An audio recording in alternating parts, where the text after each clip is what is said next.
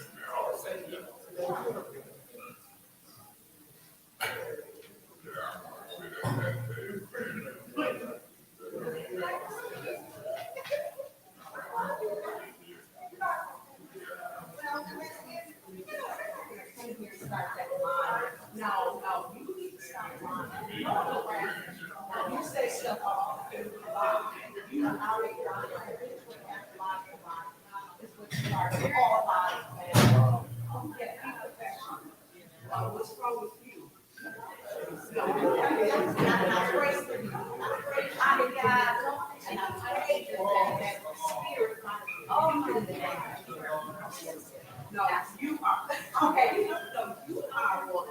Just so you know. We haven't started this meeting yet. Oh, no, I got a nice dance for you. Yeah, I know. A Karen? No, I How about that? got a councilwoman here. Okay, same thing.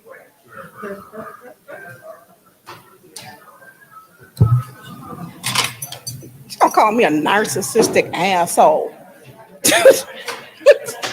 She lost her mind.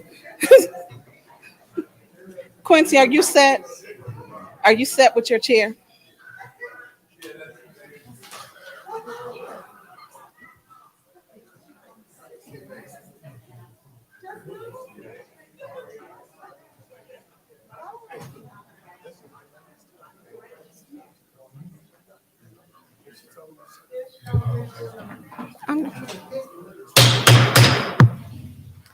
It is Wednesday, October the 19th. The time is 5:18 p.m.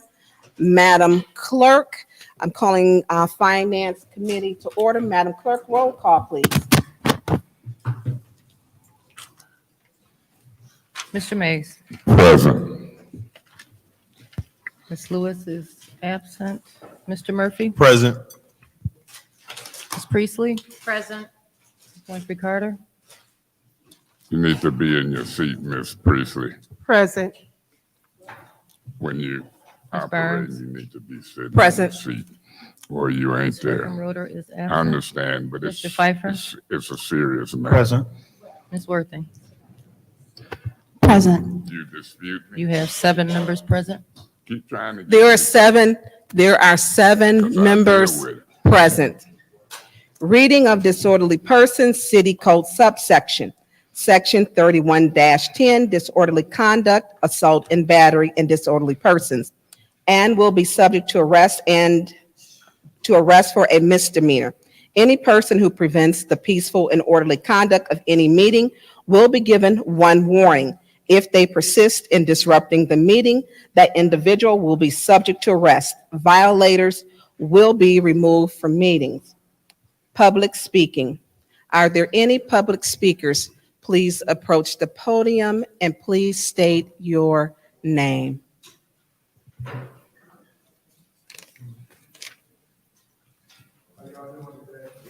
Mr. Jones, can you tap, looks like it fell off. Can you tap it to make sure? You're good. Yeah, we good now. How y'all doing today? Just the finance committee meeting, right? My name is Richard Jones. Just the finance committee meeting, right? Okay. Only thing I want to say about that is please remember us, the residents of the city of Flint, and add to wherever y'all doing, or however y'all come up with, make sure that affordable water rates plan come into effect. And that's all I have to say about that. Thank you, Mr. Jones. Next speaker, please.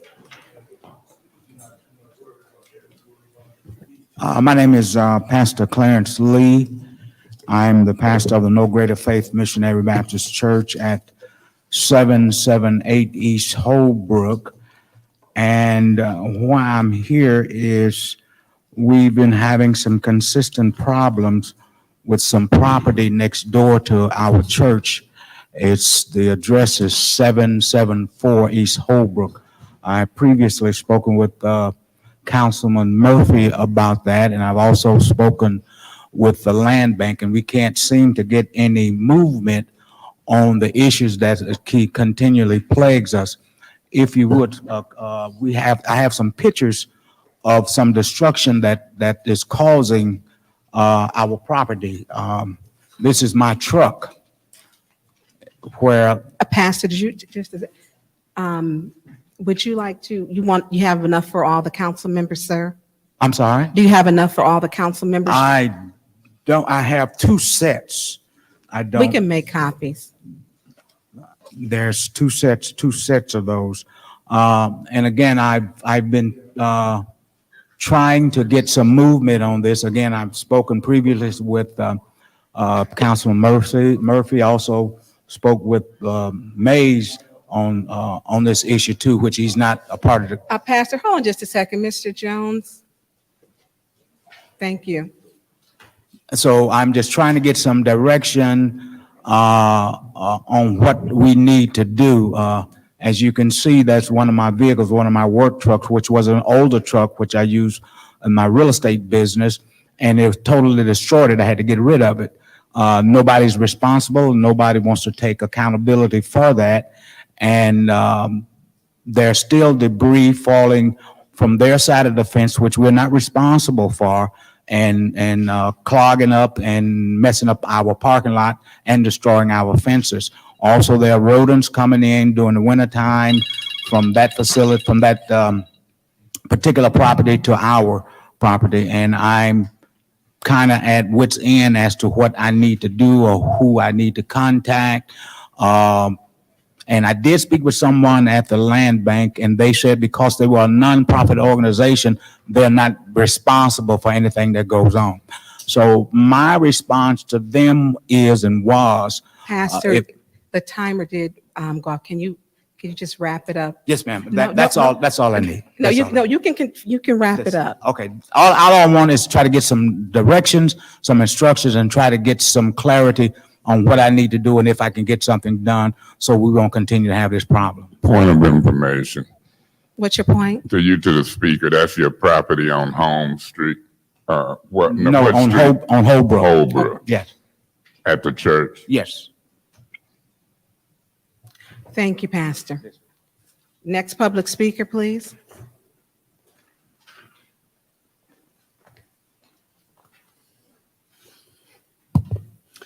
Hello, esteemed City Council representatives. My name is Anthony Petroc. I live at 1122 Berry Avenue.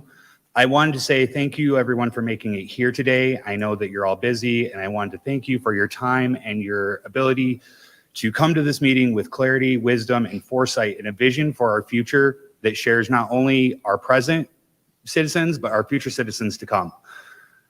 I know that this has been a long and arduous process, and I know that there's been many hours spent researching and thinking about what is in the best interest of the city. I just implore you today during this meeting to think about what is best for the city and what is best for the vision and the future of the city, and when you go about your amendments and your proposals today. I wish you the best of luck in your decisions, and may you stand with the community. Thank you. Thank you. Next public speaker.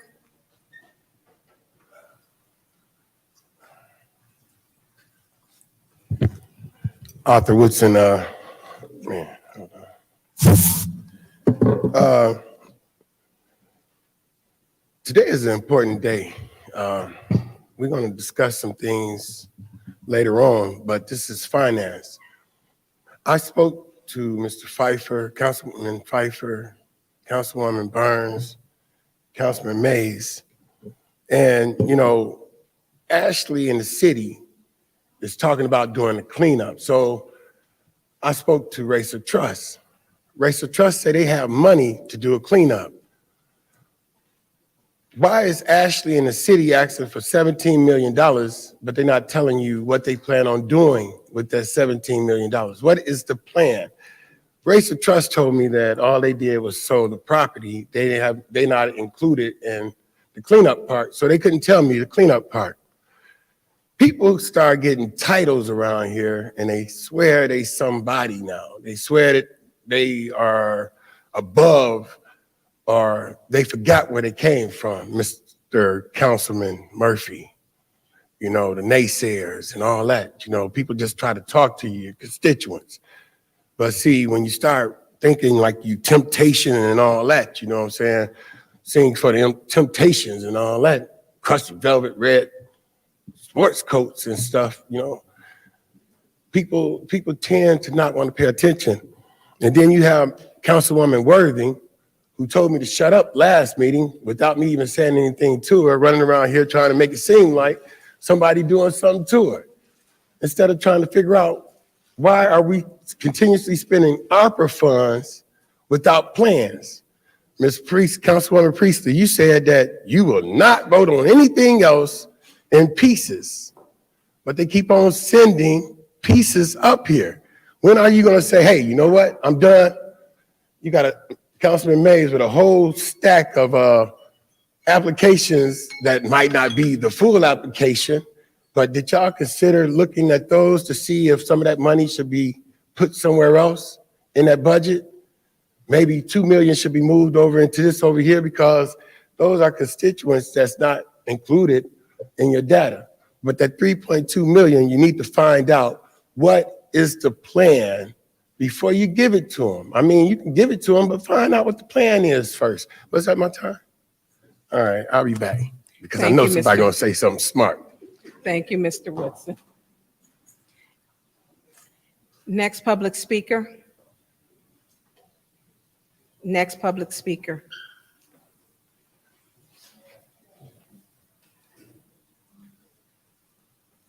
I saw him do this.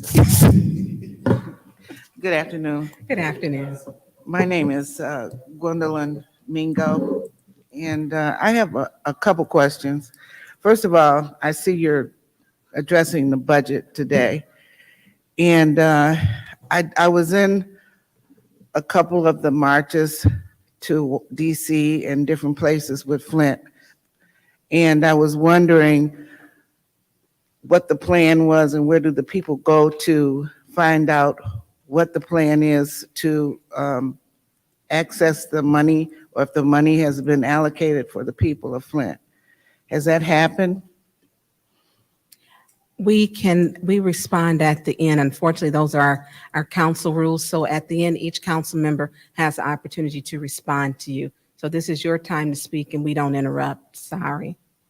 Oh, okay, thank you. Then another thing is that I like Flint because you could just walk in places and walk up to people and get things done a little quicker than you can other places. But one problem that I have is a lot of places give the excuse of COVID or whatever, that they're closed down, they can't come down, and you really don't know what resources are out here. So like these people are saying, you have the resources, you have the money, but how do you access it so that it benefits the people? And it's getting ready to get cold out here, and people need a lot of work done to survive the winter or even stay in their homes. So they need to have a central place they go, and they need information on how to contact the people where they can get the information. That's basically it. Thank you. Thank you. Next public speaker.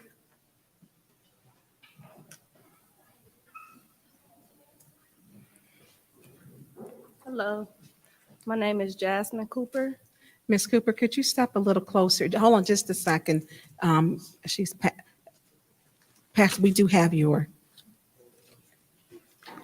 The Ready? floor is yours. Yeah, can you start? What? Are you doing the time? Can you start it over? Okay. My name is Jasmine Cooper, and I have recently got an ARPA application, and I wanted to know how long does it take for you guys to respond? My house is kind of like going through, the roof is really bad, and I was seeing if you guys had the funds still or what was going on. And also, my street is very dark. You can't see anything, and I'm on a corner, and it's very dangerous. So my property taxes that I'm paying, I don't feel like it's being put to use. And that's all I have to say. Thank you, Ms. Cooper. Next public speaker. Next public speaker. Are there any more public speakers? This.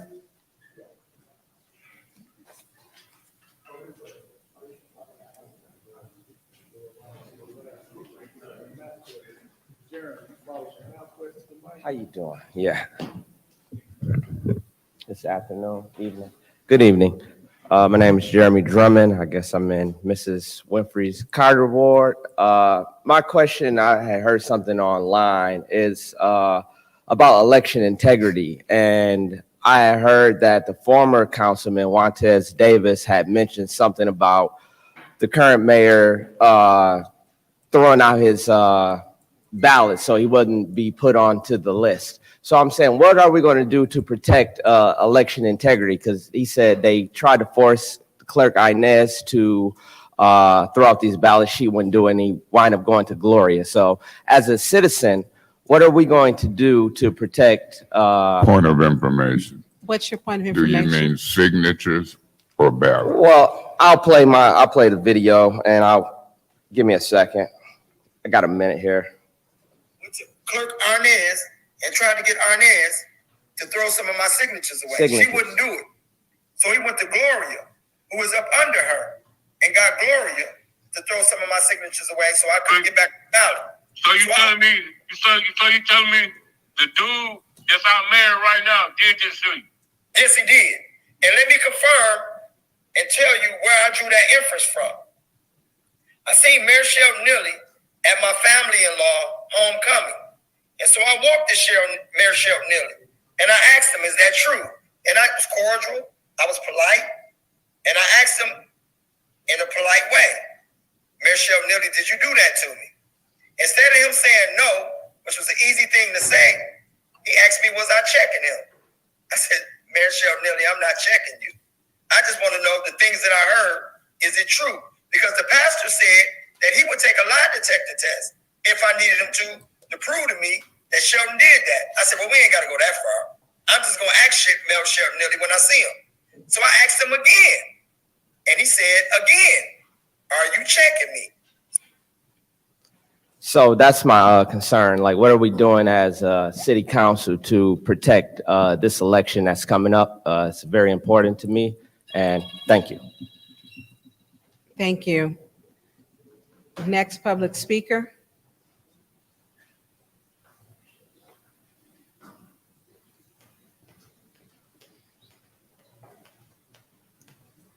Hello, esteemed council people. My name is Reverend Kate Maratok. I'm just going to be really honest. My husband and I just moved up here to Flint and are trying to get involved in the community. And one of the things that we keep hearing over and over is there's supposed to be all these funds available for us. Where are they? Where are they? Where are they? And so I know that you all have a lot of decisions before you tonight. I know that we are praying for you and praying for our new city here, because we do very much love Flint and we want to see the well-being of all of the citizens taken into account tonight. So please, please let that guide your decisions. Thank you. Thank you. Madam Chair. Next public speaker. Next public speaker. Are there any more public speakers? State your name, please. My name is Darius Hollins. Represent Black Lives Matter, Urban Peace Corps of Flint, amongst a few other things. We have a few concerns. Of course, the ARPA fund and the way the money being spent, that's a bother. We all know how the community is looking right now. We understand that. We've asked the mayor here of this city to do something about the officers that was negligent, that caused a homicide for one of our young brothers. We asked about that. The young brother that was just up here that was asking about protection of the way the votes get done this on this election. That's very important. I probably won't vote. I'm a firm believer. It would be nice if Mr. Dennis Pfeiffer would put his phone down while I'm speaking. I don't appreciate that.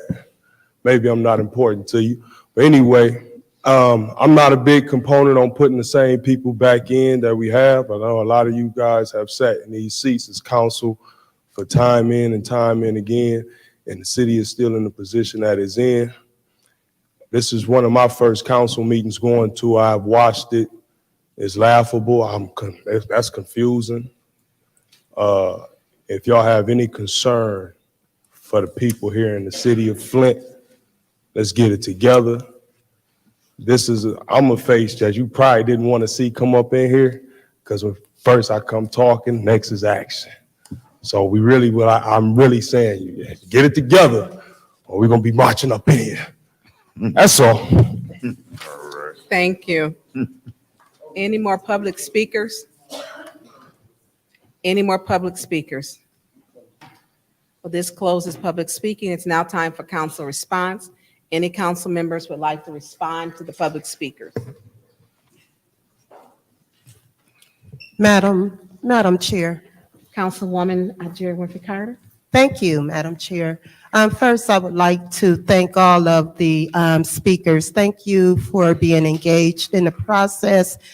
Thank you for your insight, your concerns, your opinions. I just wanted to give the pastor who got up and spoke first. I believe he talked about the property next door to his, the land bank property next door to his property. And I just wanted to give him a little bit of information. Maybe he should call his county commissioner. And I know that a couple of the county commissioners, particularly the one for his district, I do believe that they sit on the land bank board. So maybe you can get something, done that way through that county commissioner. And I can speak with you after comments and give you the information I know of which county commissioner sits on the board. And that's it. Thank you, Madam Chair. Thank you. Anyone else, council response? Yes. Councilman Murphy, you have the floor. Let me talk about the Holbrook situation. Yes, you did reach out to me. I do sit on the land bank board. This is the issue that you have, and it's not just with your particular area, it's all over the place, even on Rosedale. We just had a meeting where the resident came to the land bank board and talked about the same situation. What's happening is when you send that to me and I send a referral, it go to the administration, then it go to the blight department, then it get transferred to the land bank. What was told to us was that structures was a priority and not the trees. So we went back and forth, and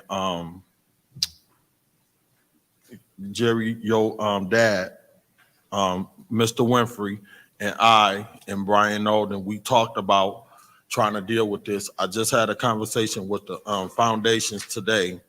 They reached out to me because I've been talking about non-structural blight. This problem that you're talking about is not just next door to your church. It's all over the place. It's beyond the whole neighborhood need a bulldozer to just go through one end and go to the other end and just clean it all the way up. They not addressing this issue. It's a concern. I'm working on it, but it's almost bigger than me. If it was left up to me, I'd probably just go out there with a chainsaw and just cut. But it's all over the place, and I'm getting multiple complaints. But I'm working on this. Keep on coming down here, and I'll do what I can to try to still work with you on this. I still try to follow up. To Art Wilson, I take pride in how I look when I come to city council because I take my job serious. So if you see me dressed nice with a haircut, because I take my job serious, and I think it's important how I look when I come to city council, and you'll never really see me coming down here looking like who did it, what for. I make sure my hair grown, I make sure my clothes is nice, and that's just who I am. Thank you, Councilman Yeah, Murphy. Madam Chair. Councilman Mays, you have the floor, sir. First to the pastor. Pastor, whoever sits on the land bank board, just like we sit on this board here, if a tree fall on my car, I ain't got but one car. All the money they get, they should have a fund to pay people immediately, like we've got in the city, a damage claim. I don't care how many board members it is. If a tree from the land bank damaged my car, I ain't got but one car. I'm looking at the pictures. That's outrageous. We give them 16 million. Talking about their priorities is to tear down houses. Their priorities should be if a tree fall on your truck, Cadillac, or something, get you paid. Now, if I have to, I'll make a referral. I'll ask Ms. Winfrey Carter, put the land bank on our governmental ops next meeting, and we'll call them over here. Let me move on, because under these goofy rules, ma'am, I got 2 minutes to address the residents who are the voters. We should be changing them rules. In the old days, the council could talk to individual people. This group and the group before put in these goofy rules mainly to try to shut me up. That's a tall order. We should be able to talk to y'all individually. Let me say this, Reverend, ma'am, I brought you the forms. You knew, seemed like in the community, it's a way to get to this money. Just like all these voters. The group sitting over there, everybody didn't speak, but I know y'all. Y'all, some of y'all want to see change in this city for the better. People being taken care of, not just the big shots. I'm gonna give a shout out to my dentist, to the person who I know, Dr. Rex Weaver. And I'm gonna give a shout out to Adrian Weaver and all y'all in this audience. Let me say this. Election integrity means something. I want y'all to pick up on what I'm saying before this bell go off.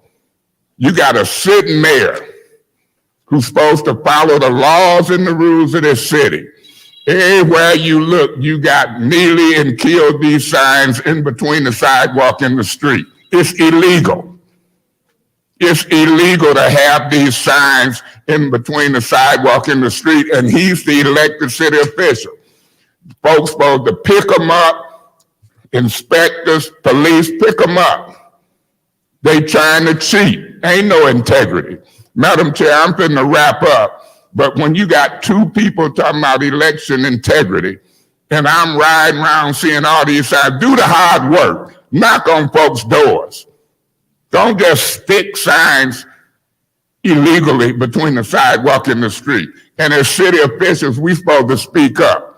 And he's supposed to be put in check. Trying to fool people, cheat about degrees, sticking signs everywhere. It's illegal. Thank you, Madam Chair. I'll get into some of this other stuff as we get through the agenda. Thank you, Councilman Mays. Is there any other council member would like to speak? Council response. Any other council member would like to respond to the public speaking? Well, I'm always going to respond because you take the time to come out, and I respect that you've taken it out of your day to come and express, because this is your council chambers. It's not ours. It's for all of us in the community. For the residents who spoke about the ARPA funds are important. And being distributed, they were first given to us, to the city, May of 2021. The new council, we didn't start with the ad hoc committee, which two of our council members serve on it, were appointed, I believe, in December. They were working on it for 10 months. The administration had what they wanted, and then the ad hoc committee gave us what they wanted on Monday, 10/17 at 7:15 a.m. We have not had a time or session to where we have all collectively sat down together to say, what is it that we all want together to form an idea? I'm not going to take 10 minutes to go over something that our ad hoc committee spent 10 months on. I'm not going to do it. It's important that we know how those funds are used in this community, and how they came here was because of a pandemic. I'm not going to give it 10 minutes when the funds have been here a very long time. To each and every speaker that came, we only get 2 minutes. To the parents that came to talk about, Mr. Hollins, about the police chase, or the alleged police chase. I think the mom is in the audience that lost her 2 children. My heart goes out to the families who are suffering, because it's unfortunate that we in our community, we can't even come together to grieve. And it shouldn't be that way. It's things that that a lot of you don't even see at the beginning of our meeting, that we as a council, we don't get along, and we're divided. We're divided.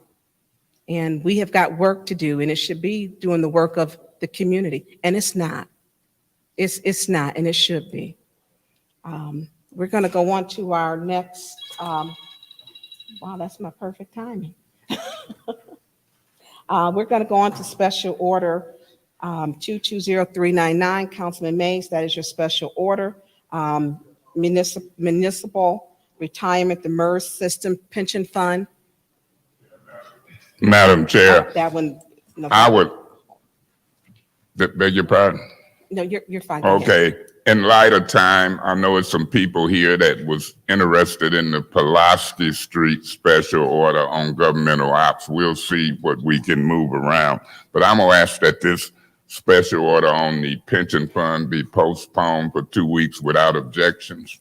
It is so ordered without objection. We're going to go on to the special order for the House of Esther. That one was one that I had, is 220423. I'm going to postpone that without objection for 2 weeks to make sure that we're time sensitive to deal with some of the other issues. I'm going to order that without objection.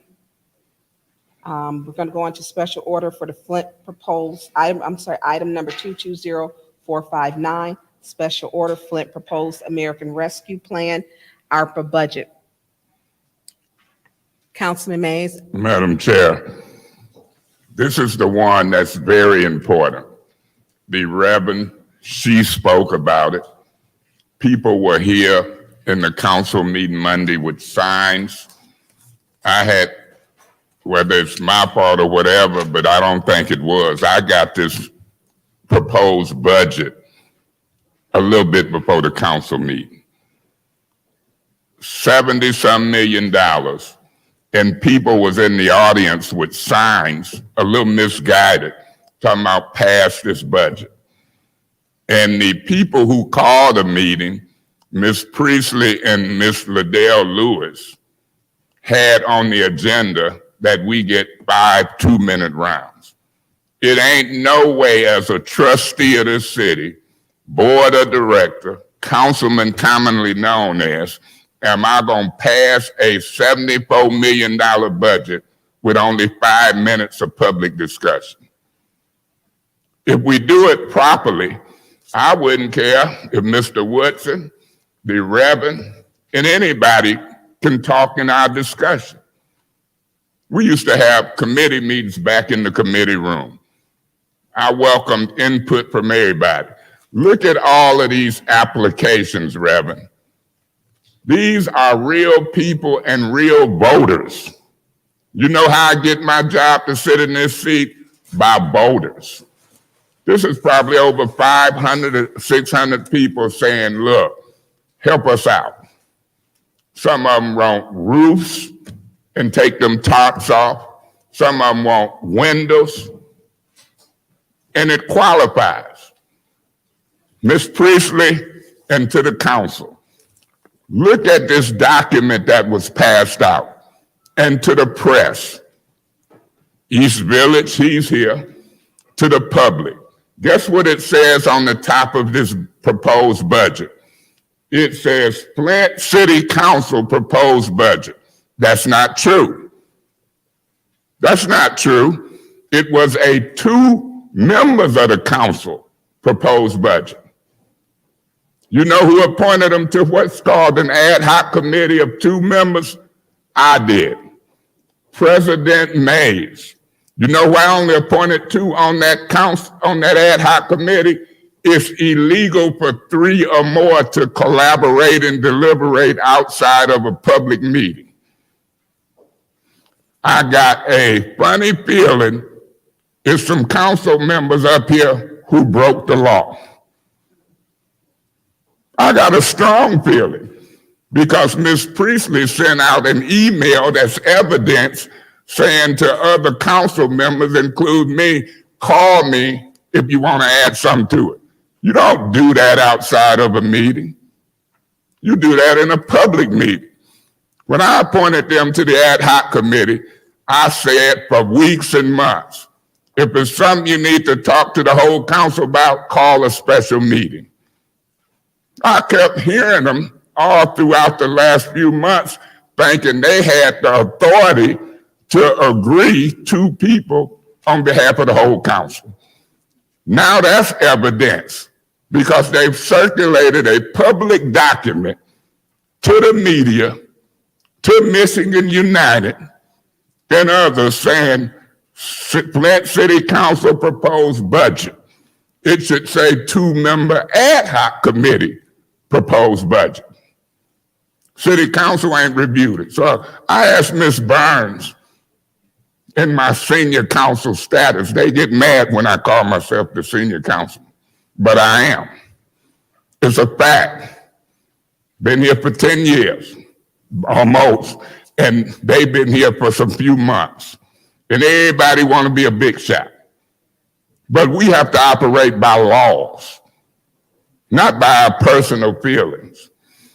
When I looked at this budget, and I looked at all these requests from voters and residents, they proposed $2 million for home improvements out of $74 million. Right now, the $1 million compliance. Hold on, Councilwoman Priestley, what's your point of information? If you would like to, did you know that if you looked at the last column, or the second to the last column, that you'll see the proposed council budget, there's 5 million, not 2. Thank you. Ms. Priestley, under point of information, I can address you. And under this special order, different from y'all's, I got more than 5 minutes. So I will address you. I've looked at everything. Since you want to ask me, did I look? On the line item of home improvements, you got 2 million. Anything you want to set, you shaking your head, but I know I can read. It says HB 05 home repair and improvements, 2 million. And then the council's proposed budget says 5. The mayor's proposed budget says 2 million. This ain't the council's proposal. This is your proposal. Whether it's 5, 8, or whatever, I see your point. I see your point. So I'm looking at the mayor's proposed budget to 2 million for the people, which was less than your proposed budget.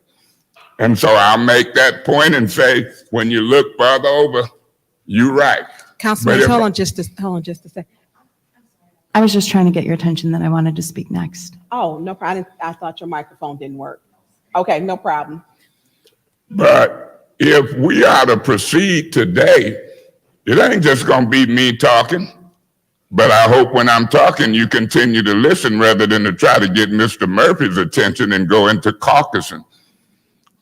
I'm hoping that you listen.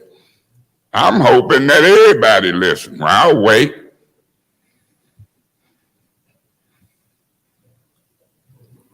Because it ain't but 9 people. And when y'all caucusing, you're gonna miss what I'm saying, in my opinion. But you might can multitask. Do you know, Ms. Priestley, what the figure is for all of these applications? Well, I want the public to know. 2 days ago, I met with a Mr. Bryant Jarziski. He's running point for a $1 million compliance firm that we hired and voted on as a council in order to go through every one of them. Now through you, Madam Chair, to Mr. Taylor. I've noticed him here at the last 3 council meetings, and I noticed him speaking as a, I guess, citizen or something. Through you, can he approach the mic? Or will he approach? Mr. Taylor, could you approach? He's the chief of staff. I want to see what his title is.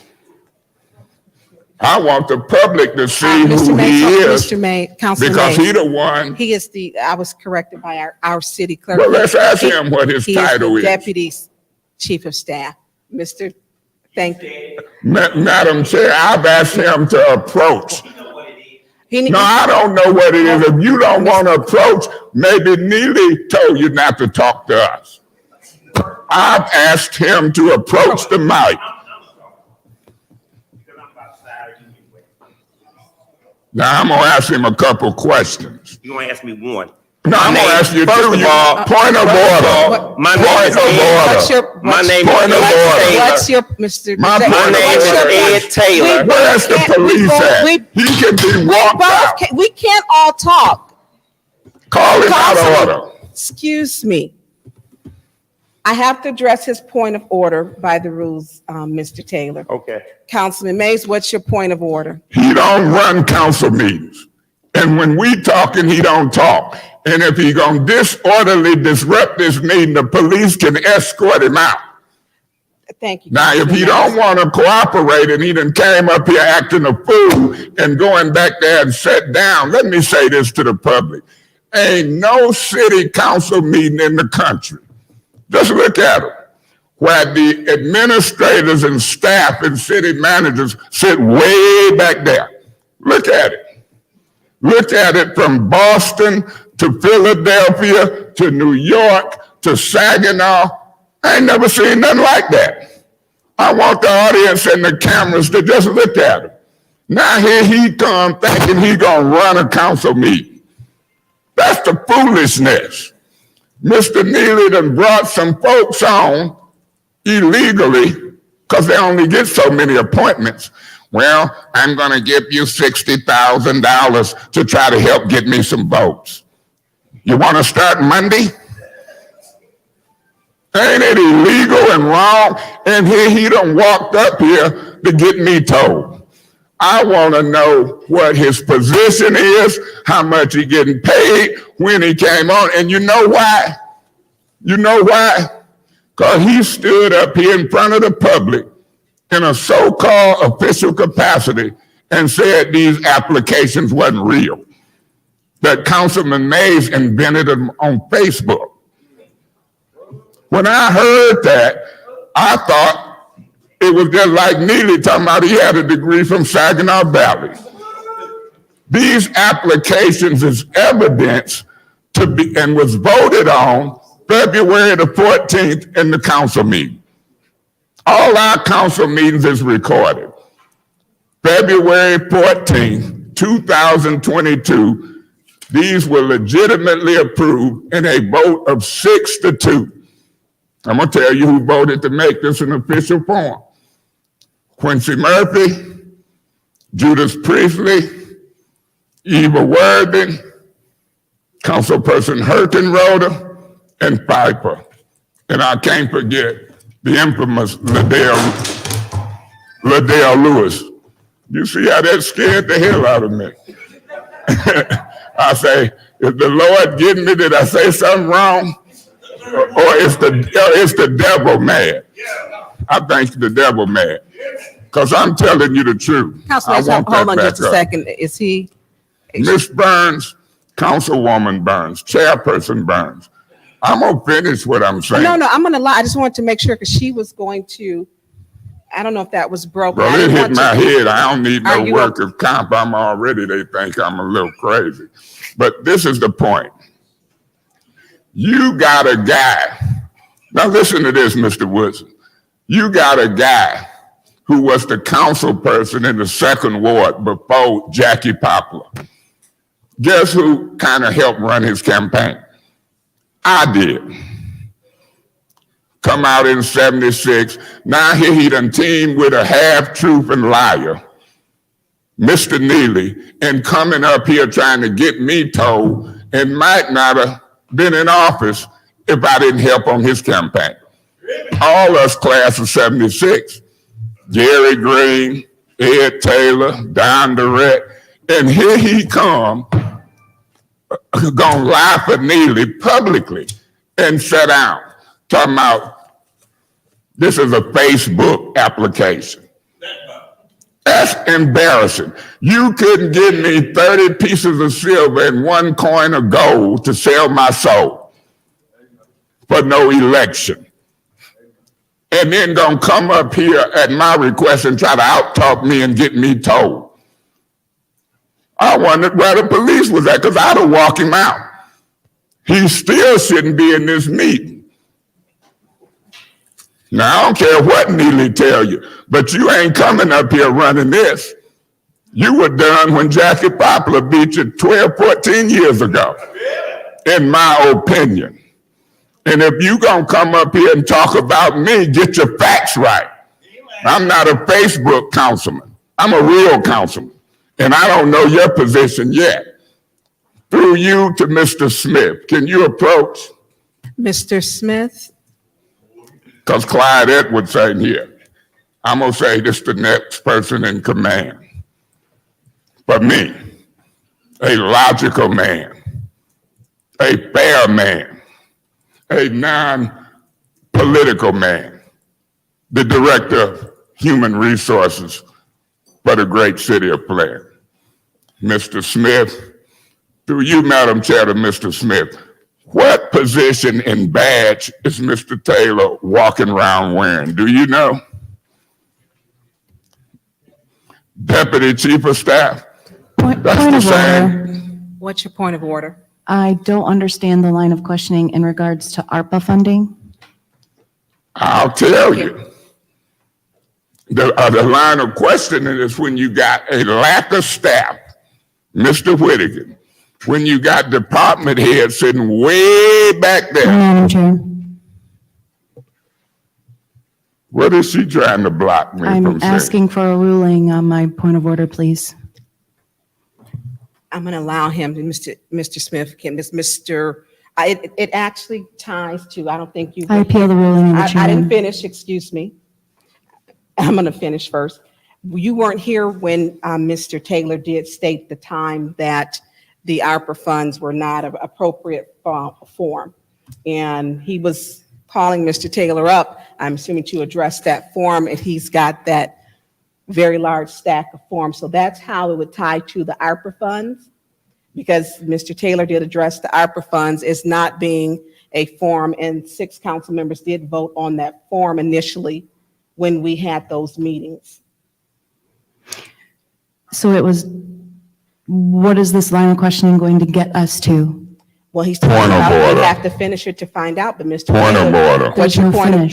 If you rule, she can appeal it, but she's not going to take the I appeal the ruling of the chair. She appeals to Councilwoman Worthy has appealed the ruling of the chair. It's in regards to the form, and I am stating I'm allowing it because the form, Mr. Taylor did address the form. He came and spoke publicly and stated that the form that residents in the city of Flint.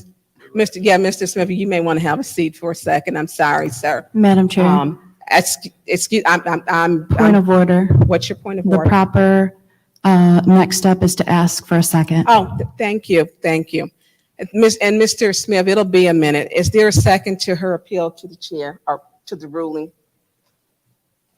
Is there a second? Is there a second? It dies for lack of a second. Councilman Mays, you have the floor. sir. Mr. Smith, can you come back and approach? Mr. Smith, And if we have to have blockers like Ms. Worthing and others trying to use technicalities to boggle this conversation, serious conversation, we'll indulge that. Mr. Smith, as I was asking you, what is this man's title who keep coming up here and then think he running council and don't want to cooperate on questions? Mr. Ed Taylor, what title does he have? Deputy Chief of Staff. That same title Murdoch had when he beat me up in roofs. Let me ask you this question. How long have he been with the city? hold on. Is this microphone not working? Hold on just a second. I don't Mitch, Paul let us state do that he this couldn't hear. serious business. Can you tap it?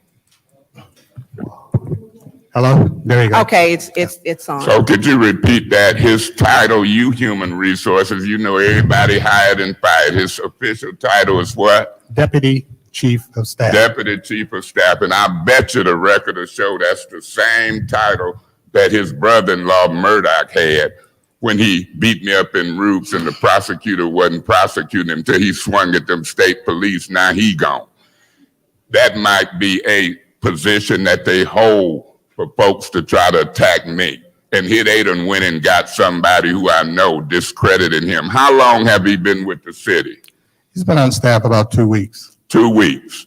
Correct. 2 weeks, and thank you, Mr. Smith. Right. 2 weeks and gonna prance up here and try to out-talk me and won't cooperate in the middle of an election. What type of a hiring city official is that? Oh, Mr. Smith, Madam Chair, sorry about that, Mr. Smith. Hold on, just Mr. The Smith. charter allows for 5 appointees that don't allow council approval. Do you know how many is in the mayor's office now? Could you approach?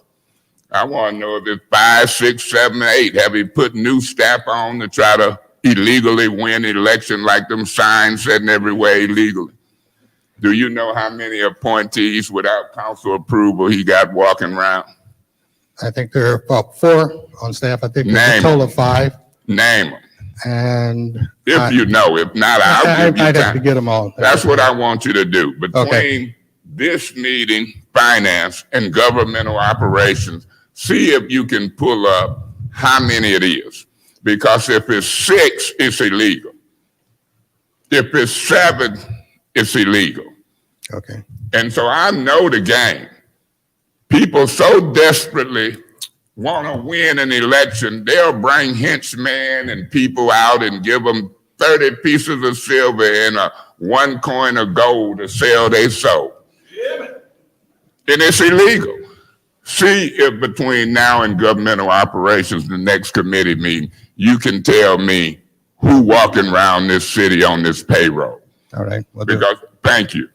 Because I know Mr. Neely ain't supposed to be driving that police car with city plates, gas, and insurance, and I got to pay mine. Ain't y'all got to pay your own? Yeah.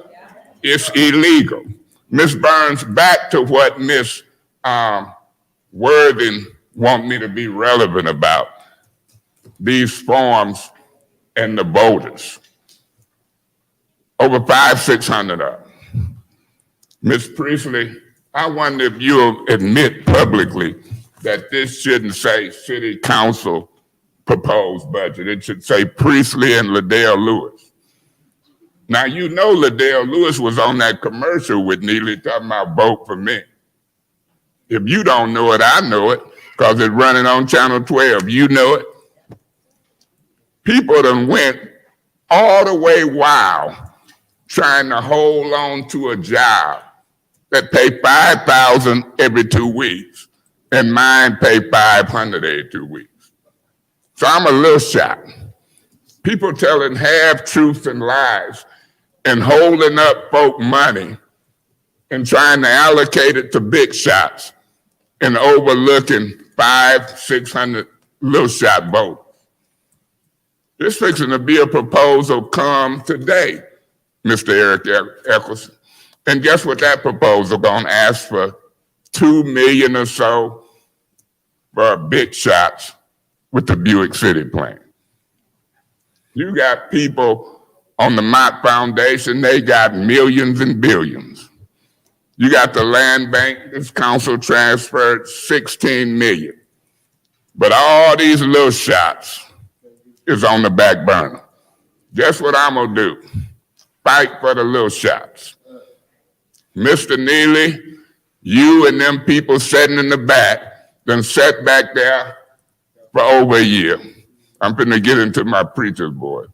Then sat back there for over a year. Ain't brought a proposal into 3 weeks before an election. Trying to shove it down some good council people's throat. You got a few council people never been in a mayor's office before.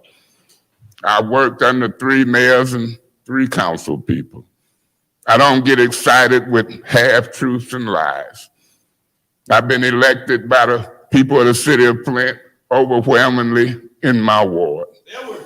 I'm gonna tell you this, when it comes to the little person, the people like me, the people who need roofs, porches, ain't driving city cars and gas, I'm gonna fight for them. They can talk about me all they want. I'm gonna set the record straight.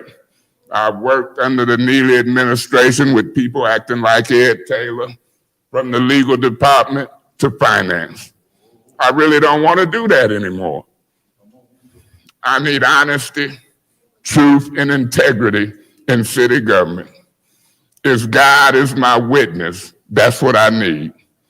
They can lock me up, take the presidency, but I'm gonna say Weaver. Weaver worked with me. I didn't experience people telling me off. I didn't experience finance directors who won't come to council meetings. I didn't experience lawyers giving bad legal advice to some rookie council people. We had order. We got the emergency managers out, returned the city to democracy of the people. We fixed a $12 million deficit and turned it into a $24 million surplus. In less than 3 years, we facing a $15 million deficit. Point of order. What's your point of order? We are not here to be a campaign commercial for either candidate, for or against. Councilman Mays, could you say germane to the ARPA budget? I am, because the ARPA budget includes a way to fix the projected $15 million deficit. We're not here to talk Democrat or Republican, but that's the Republican who just called me to order. Sits on the board of the Genesee County Republican Party, Ms. Priestley does. I'm a strong Democrat in a predominantly black city that votes Democrat. I ain't gonna let her do me like Herschel Walker and them doing all around the country. I ain't studying her, I ain't studying Trump.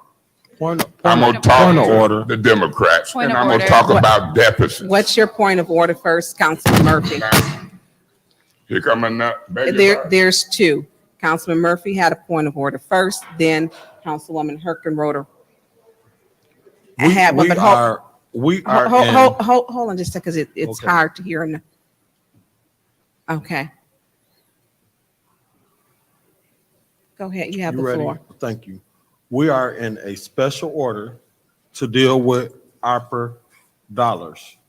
You have allowed the councilman in the first ward to take the floor with no limited time. So therefore, we have to sit here and listen for however long for him to deliver his interpretation of the opera dollars, and in the middle, in between that, he throwing shots at people.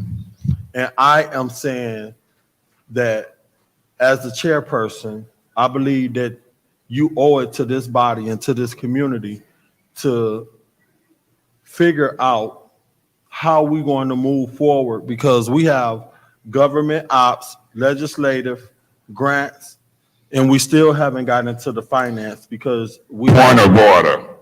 What's your point of Mr. order? Murphy Point of cannot order. use a Hold on, point of Councilman order Mays. to take the The floor and make Councilman statements. Mays, there's another point of order before yours.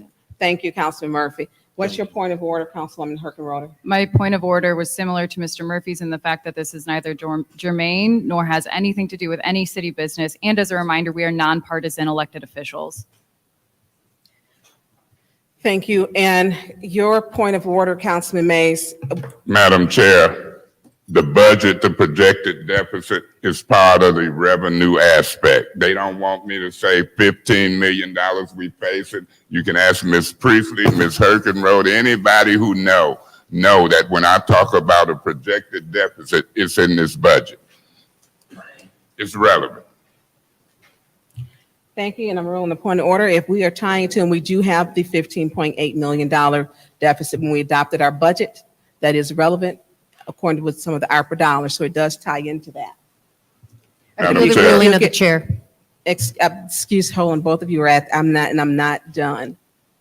When we talk about what that budget is, and let me pause and say this. It is election season. The ARPA budget, I've got some serious concerns about it. And there's some things that I want to get into. And everyone has come here, even before the start of this meeting, the gavel hadn't been hit. And we owe it to each other to do something to get some business done. We have to. Because we're all here for a reason to do the work. Councilwoman Priestley, you had, and I didn't hear your point of order. What was your point of order? Or did you say point of information? I appeal the ruling of the chair. Okay, you appealed. Is there a second? Support. It's been supported. The reason why I stated that, because we are using some of the ARPA dollars to offset our budget. We're using, when you go through this budget, we're asking for police vehicles. There were police vehicles stated in this budget that in their budget, they had set aside for $500,000. They dropped that. Every dime and penny of this budget relates to our regular budget, which at our regular budget adoption, we had not one person from this administration who showed up. No one. It was the first time in history that our city clerk, Ms. Inez Brown, spoke that no one has showed up. We couldn't ask one question, and they passed a $15.8 million deficit budget with no one here from this administration. That was an egregious act. Not one person was here. We didn't have the CFO. We didn't have the city administrator. We didn't have the mayor. We didn't have purchasing. We didn't have planning. We didn't have nobody. Not one question could be asked to get the budget passed. And 5 people passed it. Some were in distress, didn't want to pass it. I voted no on it. Why? How are you going to pass a budget and there were 0 amendments? Not only was there not anyone from the administration, it was the first time in Flint's history, there was no amendments to the budget. They passed, it was the mayor's budget. The mayor's budget had no amendments to it. So when we talk about that and the questions and things that we're looking at on here, we received this 7/15, which I appreciate the work that the ad hoc committee had did on this. They had given us probably 3 to 4 weeks prior and stated to us that they weren't going to vote on anything else because they were not in communication with this administration, that this administration had not been communicating with them in regards to the ARPA budget. So when we get an ARPA budget, and it's a big budget, and they want us to pass it, I'm sorry. I know how to comprehend, do some arithmetic, and I'm going to do it. No one speaks for that. The 6th ward elected me, and my voice is not in this. Now, when we take the mayor's budget, we look at it, and we take the work of the ad hoc committee, which upon their suggestion stated, they're not supporting anything else, but they have not been in contact. This administration has not been communicating with them. I'm gonna ask some questions because I'm supposed to do that. We got this money because of a pandemic. People died. If we hadn't had any pandemic, we wouldn't have had COVID dollars. I'm not going to let any person who lost their life because of this, because people want to come in here and pass somebody else's budget. No, I'm not doing it. I work for the people. The people elected me. Simple as that. And now one person in 6th Ward is going to tell me, Tanya Burns, don't fight for the people, because I'm going to do it. And not even just for my stuff, in other people's wards. I'm going to make sure we get everything that we can. That's it we're entitled to. So for me asking questions, I'm not going to be limited to 2 5-minute sessions, 10 minutes, when the money been here since May 2021. You're not going to limit me and take my voice. Somebody before me fought hard to have their voice heard, even here in the city of Flint. I'm not going to be quiet. And the attitudes that we get coming in here, it needs to stop. To ask us to not pay attention past this budget, have signs put up. They didn't even know what they were voting on because they didn't. How they gonna get it if we didn't get it? Asking the public to fill a vote yes on the budget. They didn't have it. They didn't have it. And then some of the people who asking to vote for it, the help centers weren't even in here. They get $0. That made no sense to me. And I'm saying, why are you gonna pass something and it's you're not in here? And I don't work the help centers. It's not easy. It's hard work all year round. When it rains, sleet, snow, sun shining, the help centers are open. They don't close, and it's hard work. Go lift them bottles of water and put that food in there in them people's cars, and do it during the pandemic, and then tell me you're gonna give me 10 minutes to make a decision because you're going to make a decision for me. Not today. That's not going to happen. So when we talk about these two budgets, they do coincide. They do. Even down to when we talk about the mayor's budget, the $500,000 that we didn't use for those fleet vehicles, that when it came up, that there were some discrepancies because somebody's husband worked in the finance department. They claimed they took them bids around and asked and solicited bids, and it came back they didn't solicit the bids. Somebody lying. Point of order, Madam Chair. What's your point of order? We got 2 meetings going on. Murphy and Priestley has distracted me. If they could keep it down a little bit, I can concentrate on what you're saying. So when we talk about how this budget relates, it matters, because when that $500,000 Al Sarah bid was pulled back, when Councilman Murphy brought it to our attention, something strange was going on, and it was. Yeah, I'm gonna absolutely take my time on the budget. I'm gonna do it every single time. Madam Chair. Councilman Mays. Madam Chair, I want the public to watch this vote. This is an appeal of the ruling of the chair. They say, don't let Mays talk about deficits. The mayor who in charge was half-truths, and it don't connect with Ed Taylor's salary. It connects with everybody's salary in this city hall and in this city. The tax money, the general fund budget, is roughly around $54 million a year. This is $94 million. This federal grant money is almost double what the general fund is from property tax and income tax. This $94 million can cover everything from putting more police on the street, cameras, speed humps. It can give young children summer jobs. I was glad when I was 16 and had a summer job. Bought me a stereo, listening to the Ohio players. Was glad. This budget can buy garbage trucks. It can clean up mattresses and bags thrown all over the various wards. Now see Ms. Herkin wrote over there, who seconded the motion to silence this.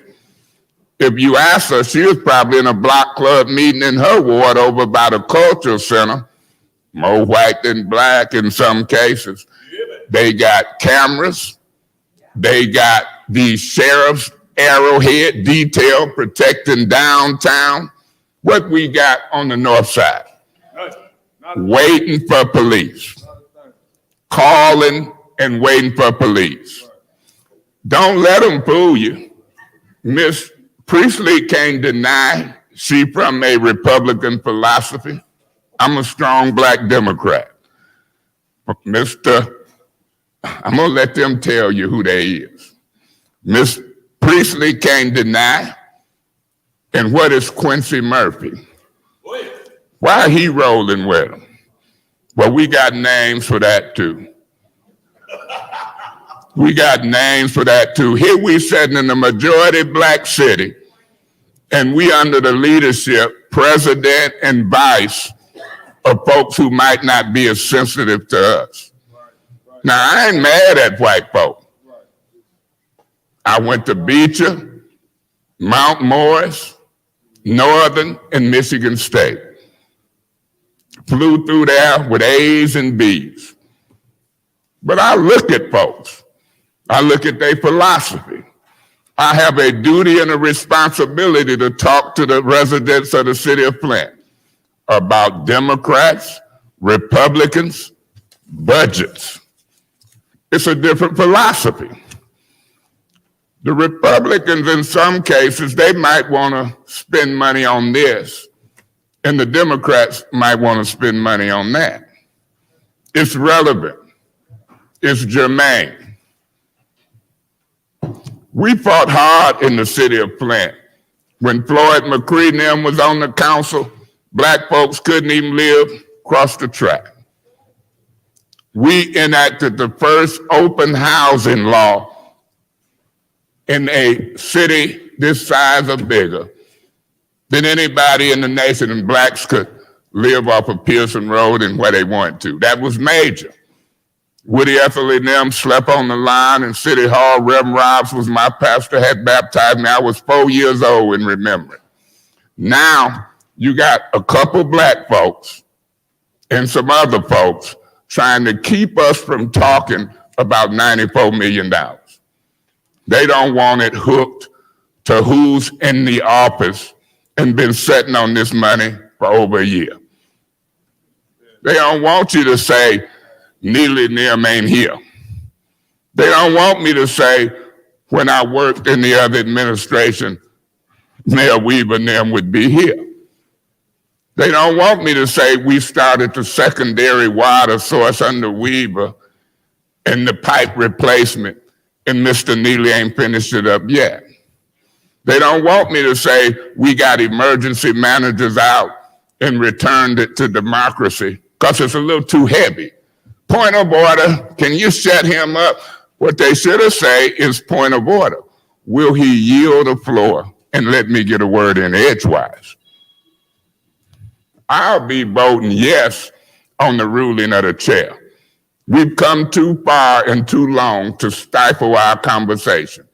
We've come too far and too long for Ed Taylor and Neely and all the other cronies to try to shut me up.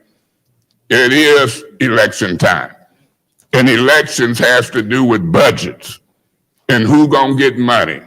The big shots or the little shots. I'm gonna fight for the little shots because I'm one. Thank you so much. I'll be voting yes. The chair's right. They'll get a chance to talk, and they talk longer than me.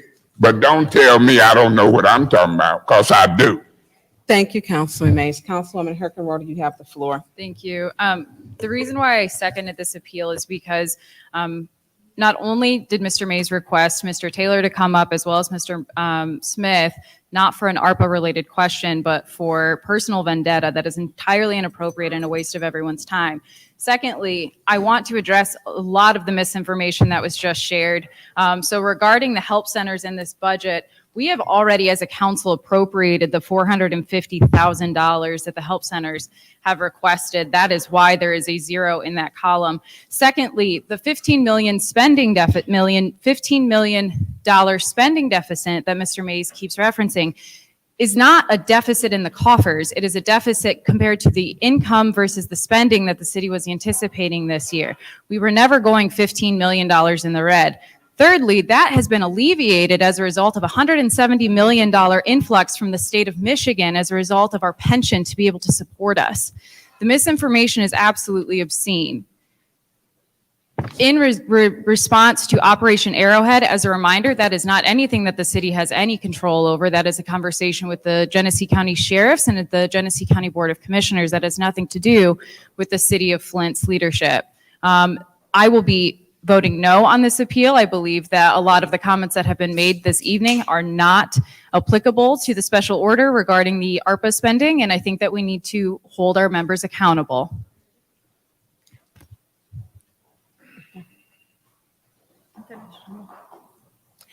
Anyone else? Madam Chair. Councilwoman Priestley, you have the floor. I appeal the ruling because this is being used as a campaign tool against the current mayor. Point of order. What's your point of order? Can the chair please remind the audience they're not allowed to shout out? Thank you. If the Madam Chair, I ask that this person be removed from the meeting. I'm going to give them, he gets a warning, first of all. So if you could please. Thank you. Thank you. Councilwoman Priestley, you have the floor.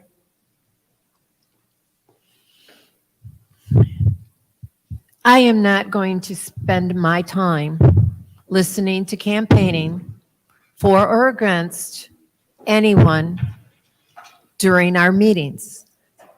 This body has to work with whomever is the mayor. That's our job.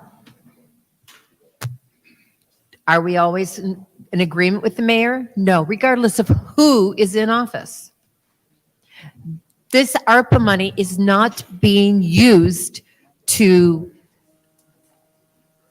fill the coffers in some of these projects. The water fund was used. The $8.3 million that was given for the water fund was used to transfer to the water fund. Most of these dollars are not. The fact is that there is no questions from this body questioning anything in the mayor's proposal. We need to discuss what's the special order and stay on topic so we can get the business of the city done. How many times have we as council members said this and it's still allowed to go on? I'm voting no against the chair. Point of information. What's your point of Through you information? to Ms. Priestley, didn't we have a special meeting Monday and you and Quincy and Liddell walked out and wasn't nothing on it but that? Didn't you break it up when we were here to talk about it? Thank you. I was returning to my chair, Mr. Mays, in order for the quorum not to be broken. I got there and the quorum was announced to be broken. Any other council members would like to speak on the appeal? Any other council members? Sure. Councilman Pfeiffer, you have the floor, sir. I'll be abstaining from this vote because this appeal is a waste of time, in my opinion, because it doesn't take the floor away from him. He just now can't speak about 15 million. So we're just killing more time, wasting more city resources. So I'll be abstaining. Thank you, Councilman Pfeiffer. Madam Chair. Councilwoman Worthing, or Councilman, did you want to speak? Councilwoman Worthing, you have the floor. He's going to yield to you to go first.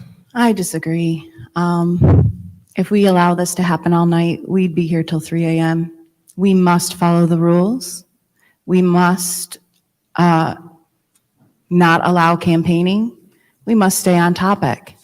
Those who allow this do not care about the business of the city. They care about their own agenda at the expense of their constituents and the people here.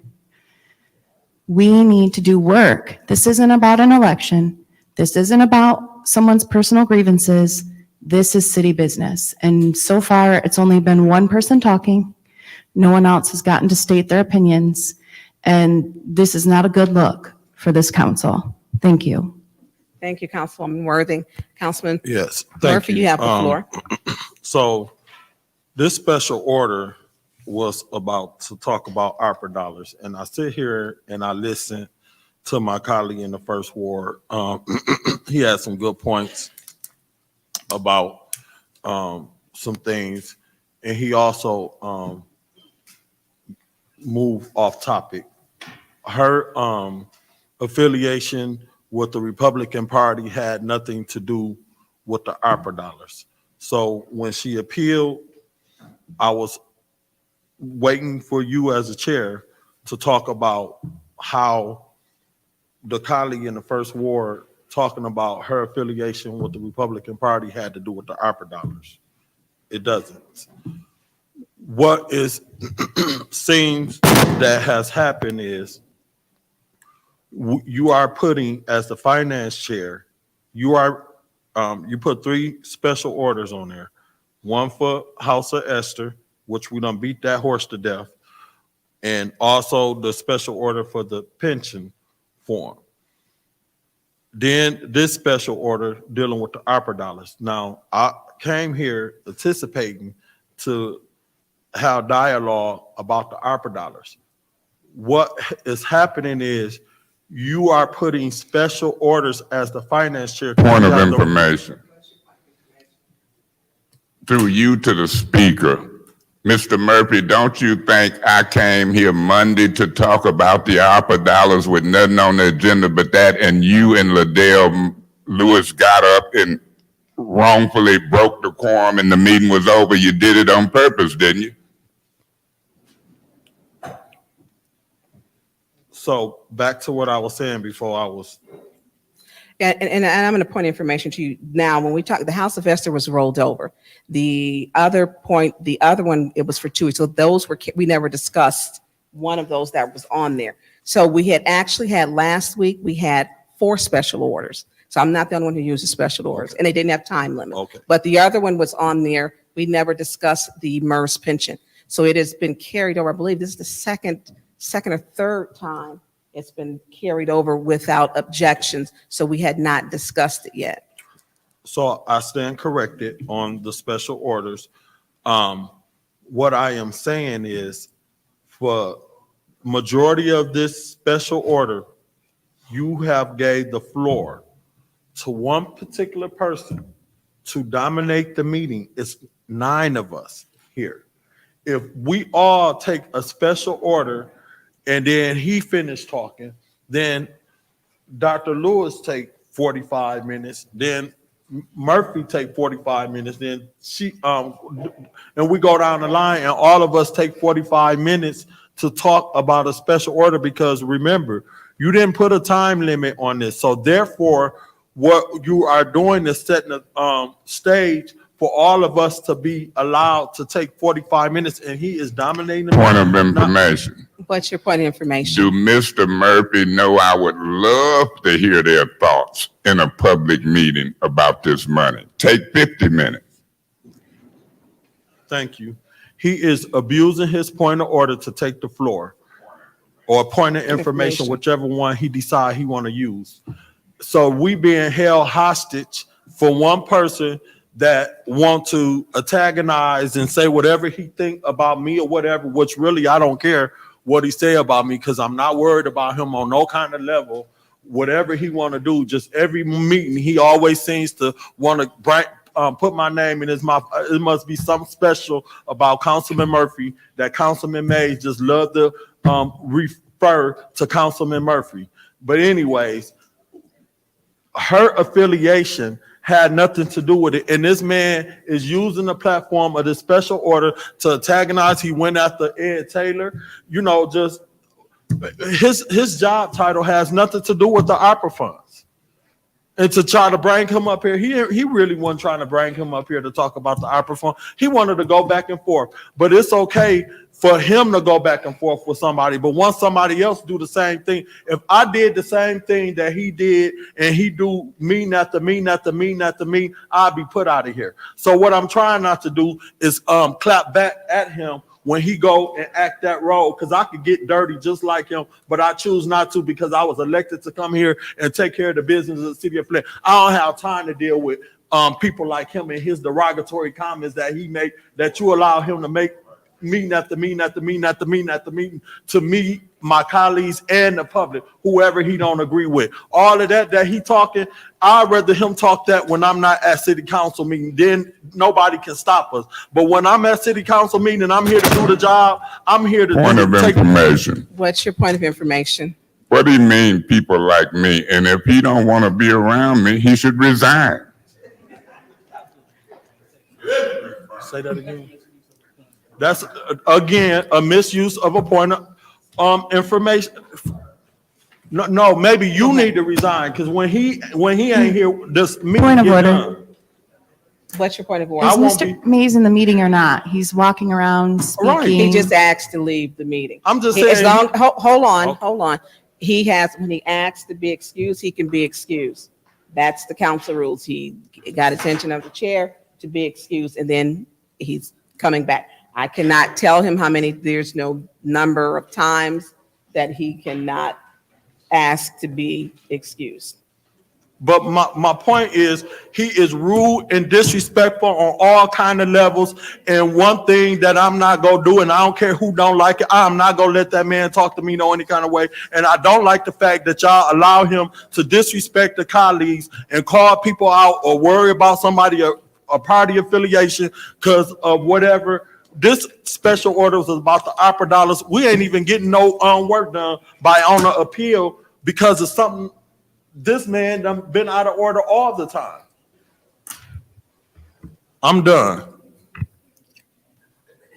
Thank you, Councilman Murphy. Is there anyone else? Madam Chair. Councilwoman Lewis, you have the floor. So as I was listening remotely on my way here, it looked like the same thing is going on. We need order. We need to abide by our council rules. And you say that he has to be excused, that's understandable. But as the rules are manipulated, you're being excused to walk around the auditorium, speak to people, eat Cheetos, and then come back and obtain the floor illegally by using privileged motions. And when they're caught out on that, no warning, nothing happens. We just act like that it doesn't happen. Now, if it was okay to abuse a privileged motion, I wouldn't have anything to say. But when you take the floor, when you gain the floor through using a privileged motion, you're breaking council rules. So are we going to be lawless or are we going to follow the rules? Point of information. He's allowed Councilman Lewis to ask to leave. Now, the number of times that he chooses, we have to change the rules. It's about council body. No, thank you, Councilman Burns. And point of information. What's your point of information? Miss Liddell Lewis, don't you realize this meeting would have been over Monday if you and Mr. Murphy hadn't have got up and walked out and broke the quorum? We was ready to take care of it. Didn't you get up and break the quorum Monday? My memory ain't that short. You caused this meeting today when you broke the quorum Monday, didn't you? Councilwoman Lewis, you have the floor. Thank you. And just outbursts like that. And so I definitely would answer that question. When business is not being handled and this is turning into political theater, I would not subject myself and also the people in the audience here to that. There is no need. Point of information. What's your point of information? Will you do us the pleasure of leaving again then? Councilman Mays, you have the floor. Madam Chair, can he get a warning? Since I've been here for the 10 minutes, this is the third time that he have taken the floor and misused a privileged motion. I'm not going to warn him. Okay, well, Well, Chair, We you're already- in violation. We're already in an appeal. I understand, but you And I are know in violation. Well, we're in the, I'm not going to warn them in this decision of the chair. Now, we're in this, you're, I believe. So the last- Excuse me, excuse me. wait, no, Excuse- Well, no, excuse hold me. on, wait a minute. I'm answering your question. You asked the question, I'm answering your question. Okay. You asked him directly, you referred to him. He did a point of information. I answered his point of information. Mhm. I didn't have to rule, it wasn't a point of order. So I'm not asking him to leave. He obtained the floor illegally. And I'm not going to warn him. Okay, you're not going to warn him. So according to our rules, this is our rules. I didn't make this up. It states that you cannot use a privileged motion to gain the floor. Point of order. What's your point of order? Madam Chair, she argued that a point of information ain't a quick inquiry. It is. It ain't taking the floor to ask a quick inquiry. The quick inquiry was, if you feel a certain way, would you leave? That's a quick inquiry. That's a point of information. She can answer it or she don't. Now here she trying to argue that a quick inquiry took the floor. She's out of order arguing with you and should proceed with her own argument. Here's where we get into and it gets the back and forth. Because now when it gets back into your point of order, his point of order, and then she was actually speaking on the appeal, Councilman Mays. She did have the floor to speak on the appeal. And I believe she was the last council person to speak that hadn't spoke. So you want to finish, Councilwoman Lewis, what you were stating? Councilman Burns, I would love to finish, but if I keep getting interrupted by the violation of the rules, what's the point? And that's why, and as he continued to mumble and say what it's not. I can't control how many times he asked to leave. We need to work on our council rules. But what we can control is people that violate the rules and giving them a warning according to our rules and our charter. That's all we're asking for. Mm-hmm. If we could go ahead and hold everyone by the same standard, we would have been done this. We would have had this handled Monday. If everyone would have came to the table with their suggestions and recommendations, we wouldn't have to go through this political theater. We would not. Now, we might as well pop popcorn if we're going to make it a show, because that's what it is. And I'm with Councilperson Pfeiffer. Yeah, this is done. We should have been gone. But guess what? As long as we allow this to happen, we will not. And we will stand here. We should have been done. This is almost 2 hours in, and we have not got to the business. All because people want to talk about who's voting for who the Democrat, Republican. That has nothing to do with this nonpartisan body. So if we continue to operate and not follow the rules, we might as well just throw these rules in the garbage. I'm not going to play the game and abstain. I'm going to vote against the chair because it's out of order. And until we get order, we're going to have chaos and have these marathon meetings. So let's go ahead. If I'm out of order, call me out of order and then show me in the rules, and I'd gladly step back as I continue to be a learned council person. But as a senior council person, I expect better than this behavior that we're getting. It's embarrassing. Thank you. Okay, is there any other council person who hasn't spoke who would like to speak on the RL? Yes. Is there any other council person who has not spoken on the appeal? Everyone has spoken. Madam Chair. Oh, Councilwoman Winfrey Carter, you have the floor. Thank you, Madam Chair. You know what? Let's vote and get this over so we can move on. Okay? And let's be respectful. We got a lot of stuff on our agenda, and I want to get to this family sitting over here. I think we have 2 special orders on governmental operations, and I want to get to that. So let's vote. Thank you. Thank you. And I agree. Madam Clerk, roll call on the appeal. Mr. Mays. I'm going to abstain because this was a ridiculous appeal in the first place. Ms. Lewis. No. Mr. Murphy. No. Ms. Priestley? No. Ms. Winfrey Carter? I abstain. Ms. Burns? Yes. Ms. Herkenroder? No. Mr. Pfeiffer? I abstain. Ms. Worthing?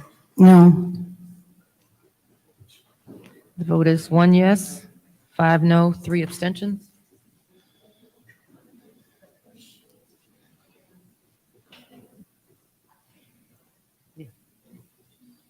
So the ruling of the chair.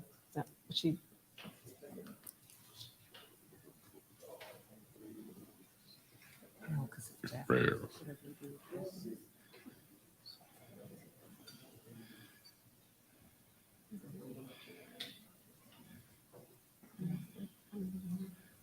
One, 5, and 3.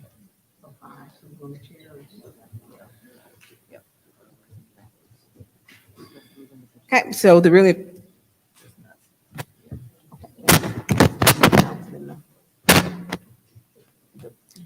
The motion. Yeah, the 1 yes, 5 no, 3 abstentions. So the ruling of the chair does not stand.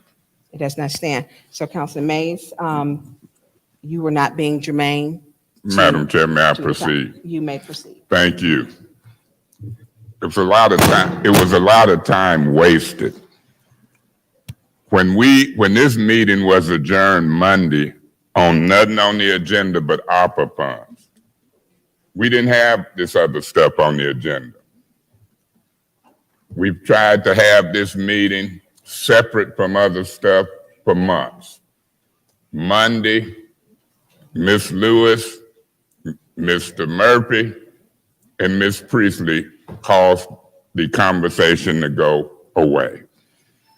As I was saying earlier, $2 million for these is what Mr. Neely proposed. She made a point, 5 million, and we don't know what it is. I wish Ernst & Young was here. I wish somebody from the finance department was here. But in 20, 30 years, I've never seen a mayor and his administration not show up for a finance committee meeting. It's unprecedented. You go down further and you look at youth job training. Zero money from the mayor.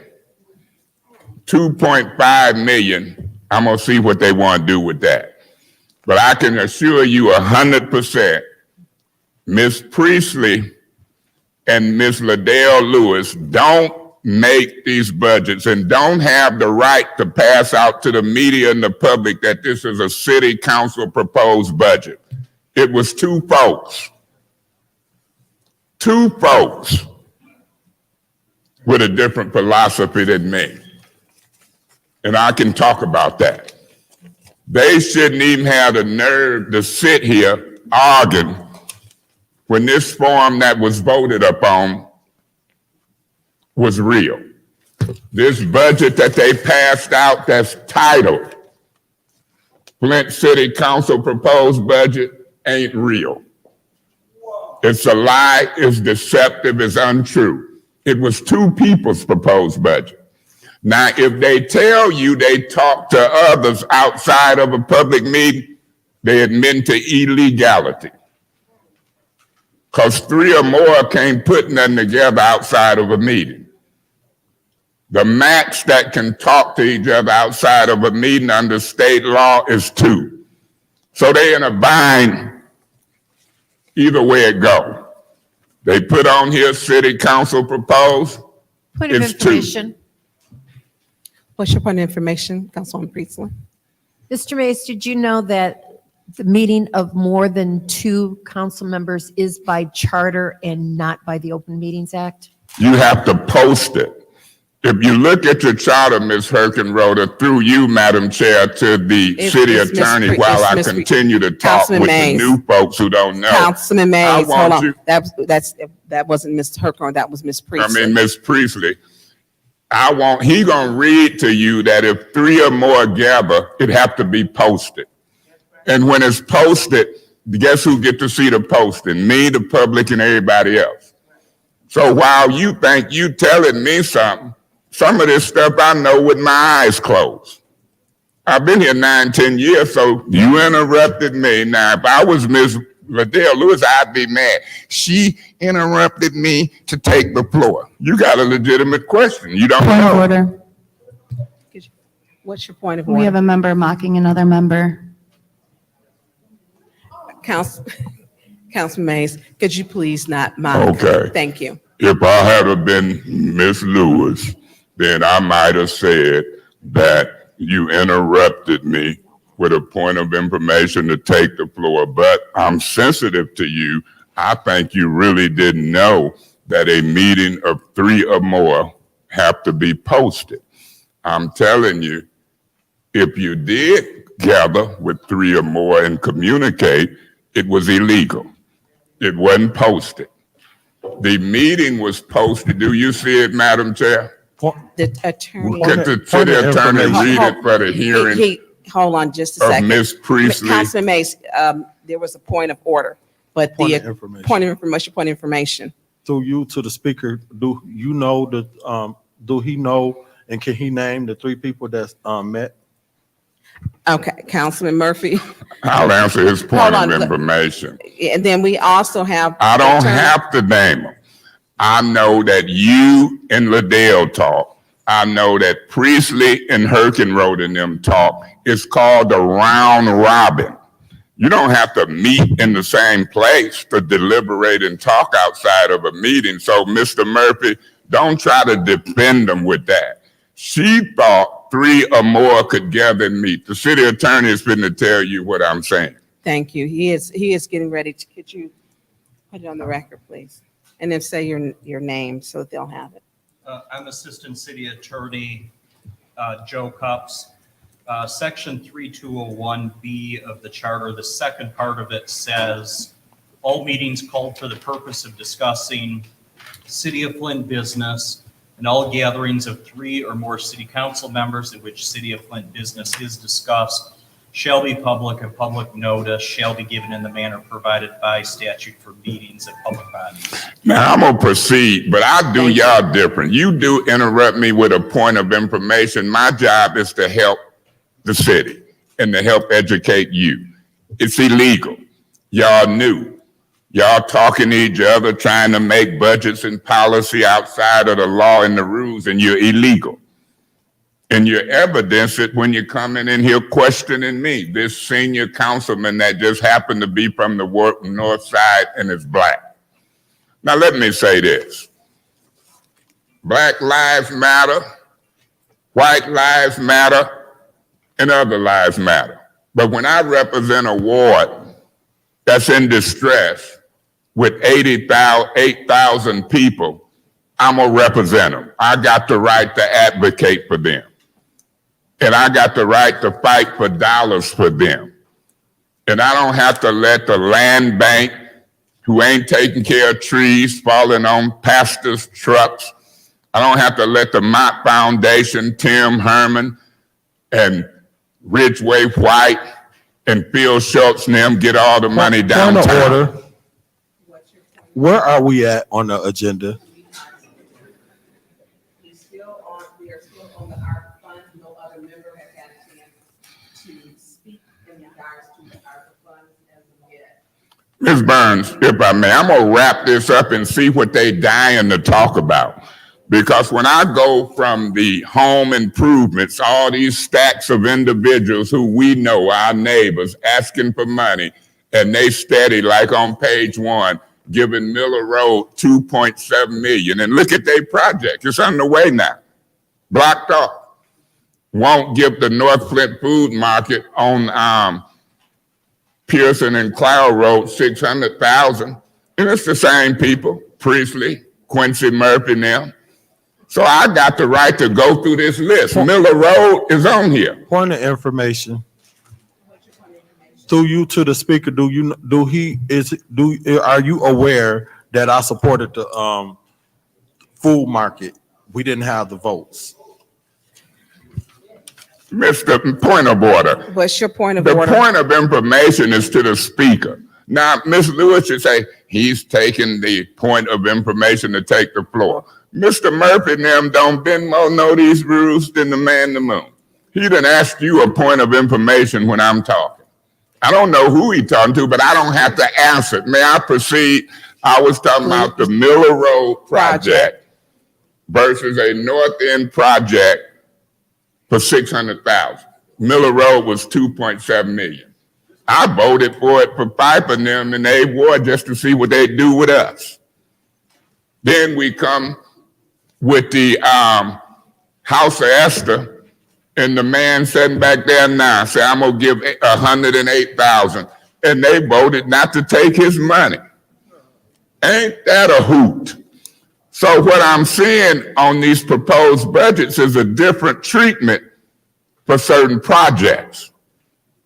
If you're a big shot with the ability to do certain things, oh, they falling all over each other, approving it. When I look at this proposed budget and look at all the little folks, they trying to stop the conversation. They want to limit it to 5 minutes. They get up and lead a meeting in the middle of it. Quincy, Murphy, Liddell, and then we get in a meeting with other stuff and they try to say we're talking too long. We've been trying to get this meeting and this conversation for months. And then they don't want me to tell you what'll happen next. Now, I put a motion on the floor to approve this budget Monday. Ms. Hergenroder was setting up where Ms. Burns sat. She refused to ask, was there a second to the motion? Now, everybody with sense in Flint, black, white, young, and old, when an elected person put a motion on the floor, the chair's job is to ask, is there a second?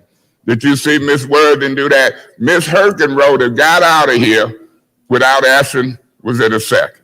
And they condoned it, getting up laughing out of their seat when we had the whole day Monday. Now, had we made a second, I would have amended this proposed budget to put money in the right places. What their goal is to try to do is to ram an insufficient budget down our throat, not taking care of the neighborhoods, and then the next day you'll see them standing in a press conference, and guess who they'll be standing with? Just use your imagination. They'll be standing in a press conference talking about what they done did and ain't did nothing. So I know the game. I look at the commercials, which council persons is on commercials with which candidates. They don't want me to say their name. But I'm gonna say their name, just like we said George Floyd's name. I'm gonna ask that they get their knee off my political neck. I'm gonna ask that they fix this budget. And now I'm gonna let y'all see what they talking about.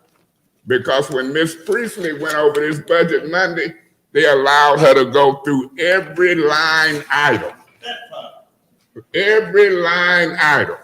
Now here I done got to the first 2 lines and they mad. Mr. Woodson, let me say this. I got Miss Davis here.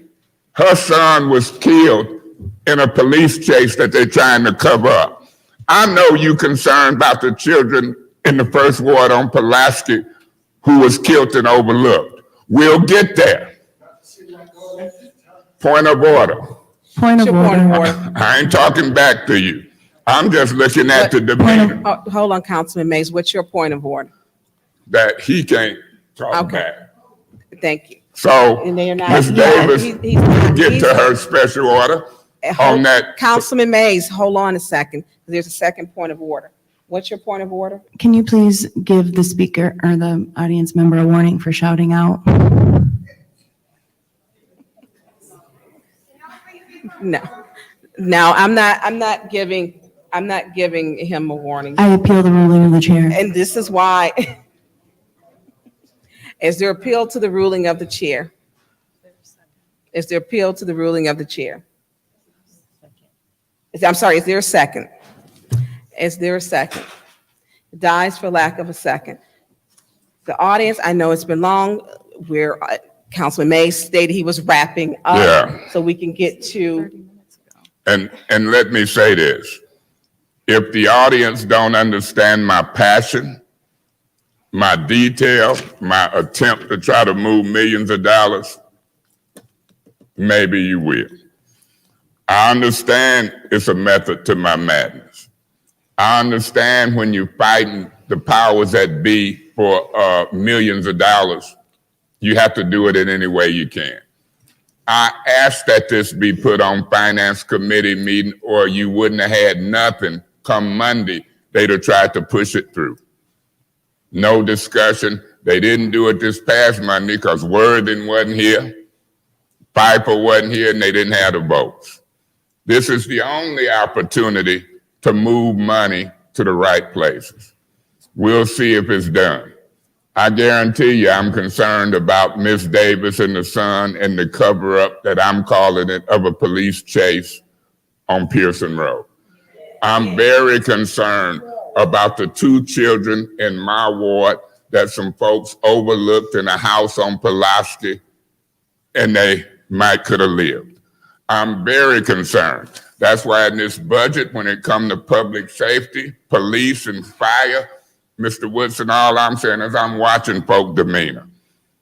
Sometime I cater, but then sometime it's time to stop to take care of business.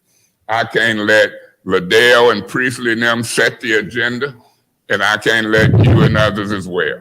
Sometimes you have to do what you have to do when you get a chance to do it and take it from there. We'll see if they say something. We'll see if a motion is made to amend this agenda, and then we'll see if they admit to the cover-up of the police chase.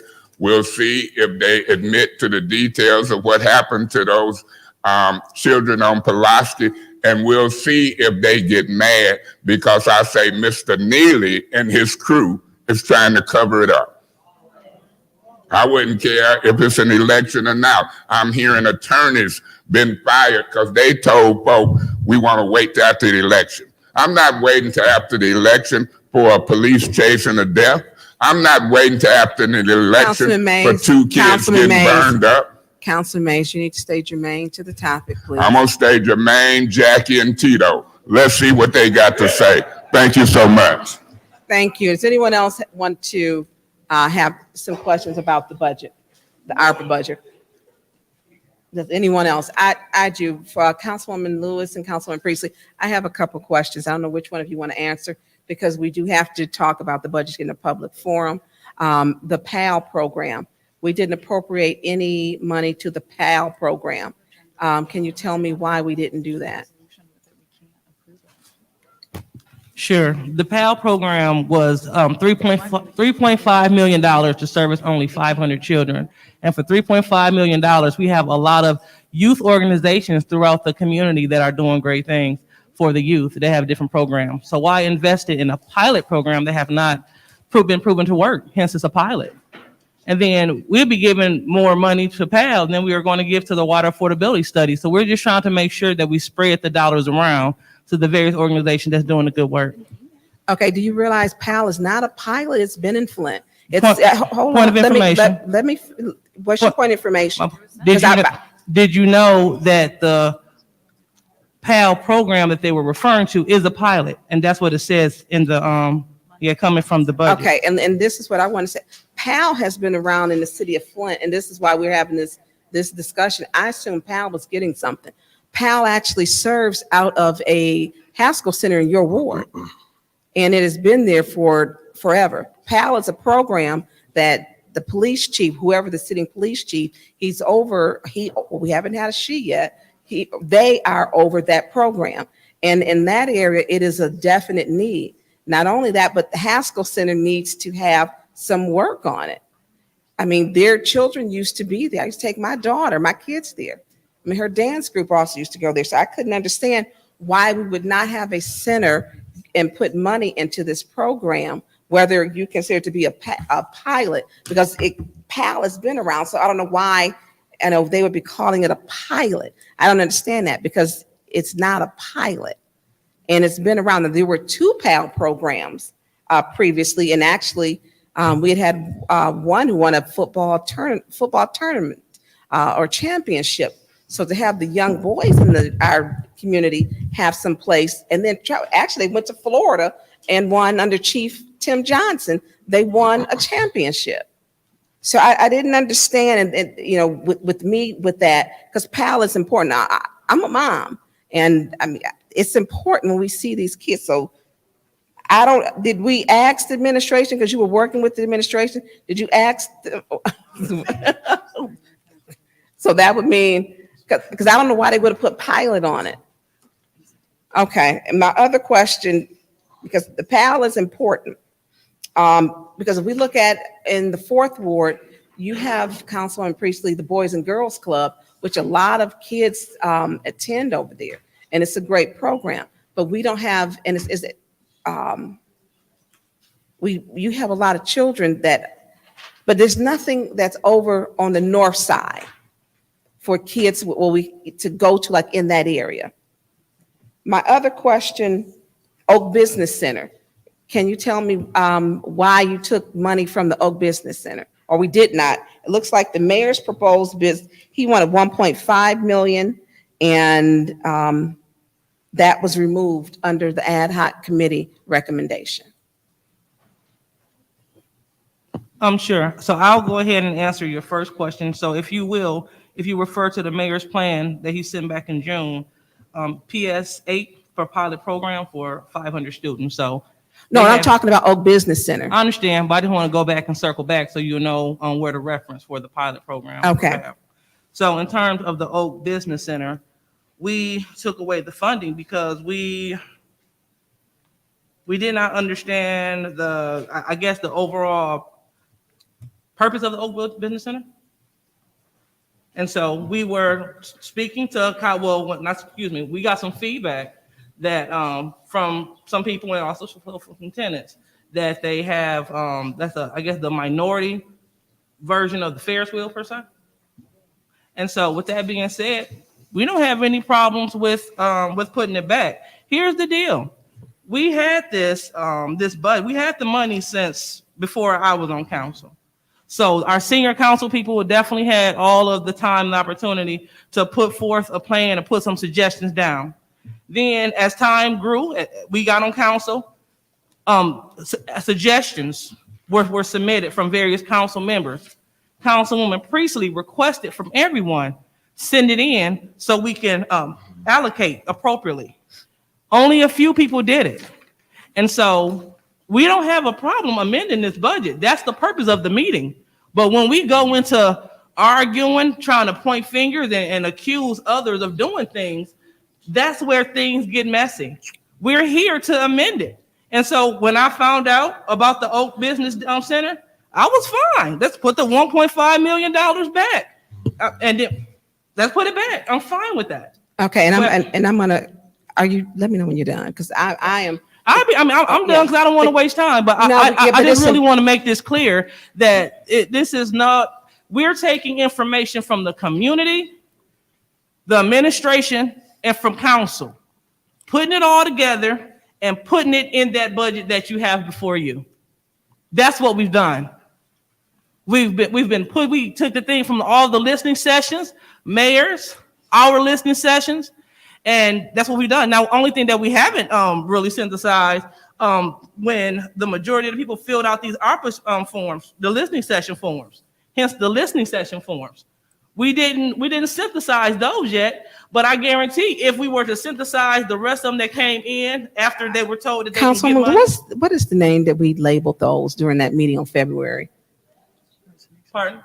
What's the label on that form? The label on I that think form? that there's a heading on that one. It says request. He out of order. Come on. I'm sorry. Ariel. Please. Madam Chair. For city council initial form. Request for city council, an initial request. It says request of ARPA funds, city council initial form. Okay. And so that was what we used for our listening sessions to gauge what the public wanted, because we showed up with nothing. And so we can't retain all that. So for the listening session, we had the citizens put down what they wanted. And then from there, we began to allocate funds and create the bucket and amend the buckets. Let me be clear, because we amended the mayor's buckets to fit what we initially received. Now, I guarantee from what I've seen, a lot of people, they want their houses fixed. They want home repair. They do. And so that's why we allocated a significant amount of money towards that. Now, sort of kind of got off my train of thought. No, the next, then the other one is, because with the Oak Business Center, it was, and I know when we were talking about that, we didn't get to finish. The Oak Business Center is a small business incubator for the north side of town. And the reason why it's not fully full with tenants is because it's not properly funded. It is great. And if you go in there, the rooms back, that was one of the projects that I worked on, and it has great potential. So to find ARPA dollars to do that, and it needs, I know the fire system needs some work, and that's probably about 250, it's probably 300,000 now to get that done. And so to make sure that it's safe in there, and then to fund that properly. So that's, and I think what we should do we go through this because we have people waiting. I don't know if someone would like put a motion on the floor so we can talk about, what we want to do. Because I think, Madam Chair, Councilwoman Priestley. in regards to the Oak Business Center, this is what we have from the mayor. Is your Oak- mic on? Yes, ma'am. Okay. Oak Business Center was once an incubator, but is no longer operating as one. This project would upgrade the facility, recruit entrepreneurs, and help them start new businesses. To me, Information. What's your point of Do information? she realize the Oak Business Center on the north side is occupied, up and running, W.T. Stevenson, Black Lives Matter? There's people in there. Councilwoman Priestley. according to what I read in this, it was not a functioning facility. As well as in one of our meetings, it was told it was to start it back up. That's why we removed the funding. Yeah. Point Tonight, of information. Ms. Priestley, Hold on, what's your point of information, do you Councilman Mays? believe you can drive over to North Saginaw Street and see the Oak Business Center operating? Councilwoman Priestley, you have the floor. tonight I found out that it was occupied. It is occupied. Did not Ms. know that. Also, Mr. Mitchell, I don't want to have to give you a warning, so I need you to please, I want to put through this with Councilwoman Priestley and Councilwoman Lewis, so we can do this in an open and transparent, the way it's supposed to be done. So Councilwoman Priestley, finish up, please. You have the floor. You last stated that you did realize it was occupied, I think today. there were we also know that there's some projects that need matching funds. We knew there would be changes. This was never presented as a final budget. This was the ARPA committee's proposed budget to the council. Point of information. What's your point of information? Why didn't you label it the ARPA Madam ad Chair. hoc committee Thank with you, two people I versus city am afraid I council? am going to lose my cool, so I'm going to step away. Point I of will be back in a information. little while. What's your point When of I information? ask a point of information, all talking should stop until I finish my quick inquiry, and then she can answer or not answer. That's what Okay. happened the other day. They got mad and left. Madam Chair. Councilwoman Lewis. So just also want to talk about this too. So another thing that we took into account was in today's economy, a lot of people are working from home. So in terms of it being feasible, we didn't know if it'd be feasible to even keep open, so to invest that in that space when a lot of people are working from home. Because of a lot of office space, they're shutting down. And so those were the things that we were considering. And so again, not opposed to it, but we just want to make sure that we're being the best stewards of the money. Just because something worked back in 82 does not mean it's relevant in 2002. So we just want to be relevant with the funds. Okay, and then people, with it being the old Summerfield building, actually Wendy Braun's father gave it to the city, and it can only be used for business. So it can only be done, used for certain things. we do need to put money into it. And as far as people working from home, a lot of people, when you start up a business, they need an address. They need an address, and then it's like a satellite office. And those offices have the conference rooms. I've used them before in Chicago to have like a satellite office. So they'll have a basic mailing address, and then they have conference rooms, just like, well, the Ferris wheel was kind of behind Chicago and other larger cities, to where they would put your name on it and you can schedule a time for the conference room. Now, their conference rooms do not look great over there at all. They need some work. I think it's a good location. It's right on the bus line. It's right off of I-475. So I think we need to reconsider that. And that I do. But I am definitely for, when we talk about economic development, a lot of these startup ones will do for the soups, or to try to, I forget what they call it, where they put in and go to get the money, like 1,000 or 1,500, 5,000 or 10,000. A lot of them need to have a basic address, and it's affordable for startup businesses there. We need to put, I feel it needs to be properly funded, make the necessary repairs to make sure it's a safe building, and invest something in the north side. I used to live on Baker Street with my parents, so walking up to Chevrolet, walking up to Saginaw Street, Summerfield, it was right there. And it's right by Job Corps too, so it's access. You know, I think we got some great things working for that.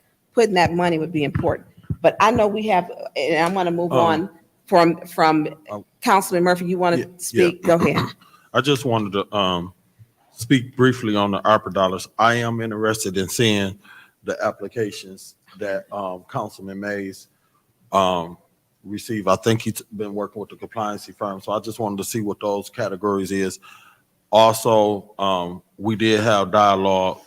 I'm for putting the money back into the old business center, not only adding the $1.5 million. I think once we finalize this budget, we also need to put a request into the compliancy firm to look for additional matching funds. So for instance, one of the requests I added that I really didn't see, I think, was infrastructure for Welch, because Welch really need to get done. I'm sure once we get the street done, we're going to have to do the plumbing like we did with Miller Road. So I'm interested in seeing that done. And with the old business center, I would like to see the 1.5 million put back to the old business center. In addition to the 1.5, I would like to see additional $1.5 million funding lobby through the compliancy firm, because not only is they over making sure that we dot our I's and cross our T's, they are responsible for going after additional dollars. So I would like to see them match the 1.5 to bring it to $3 million to do the renovation of the old business center. Let me see, the other one that I had a concern with was the home repair improvement grants. I know, I think I requested 5 million to go in. No, I think 6 million. You guys allocated 5 million. So I would like to see the compliancy firm go and look for additional $5 million to add that to $10 million for the housing renovation for the city of Flint residents. 5 million is a start, but we want to try to leverage some additional dollars. So once we finalize this right here, I would love to see us put together a list of acts for the compliancy firm to go and get additional grant dollars for the funds that we allocate. We don't just want to allocate and that just be it. No, we're going to make them work for the money. Thank you, Councilman Murphy. Dr. Lewis, did you and Councilman Priestley talk about ambulance for the city of, did you talk about that? We did. Is it in here? Or I didn't see it, yeah. No, because it wasn't a priority of the fire chief at the moment. Okay, I did speak with fire chief, and I spoke with the 911 center. That's why I would like for us to have like a working session, because I would like to get into details. We have been without ambulance service in the city of Flint for over like a 12-hour period at times, even though we're using STAT. STAT has not, there's some issues with STAT, And then I believe we were using Banks, and Banks had, I believe they have 2 rigs. I think one was an accident or total. And so we have been without ambulances at a time. All of our EMTs or the firefighters are, they are actually certified. And I know you actually, I believe you were also. I don't know if you still are, but when we look at our revenues or our income, I had some concerns that I had about stat, but I would like to have that to me is important, because when residents have to wait and you don't get an ambulance and you're calling 911, it's a reality and it's a fact. And I'll email all of that information to all of you so that you can have, because I've been to the meeting. I was at the last meeting. I was late because we had another meeting. They're in Grand Blanc. I think the next one is December 13th at the Grand Blanc Police Department for the 911 consortium. But I don't want us to just be, we need to address when you call in 911, you get an ambulance there. Not have one for 12 hours is inexcusable. So what we did was we allocated the $250,000 that they wanted for the 911 study. We allocated that to the fire department because we were informed that the firefighters union would look into, will conduct the study. So that's $250,000 that we don't have to spend on a study, and it can go straight to the firefighters' coffers. Moreover, the ambulances, they range between $125,000 and $225,000 a piece. So that's putting them in a position where they can buy at least 1 or 2 ambulances with the money from that study, if he chooses to do that. And Councilman Mays. Yeah, Madam Chair, I'm prepared to make a motion to table this and keep it in the Finance Committee meeting until we can change these figures properly. It's not a city council proposed budget. It was 2 members. Ms. Lewis, I would have thought that you could have told her that Oak Park was up and operating. We see it every day. I would have hoped that when I heard y'all, because I seen you when I was downstairs, I was looking on my phone. You were looking over here to see something. I like my desk. And so I'm looking at all that. And so what I would like to do, I got Ernst & Young, the $1 million compliance firm. They're going to tell us how much the residents and the voters have requested. He should have that figure any day now. I want to see if this group will table this. Let's get on with the business of what they here for. The fire issue on Pulaski, Ms. Davis, what I'm calling a cover-up on police case. Let's see if we really want to move this agenda, because I done went through every line and I know the amendments that we can make. Now, if I put a motion on the floor again to move this stuff forward and to get it passed with amendments, I hope y'all don't walk out. Point of information. What's your point of information? So Councilman Mays, if you know what to add, give it to us so we can add it. I'm gonna give it to this council and we can vote on them one by one. You want to do it tonight because y'all walked out Monday? I was ready Monday and I'm ready now. You want to go through it one by one and make the amendments? I'm ready. But if y'all ain't ready, then we'll table it and spend the time. You can't do it in 5 minutes. You had a special meeting, only thing on it. Y'all walked out. Now we're here today. If you want to do it, I don't care. You want to vote to see how many want to do it now? Or do you want to table it to the Finance Committee meeting and do it in a special meeting or a Finance Committee meeting? I've been telling you that for months. When I turned my back, you said that the senior council people should have done this. Well, guess what? I got news for you. I am a senior council person and we couldn't do it because we had people on the old council, Kate Fields, Maurice Davis, and others. 1 or 2 council people can't do it. You have to have the political will to meet, spend the time to do it. And let me say this, we hadn't even hired Ernst & Young, the compliance firm, till y'all got here. Do you remember that? So don't put it on the senior council person. I'm gonna take responsibility now. Should we say all in favor to change it around and amend it now? Say yay. You ready to sit here for an hour or 2 and do the amendments? say yay. If you want to table it until the next meeting, say yay. If you want to try another special meeting that y'all want to sit in without breaking the quorum, say yay. Because I was here Monday, and I was ready to go all night.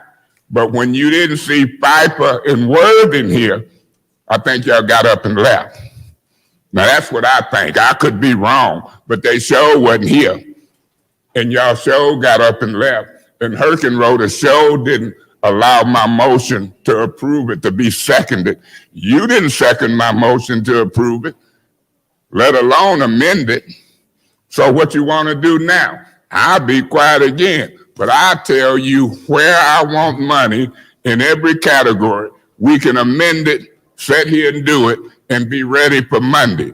But I'll be doggone if I'm going to turn my back. Y'all going to have illegal meetings and try to ram it through without our input. What you want to do? I move the table it. Are you putting a motion on the floor? I won't say nothing. Let's see what they want to do. So you're not putting a motion on the floor to table? No, since she's so intent on getting it done right, let's see if her and Herkenroder and them, when they want to do it. Today is what, Wednesday? I'll show back up Friday. I'll table it, call a special meeting for Friday. We can spend all day, get it done, but I'll be doggone if they gonna quit making excuses and think that I'm gonna agree with them when they don't even know Oak Park is up and operating. They ain't, she done admitted they left all these voters and people out. I want them in, and I wanted them in yesterday. Can you get your crew to vote to amend the part of the budget? Mr. Neely didn't do it. Y'all, even Quincy Murphy don't agree with your figure. You said while I was gone, I'm looking at you. You were leaning over here and you said, oh, we left these people out. I want them in. You know what my priorities are? Fix that police department. I'll put $12 million for police, so when you dial 911, you ain't got to wait 2 hours. Public safety is a top priority for me. So police and these people, I'll amend it and set the rest of the money there. Because soon as we start voting on this budget, see that group of folks sitting there? The big shots. They here for $2 million for Buick City. And y'all gonna politely hop over these people and try to approve that. You did it with the land bank for $16 million. So when do you want to do the work? Today, table it, tomorrow, Friday, Saturday. I'm ready, but I'm not agreeing with what y'all brought. So, Madam Chair, let Ms. Lewis and somebody tell me when do they want to do the work? Because I'll do it tonight, I'll do it Friday, or I'll do it whatever. Madam Chair, They were both at the same, Councilwoman Worthing. I just have a question for the ARPA committee. Why, Councilwoman Priestley's not in here. Did you? well, You Ms. didn't need Lewis her? says she might have an idea. Well, I was just, you said the committee, that would mean more than that's the two people. Well, I'll ask Ms. Yeah, no problem, not at all. Go ahead. Ms. Lewis, why was the money not allocated for security cameras? For security camera? Yeah, under budget. Infrastructure? Yeah, so we moved that to another place Oh. because we had to recategorize things so it'll make sense. So we didn't take away any camera funding at all. Yeah. We just Point of information. What's your point of information? Do you believe 20 cameras is enough for this whole city? Is that states? Councilwoman Lewis, you have the floor. Thank you. So what we must understand here is that we do not have an infinite amount of money. If we had a never-ending account, yes, we can give 12 million for police. Yeah, we can fix everybody's home. Yeah, we could, but we do not have an infinite amount of Point money. of information. I didn't ask for an infinite amount. I say, do you think 20 cameras can cover this whole city? That's all I ask. Councilwoman Lewis, you have the floor. Councilman Mays, that was improper point of information. Councilwoman Lewis, can you continue, please? Thank you. So we cannot fund every single thing in every single body, but we can make an attempt in addition to the ARPA funds. Ernst & Young, they're leveraging funds for us because that was part of their agreement. Moreover, our philanthropy and our other community partners, they're helping us leverage funds as well. So as we continue to talk about the land bank, when we gave the land bank money, well, we didn't just give them money. We leveraged $45 million, and we only had to contribute 16. So we can start knocking down some of these raggedy houses around here. So we're trying to leverage these funds. I wish we had an infinite pot, and I wish that I was all about politicking while doing this budget, but I'm not. I want to make it clear that we are doing the best that we can with the resources that we have. And we were prepared on Monday to get the feedback from the colleagues, but we weren't able to do that because we were stuck here with improper and out of order behavior. And so when we're not getting the business done, why stick and stay? So I appreciate the questions from Councilperson Burns when she asked about the Oak Business District. Yes, okay, we got that clear. We did some research and background work. Guess what we're gonna do? We're gonna add that. We don't need to sit here and go line by line and waste time. We just need for you to do the work so we can put it on the budget, then we can present it to the community. We can talk about it, and then we can get it passed. But we're wasting time trying to go through the line one by one. But again, let's note that we were well prepared on Monday, but we were unable to do it because someone kept talking about people's party and everything else they wanted to talk about, the mayor, the potential future mayor, everything. And that's not why we're here. We're here to discuss ARPA.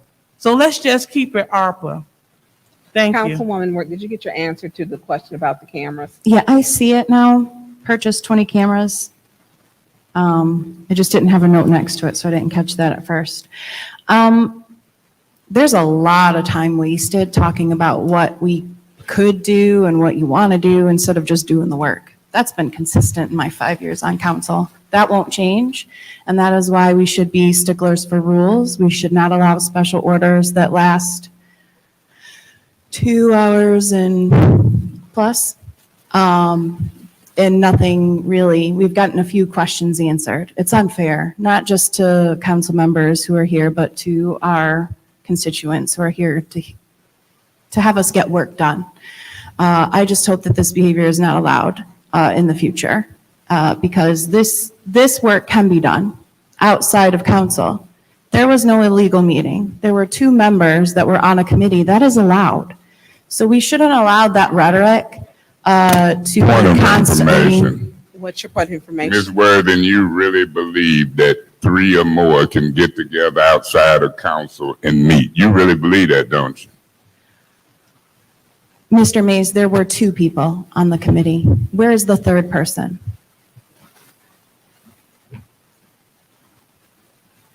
Mr. Mays? Who is the 3rd person you speak of? Let me ask you this question. Did you send any communications to those 2 people? Did anybody up here, would they admit that when they got the email to help do this budget, is everybody up here say they didn't do it? I didn't do it outside of a meeting. Did you? I'm sorry that you still do not understand the Freedom of Information Act and the rules that apply to this council 5 years into my term. That's just incorrect. You can send communication. It is the decision-making process, which is here right now that we're doing in the public. We have this, we're speaking about it. We have wasted 2 hours of this is illegal, or I wasn't involved, or we could do this, and not one thing has actually got done. It's very sad. Thank you. Councilman Pfeiffer, Make a motion to end the special order. there's a motion on the floor. Support. It's been properly supported. Madam Chair, Councilman Mays, yeah. I don't mind ending the special order, but when do we try to proceed again? Friday, will Ms. Worthing show up? She wasn't here Monday. If we try to proceed Friday, do Mr. Murphy and Liddell Lewis get up and leave? We was here Monday. We had all day Monday and one thing on the agenda. Ms. Priestley went through this line by line, and we politely sat and waited for her. Now we want to go line by line, and we don't have the same opportunity. It don't even make sense to me.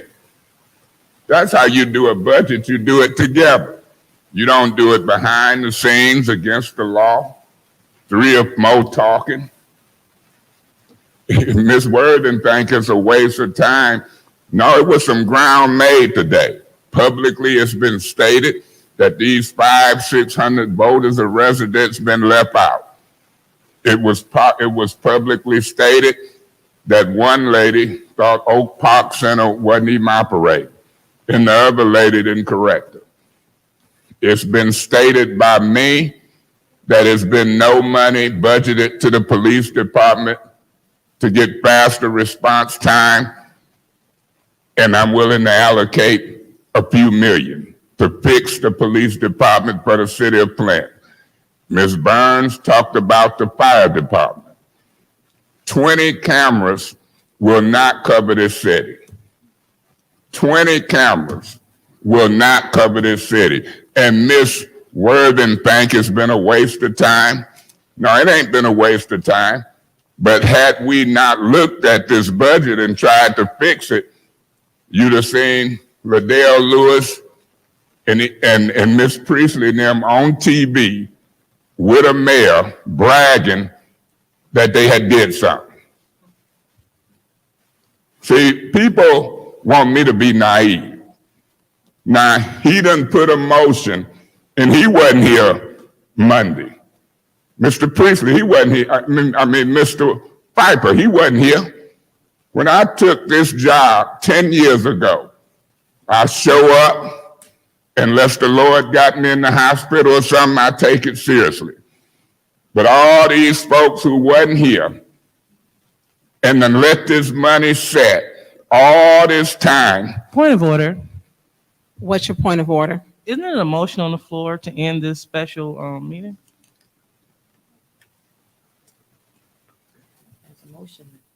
There's discussion with the motion. He's in discussion.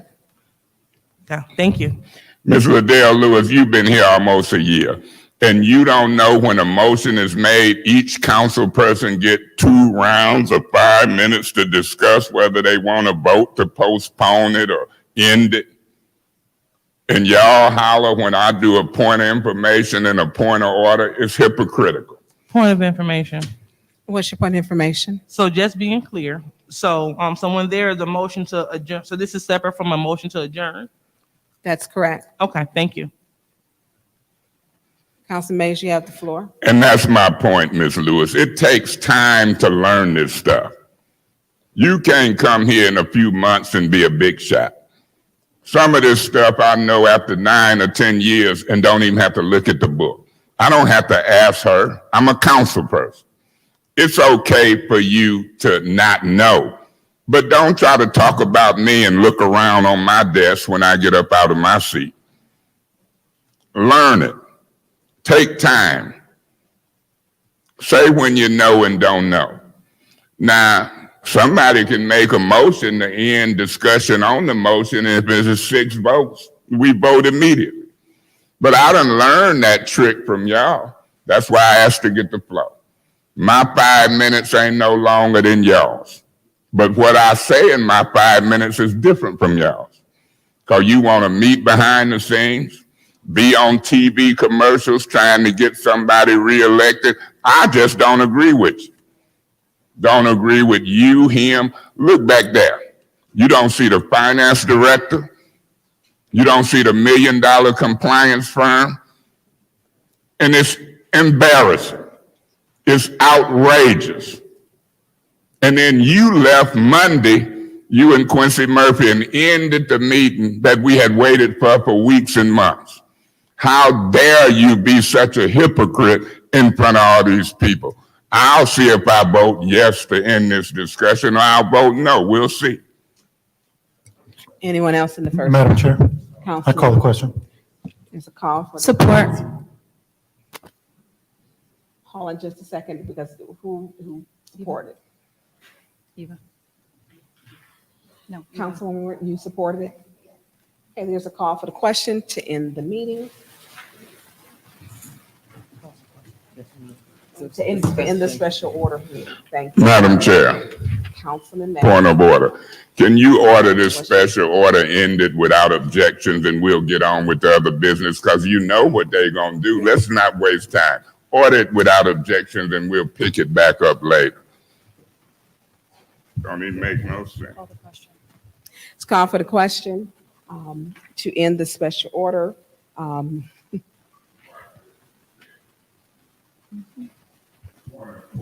Madam Chair, What's your point of order?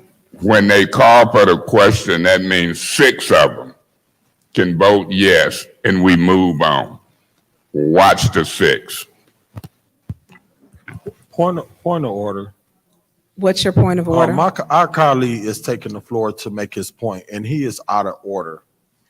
We're getting ready to call the question. Councilman, thank you. You We're want getting ready to call the question. Stop. Ms. Lewis? This is on the call Yes. question.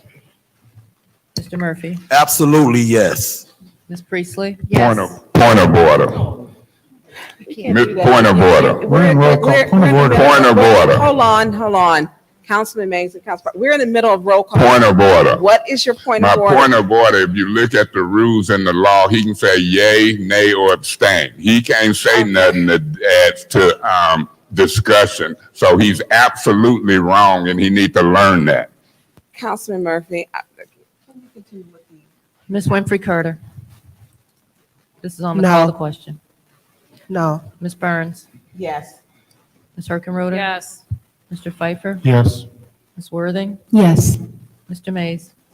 I will abstain because they won't set the meeting, and I abstain because they ducking these issues on amendments, and I abstain because it's something that's pressing that's got to be done. Let's, the vote is 7 yes, 1 no, 1 abstention.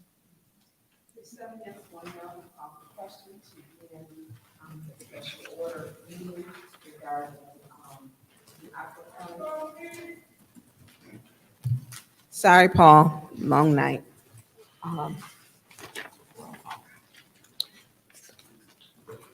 And this is to end the special order. end- Mr. Murphy? Madam Chair. We're in roll call, Councilman Mays. She's already. Oh, on Councilman, the, yes. yeah. Councilman Murphy. Yes. Ms. Priestley? Yes. Ms. Winfrey Carter? No. Ms. Burns? Yes. Ms. Herkenroder? Yes. Mr. Pfeiffer? Yes. Ms. Worthing? Yes. Mr. Mays? I abstain because I wanted to demonstrate who keep holding this stuff up, who keep avoiding the discussion, and so I abstain to highlight who the yes and who the no was. Thank you. Ms. Lewis? Yes. The vote is 7 yes, 1 no, 1 abstention. Madam President, Chair. It's so 7, let me call the vote, please. So 7 yes, we are ending the special order for the ARPA funds has been closed. Yes. Councilman Murphy? Yes, I would like to move resolution 220447, 220448, 220449, 220450, 220451, 220455 to council with any separation. Okay, there's a motion on the floor to send the above items to council. Is there a second? Support. Councilman Pfeiffer and Priestley. Yeah. It has been properly Yes. supported. Is there any discussion? Yes. Madam Can I Chair. separate? Oh, are there any separations? Yes. Councilman Murphy? Thank you. I would like to separate the 220448. the resolution of support for the Buick City redevelopment project. Are there any other separations? Yeah, Councilman Mays? yeah, Madam Chair, I'd like to separate 220450 as it relates to the McKinley Center. I'd like to separate 220451 as it relates to a budget amendment for the first quarter. And I'd also like to separate 220455, something to do with the Office of Public Health. Okay, any more separations? Okay, so we are separating 220448, 220450, 220451, 220455. So we only have two items for the master resolution. Madam Chair, Yeah. Councilman Mays? I have discussion on 220449, a lease agreement for the Flint City Golf Course through you to Mr. Smith. Can he approach him and or Suzanne? Mr. Smith, Suzanne, she may have, could you both? Well, let's see if they'll approach. You ain't got finance here. You ain't got the city administrator here. They sitting way back there. Let's see what happens. It's a finance committee meeting. Mr. Smith is now coming forward. I'm asking Mr. Do you Smith want- and Miss Suzanne you want her Wilcox. I didn't see her move. You know, it's election time. They don't have to show up. I ain't talking about Mr. Smith. Finance director don't have to be here, but they want their jobs. I've never seen nothing like it. Mr. Smith, do you know anything about this lease agreement for Swartz Creek and Kersley Golf Course? Could you push the mic? Suzanne may have more information. Okay, let's see what she knows. The people who's supposed to be here ain't here. Suzanne, is this your baby? You know about the details of this? This is a question for the law department. The law department put the lease agreement together for the two resolutions for Kersley Park and Swartz Okay, Creek. let's see what the law department know. Through you, Madam Chair, to the law department, can you hit me to what's happening here? I have limited information on this, but I know that the current lessee of the property, Flint City Golf, has been in possession of the properties under a lease. Who is the LLC? Who is the individuals? Do you know? I do not know. And that's what I'm getting at. I don't want to lease it and if you the legal department and you got limited information and she switches it to you, I'm not just doing this to highlight Mr. Neely, his staff, their refusal to come to take care of the business of the city of Flint, because I done worked under three mayors, Wallen, Weaver, and Mr. Neely. And I've never experienced this in over 20 years of attending council meetings. How can we vote on resolutions, lease agreements, millions of dollars, and the people who's supposed to be here ain't ordered to be here by the chief executive officer? It just makes no sense to me. Madam Chair, I would like to make a motion to table 220499, the lease agreement of Swartz Creek Councilman Golf Mays, hold Course. on just a second, because I can't sit here any longer. So I have to go move my leg. And whose hands you gonna leave me in? I have to. Oh, Lord. I don't have a choice.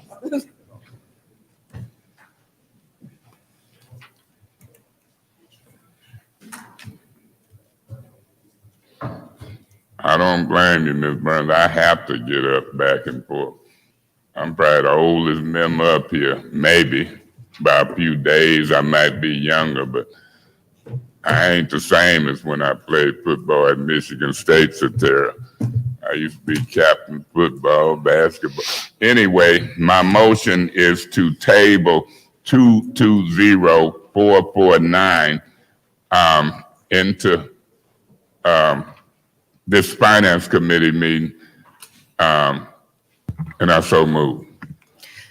There's been a motion to table resolution 220449. Is there a second? Madam Chair. Yes. I support. It's been moved and properly seconded to table Resolution 220449. Mr. Mays, I'm sorry, I did not catch, was there a timeline as to tabling or just forever? No date. No, I said to the next finance. Oh, to the committee next meeting, finance and, committee. Okay, I'm till we sorry. get some I did answers. miss that as I was moving around. So is there any discussion on this motion? Madam Chair, Yes, Ms. is Worthing. Ms. Wilcox knowledgeable? Didn't she say? Can we bring her up? No, she said it was. Oh, finance. Yes, she said it was finance. No, excuse me. She said it was the legal department that drew up the lease.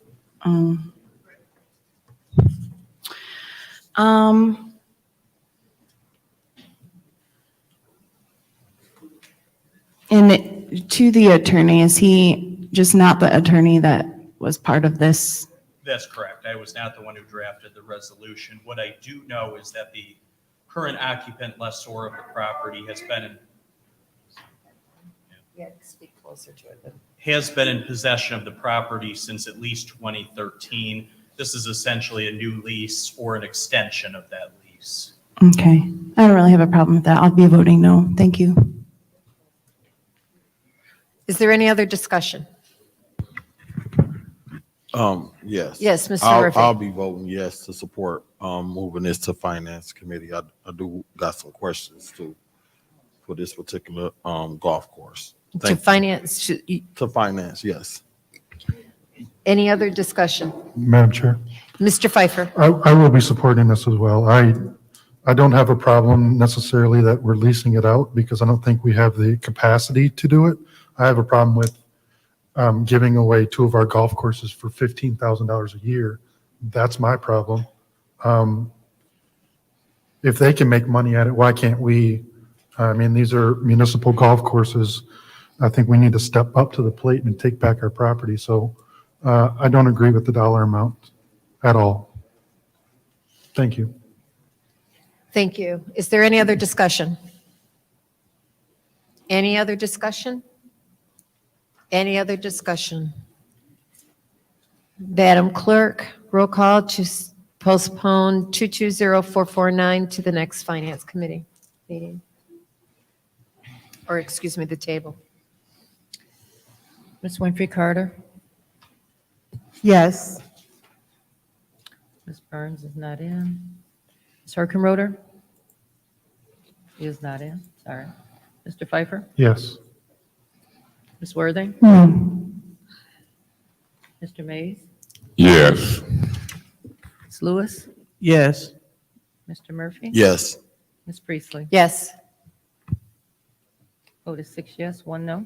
The vote is 6 yes, 1 no, and that will be on the next Finance Committee agenda. So that leaves us with one resolution left in the master resolution. Is there any discussion? That is 220447, pumps tire service for additional work for the water department. Any discussion? Any discussion? Okay, Madam Clerk, roll call, please.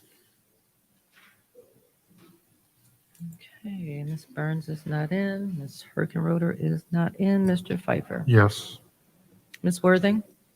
Yes. Mr. Mays? Yes. Ms. Lewis? Yes. Mr. Murphy? Yes. Ms. Priestley? Yes. Ms. Winfrey Carter? Yes. The vote is 7 yes, 0 no. The vote is 7 yes, 0 no to send resolution 220447 to council. Yes. Yes, Mr. Murphy. The next resolution, we on that? Yes, that's 220448? correct. Yes. I would like to call the representatives up with, Racer Trust. Mr. Murphy, we need a motion on the floor. I would like to move resolution 220448, resolution in support of the Buick City redevelopment project to council. Is there, Support. it's been moved and supported to send resolution 220448. Now discussion. Thank you so much. I would like, can the representatives for Racer Trust in this, project, could y'all please approach?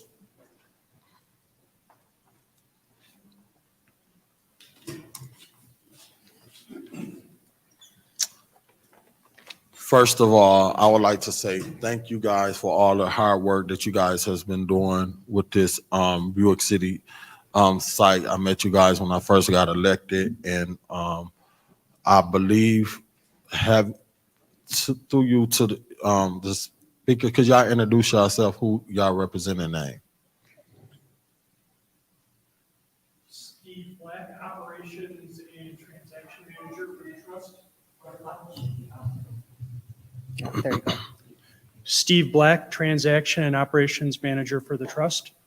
Good evening. My name is Patricia Spitzley, and I'm Director of Government Relations and Deputy Redevelopment Manager for the Trust. Thank you so much. Could you clarify, and I know we talked about it,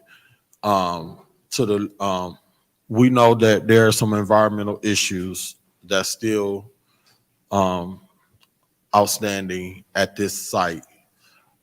Could you explain to the public what this $17 million, and I know this is only us approving 3.2 million. I believe the county and the state help the Mott Foundation look like they're giving 2 million, which is going to bring our total to 5 million if this get approved. What is the $17 million? If we approve this tonight, what is that going? I know because you guys have talked behind closed doors with me, and hopefully you guys had a discussion with my colleagues. I'm not sure who all you guys met with. I know when I met once with you guys, it was with me and Councilman Worthy. I'm not sure how many of my other colleagues that you guys have met with to discuss the logistics of what it's going to take to bring this Buick City property up with Ashley Capital, the potential buyer for this particular site. I am excited to see something moving and shaking. I grew up over there in that particular area. My mom's and sister and brother and them still live in that particular area. So it's good to see some renovation going on in that particular site. Once we approve, if we approve this and send this to council and all the funds is obtained, what could you talk about what this will help us do? Well, I'll start. That's a lot. So good evening, and we appreciate the opportunity to present before the council. And so again, my name is Patricia Spitzley, and as you know, we are part of the Racer Trust, and the trust was created in 2011 with the bankruptcy of General Motors. At that time, the trust was formed. We have property in 14 states, approximately 348 individual pieces of property. We were funded for redevelopment and remediation of those sites. Approximately 2/3 of those sites have distinct environmental budgets, one of which is the Buick City site. So we work with the community to discuss what the economic development vision is for those sites. And we've heard loud and clear from the community that you want jobs and redevelopment, and that's what we've been marketing the property towards. And we've been fairly successful. We have Lear there at one part of Buick City, and we also have American Spiral Weld there. We are operated under 6 criteria that we have to consider when we're entertaining offers: job creation, property, purchase property. We look at needs and wishes of the community. We look at additional benefits for that sale, reduction of blight, increased property taxes. We look at the reputation of the buyer. We look at whether or not that end use is going to prevent us from completing our environmental responsibilities at the site. And we have long-standing environmental responsibilities. Even if we sell a piece of property, we are still responsible for those environmental remediation and cleanup, and we continue to do that, and we will continue to do that. And we also look at the reputation of that end user, and also whether or not they will do what they say they're going to do. And so we look at all of that before we entertain an offer. And so we are committed to continuing our remediation activities at the site. We are funded for those sites, and that's what we're committed to do as part of our continuing responsibility at Buick City. Great. If I could make a few additional comments and amplify some things that Patricia said.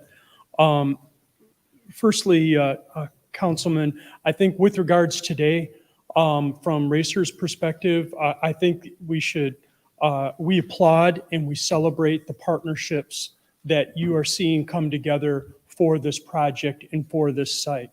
It is remarkable that the state of Michigan, the county, and the city are all coming together with your leading philanthropic organization, Mott, all coming together to support this project. That kind of cooperation and collaboration should be celebrated and applauded. So that's point number one. Point number two, a clarification. None of this money is going to Racer Trust. Racer Trust, as Patricia said, and I'd like to amplify that, we are funded for our environmental mission, and we will continue to follow through with that. I'd be happy to defer to either the city or Ashley or the economic development leaders to talk a little bit more about exactly how this money is being programmed. But bottom line, it is not going to be used for our environmental mission, which we're funded for, and we are going to be carrying out. And lastly, I would observe that Patricia and I are not the environmental cleanup manager. It's our colleague Grant Trigger. We try to over-communicate when it comes to all the environmental issues that we're dealing with on site. We've had numerous public meetings, and a dedicated website, and we will continue to communicate as we carry out that environmental mission, what we hope alongside Ashley Capital as they realize their vision for the site.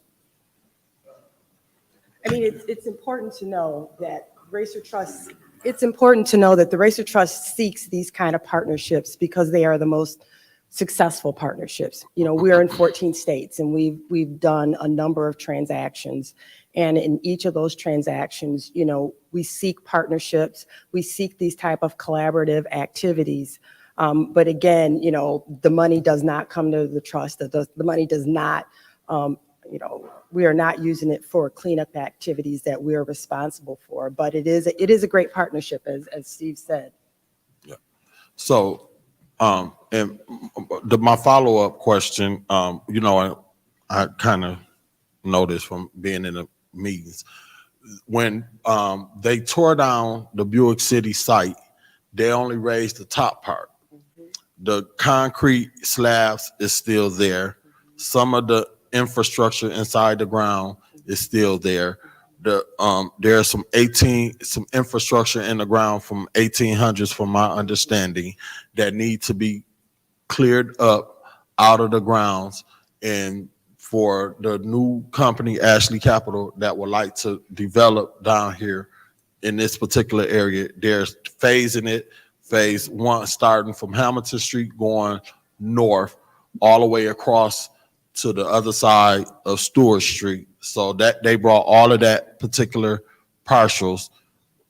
Buildings will be built as they move forward longevity wise. The first phase will be on the corner of North and Hamilton Street.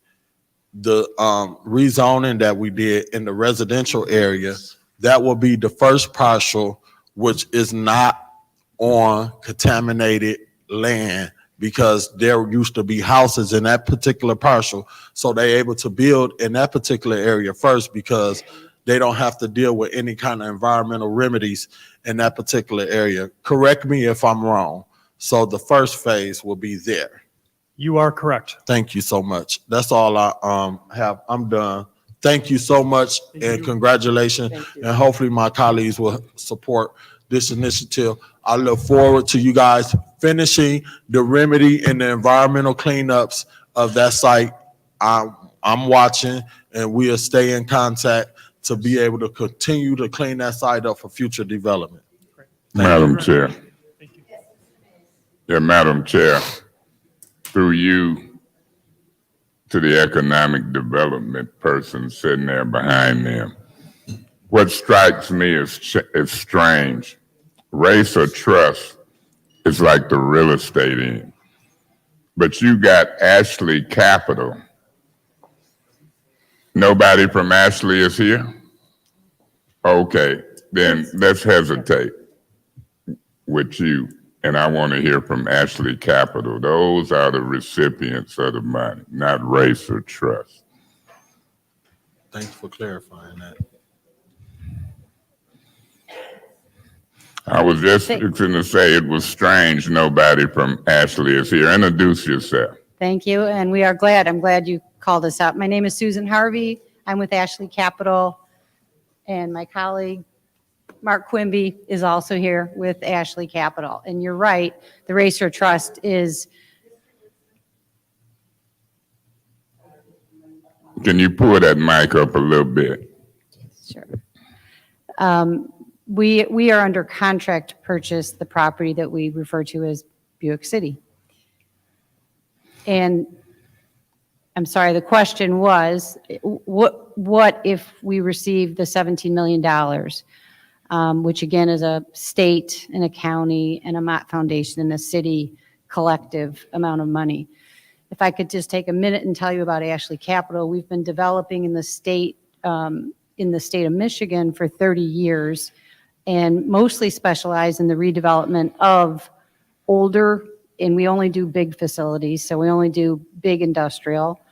We've had a successful track record with Racer and otherwise, which is why the Racer Trust selected us to be the ones to go under contract.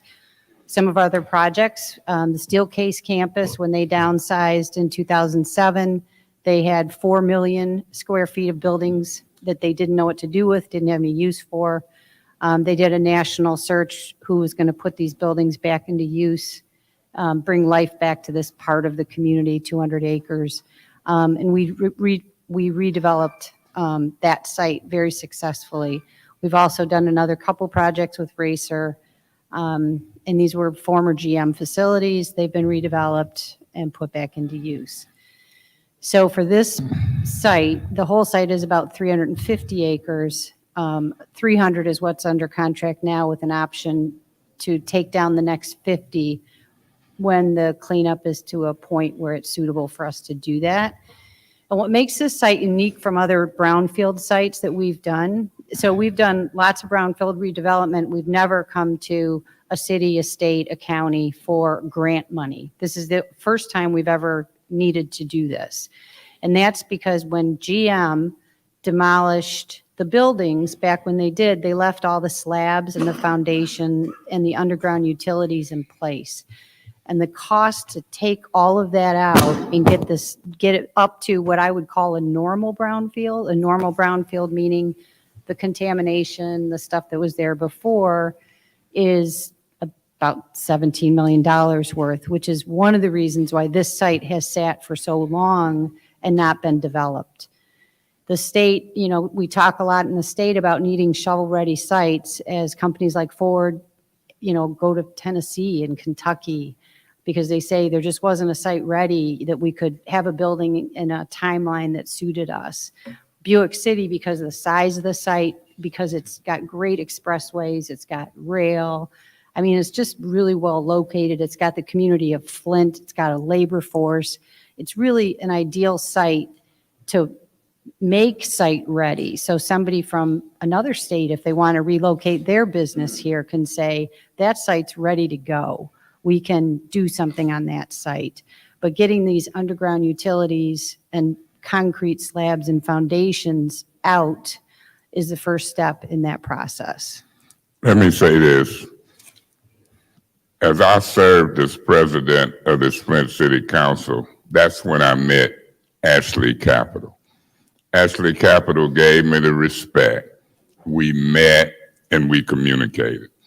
At this point and at any point, when businesses, particularly of this size, come in, I like to look at the contracts. I'm not interested in putting money in and then folks who's been hired in there from Burden and Grand Blanc and Flint folks ain't getting hired. I want Flint folks hired, and I like to see those agreements. I like to see those percentages and the effort put toward hiring Flint folks on the front end, not a promise on the back end.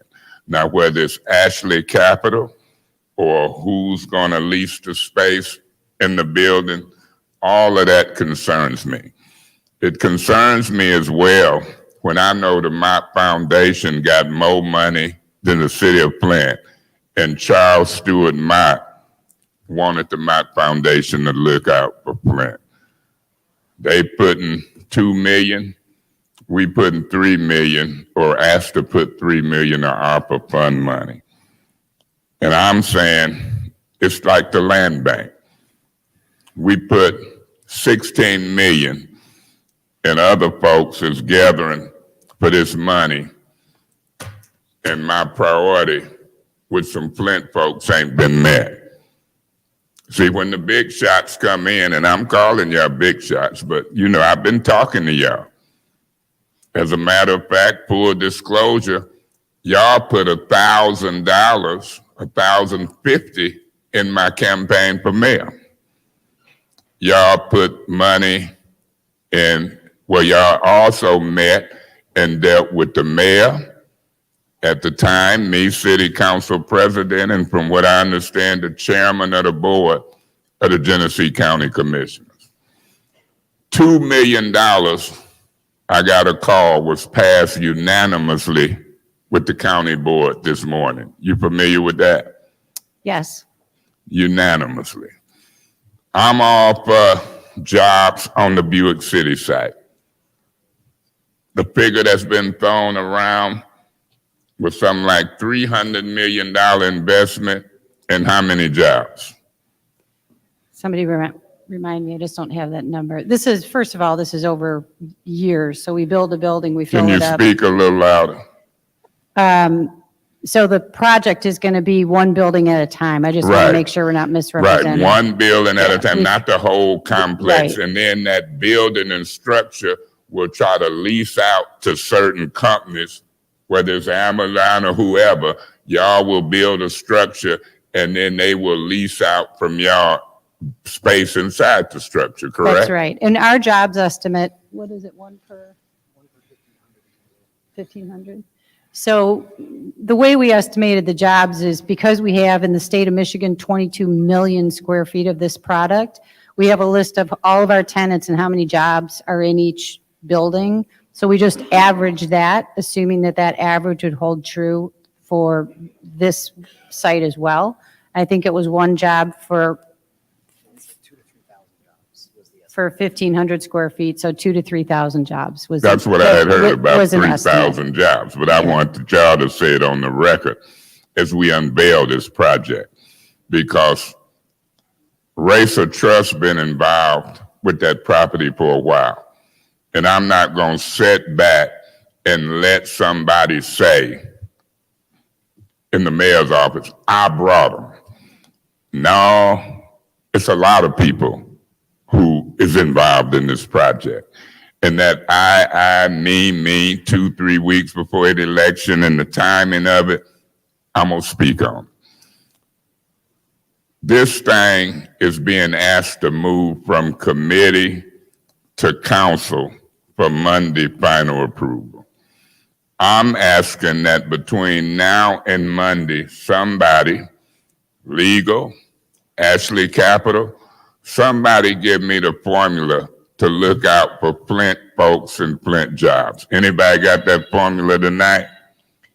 Any commitments? What's being said? Thank you, Mr. Mays.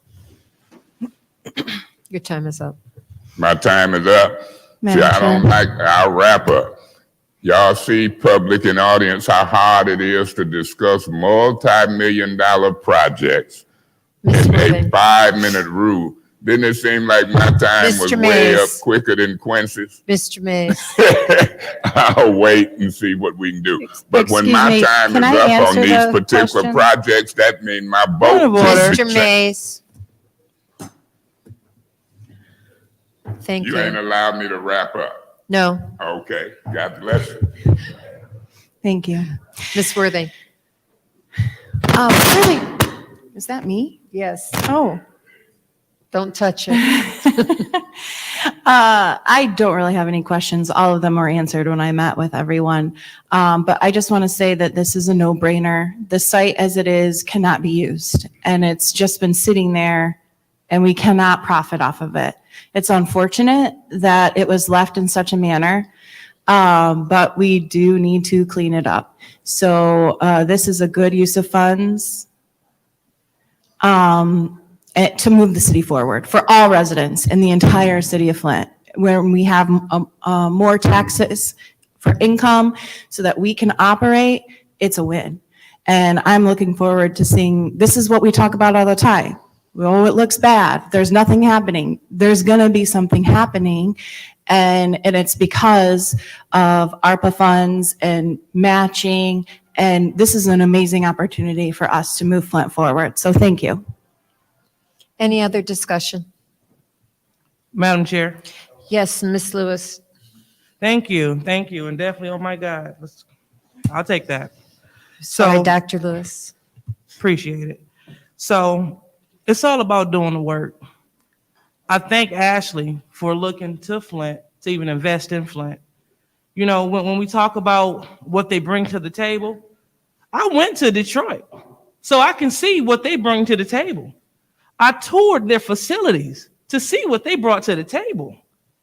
And what I saw, they had manufacturing space that they catered to a lot of businesses, especially minority businesses, giving them an opportunity. Moreover, they also were third-party GM distributors. They were filling those spaces, and their space was in demand. People wanted more space, more space. The grounds were well kept, so they were a good community partner because I looked at all of that.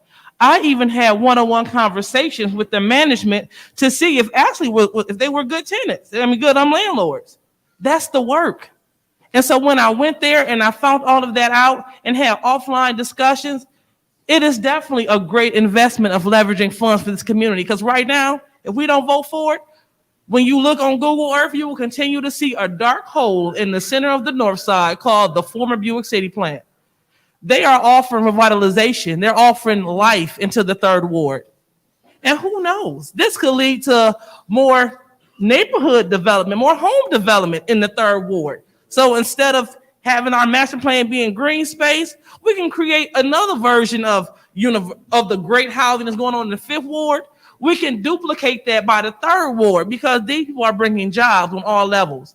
Now, I asked about how many people work at this factory here and there. A couple of factories that a couple people I spoke to said that we had like 200 people here, 300 people here, and they were still hiring. They were still hiring all levels of management. So, and then they were starting off at $16 an hour. That's just starting off. So these are the kind of opportunities that Ashley is bringing to the city of Flint. Not because I read about it in the paper, but because I went there to do the work to see what they had to offer, because this requires research. We want to be good stewards of this money. So when we come up with these budgets, this isn't just how I feel. We're digging. We're trying to do the work. And if we miss a gap, we're here to fill it so we can give you the best research possible so we can spend this money the best way possible. And from what I gather, this, what is this, $3 million that we're leveraging? Thank you. And everybody else chipping in so we can do something great on the north side. Because everybody keeps talking about the north side. This will be a profound way to get started.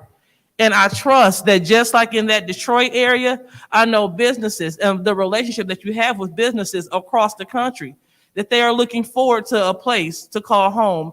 And we know that Flint, Michigan will be a part of this place called home for many new businesses. So thank you for serving us. Thank you. And we look forward to passing this. I know I do. Thank you.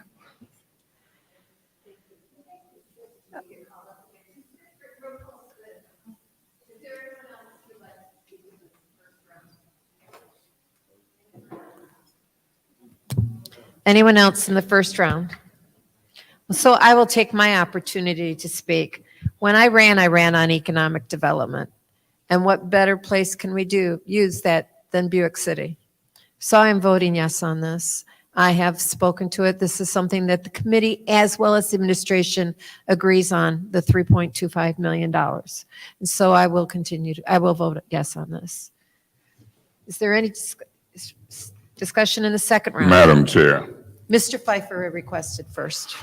Madam Chair, I hope that my colleagues will vote, if they vote in favor of this, I hope that they vote to save homes in Ward 1, 2, 3, 4 from not going to the land bank.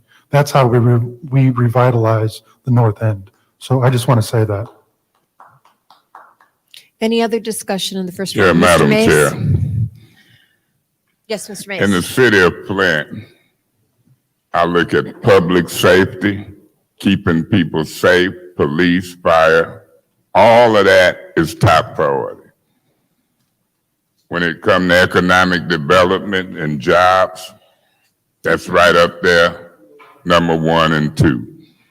And the reason it's important, as I try to talk over certain folk in the audience, the reason that it's important is because I had folk come up here from my mom from Mississippi, my dad from Alabama, people from all over came to General Motors.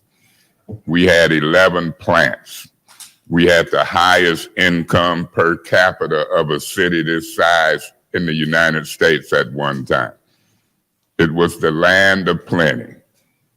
Jobs, jobs, and good jobs. And unions was formed. But when you see these opportunities come before us, you hear my colleagues, they talk different to Ashley Capital and Racer than they do talk to the North in Flint Market, Oak Business Center. They can talk that North End stuff to me, but I'm gonna talk jobs for us. I look at Flint Truck and Bus, and I see people come in Flint from all over. They pay a certain percentage of tax, and we pay a certain percentage of tax. There's nothing wrong with talking about negotiating jobs and asking questions on the front end for Flint residents. Ain't nothing wrong with it. If we did not have this COVID-19 money, in my best opinion, Ashley Capital might still invest $300 million, still try to create 3,000 jobs. But when this COVID-19 money hit, a lot of people want a piece of it. The land bank want a piece. Ashley Capital want a piece. And my colleagues is a little hypocritical because they passes it out to the big shots with less scrutiny than they do the little shots. I'm a supporter of jobs, and economic development. But I'm also a supporter of discussing details on multi-million-dollar deals before I vote. Under what I call the goofy council rules. Just keep watching. You don't have to put a motion on the floor and be locked in to 5 minutes. That's a rule they made up. I don't have to discuss multi-million-dollar deals in 5 minutes. That's a rule they made up. Ashley Capital calls me at home. I discuss everything I need to with them at the highest levels. And I'm here to tell you publicly, we should do business publicly. I don't know who they talk to up here, but I'll continue to talk over the weekend. Have somebody give me a call, if you will. And I want to discuss this formula before Monday as it relates to Flint people. Now, what I'm going to do, I'm going to let these people fall over each other, moving it to council. I'm going to abstain at this point, waiting to see if between now and Monday, I get a call on the outstanding issue that I'm concerned about. Thank you so much. Any other people, council people who would like to Yes. speak in the, thank you, Mr. Murphy. Thank you so much. Again, I want to thank Mayor Sheldon Neely and his administration for working with helping to lobby to get these funds here. Also, I want to thank Dominique Clemens, the chair of the county commissioners. I see you out in the audience. I know you've been working hard behind the scenes to pull this off. I believe you guys voted this morning to add some funding to this project. Brian Nolden, I got a call from him this morning. And Dylan Luna, thank you so much. I missed his name. Point of Whatever. information through you to Mr. Murphy. So from this point on, you won't get upset when I start naming names.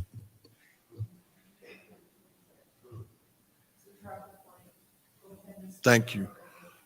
Thank you so much. I remember when you first reached out to me to pull together the meeting with all the different parties. So I just want to acknowledge you and thank you so much for all the hard work that you did behind closed doors to help pull this off. So thank you guys. I just didn't want to leave you guys out when we finally here. It's been taking a long time to get to where we at. Hopefully Monday this will get passed. So thank you so much. I'm done. Any other discussion in the second round? Any other discussion in the second round? Last chance. Madam Clerk, roll call, please. To send it, resolution 220448 to council. Ms. Herkenroder, Yes. Mr. Pfeiffer, Yes. Ms. Worthing, Yes. Mr. Mays is not in. Ms. Lewis, Yes. Mr. Murphy. Yes. Ms. Priestley. Yes. Ms. Winfrey Carter, Yes. Ms. Burns is not in.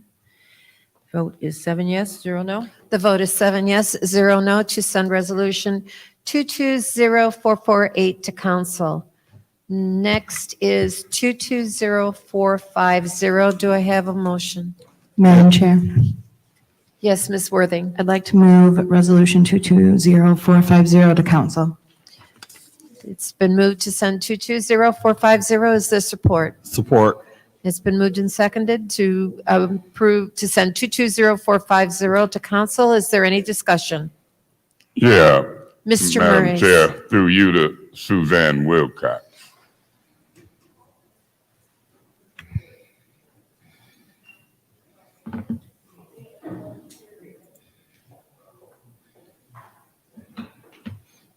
As the residents wait, the big shots get away with the money. Ms. Wilcox, Yes, sir. did y'all ever get me an answer on the insurance part of this McKinley Center? There has been no insurance proceeds paid towards McKinley Center. We did research on this. The deductible was $250,000, which was more initially than the cost of repairs, and so there have been no insurance proceeds paid on this. So if we had paid a deductible of $250,000, it would have took care of rehabilitating the center. Is that what I'm to understand? Well, initially, I think it would have paid for a portion of it. The cost to rehabilitate the center is much more than $250,000 now. That's correct, and we keep putting money into it. This is $135,000. If the deductible was only $250,000 and y'all saying we didn't do the deductible, we didn't file a claim, didn't initially, when y'all came before us, you told me it was insurance money involved? No, we did not. It was actually one of your colleagues that said that there were insurance proceeds. Both the CFO and myself said that we did not believe that insurance funds had been paid and that we would do some research to verify that, which we did, but we have never said that insurance funds were paid. and you might not, but I can assure you nothing to do with my colleague. It's something to do with my own brain and memory that the Lord blessed me with. This was brought to us, and I heard somewhere, and can probably look it up, that it was a combination of insurance money and stuff that we put in. And you shaking your head, Mr. Woodson, you remember the conversation. The Lord blessed me with a brain. That's how I used to get A's and B's, because I could remember stuff. That was a blessing. So, Ms. Wilcox, I'll let the Fab 5 or 6 do their thing. When it come to Councilman Mays and this $135,000, I'm gonna say that this administration might have made a mistake. We should have paid the $250,000 deductible at the rate we putting into this. The McKinley Center is over in a certain part of town. We won't get pushback from Ms. Worthing and some of the council people because it ain't Brennan or Hasselbrink. And we'll see how this project over there go, that in my opinion, should have paid the deductible and seen what we get out of it. Thank you so much. Madam Chair, Ms. Worthing. it's disappointing to hear the council member in the first ward say that he won't support it, given that I have supported Brennan. Point of information. What's your point, Mr. Mays? I said, I'll see what the Fab 5 or 6 do. You didn't hear me say not support. Mr. Mays, that's the Not improper point of verbatim. order. Did you? Go ahead, Ms. Worthing. This is something that would benefit the residents in my ward. When I specifically asked what projects they wanted to see, this was the only thing they came up with, was they would like to see a working senior center again. They used to use it quite a bit. And I want to, I have not really come up and asked a lot for the 9th ward. So this is something that I would appreciate my colleagues to please support, as I support projects in other wards as well. Thank you. Is there any other discussion in the first round? Madam Chair. Mr. Pfeiffer. Ms. Wilcox, I have a question for you. I want to make sure that I heard you correctly because my head's going to explode. You're saying that a building that probably isn't worth $250,000, we had a $250,000 deductible? That's unheard of. Is that your question? Yes. Because I don't know the value of the building, but the deductible is $250,000. Well, given the condition of the building, if it's worth more than $250,000, I'd be very shocked. So I'm going to put in a referral to see the copy of this insurance policy because I can't believe that we have a single building that has a $250,000 deductible, because that is unheard of. I mean, I could get an insurance policy and the deductible's 1 to 3% of the value. So that's just blowing my mind that it's $250,000 deductible. So that is my question. I know it's irrelevant to this because it's past the time, but what are we doing? If we had an insurance policy that had a $250,000 deductible on a building that's worth half of that, I'm really at a loss here. I have no further questions. Thank you. Any other discussion in the first round? Yes, Madam Chair. Yes, Ms. So, Winfrey Carter. okay. So did the building catch on fire? The building did, yes. Okay, so explain that. So did you guys pay the deductible or what? I will leave the terms of payments on the insurance to someone in the finance department because I don't manage that. But in terms of the building catching on fire, the building did catch on fire. It was, you said, explain that. There were tenants of the building that used the building before. It was the Vista Drop-In Center, and one of the tenants was smoking a cigarette, and the building caught on fire, and it was in large part destroyed. The history, and this is something that I think I have provided before, but in terms of the work that's been done on the building, The reason for the extreme amount of work is because the work started prior to COVID. There was an estimate of how much it would cost to complete that work. That estimate, the work started. There was an architectural and engineering, cost associated with that as well. And then COVID hit. And so when COVID hit, the increased cost of construction, increased labor costs, actually exacerbated and increased the amount of work that needed to be done. We were able, and you approved a resolution to allocate additional funding for this building. And unfortunately, when DTS actually got in the building and started really in earnest, work began in earnest on this, there was additional work and some handicapped accessibility requirements that also needed to be done.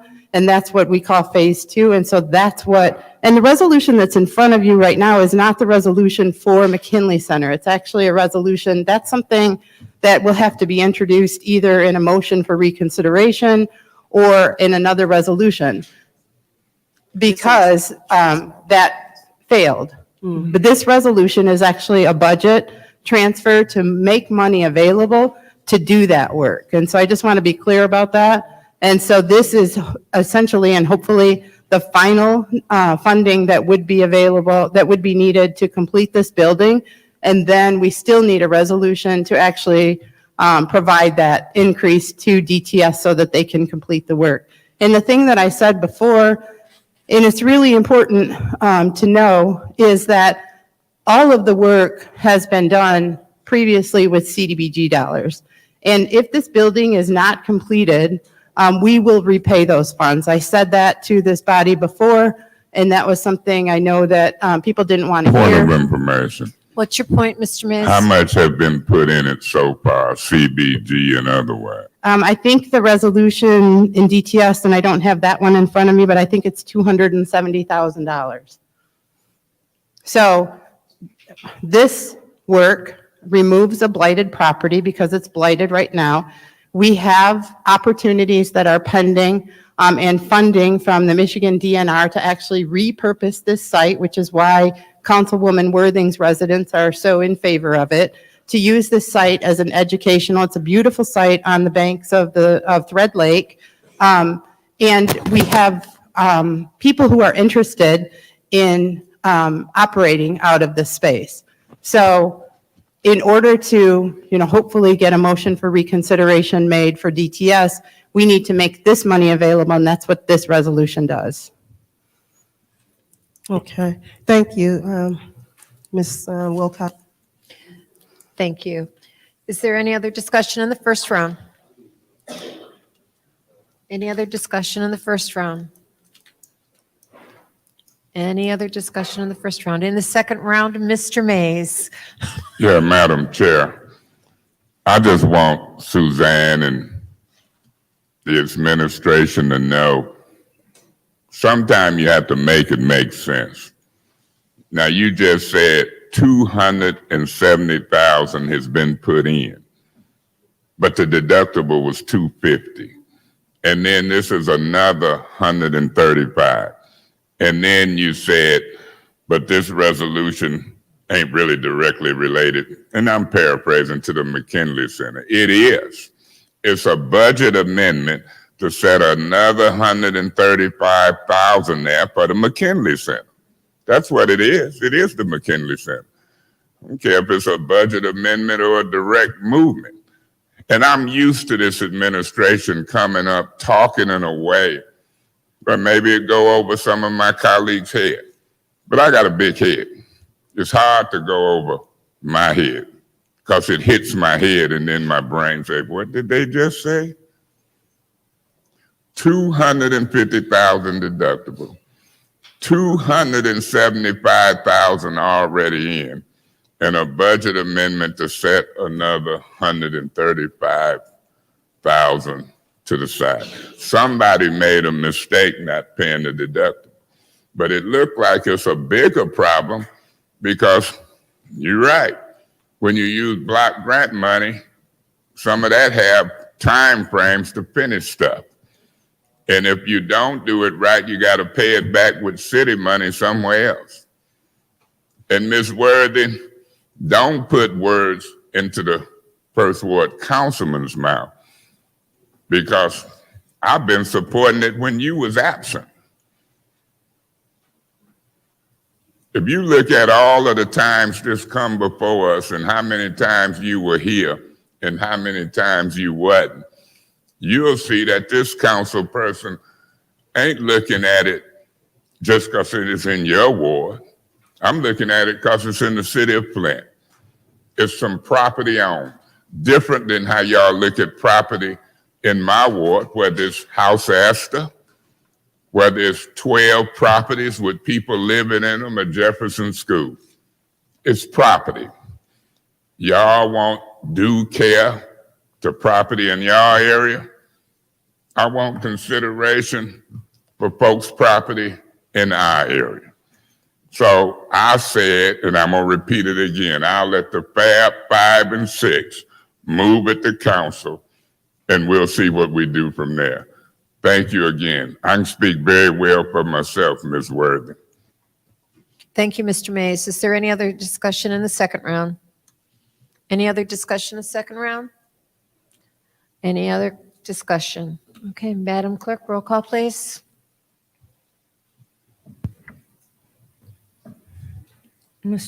Excuse me, Mr. Pfeiffer, No. Ms. Worthing, Yes. Mr. Mays, I'll abstain until we can get finance directors and others here who can answer the questions properly, because they should have been here anyway. Ms. Lewis, Yes. Mr. Murphy, Yes. Ms. Priestley, Yes. Ms. Winfrey Carter, I abstain until I can get more information on this deductible and everything else. I'm still confused about it. So I'm going to abstain. Thanks. Ms. Burns is not in, Ms. Herkenroder, Yes. Madam Chair, change my vote to yes.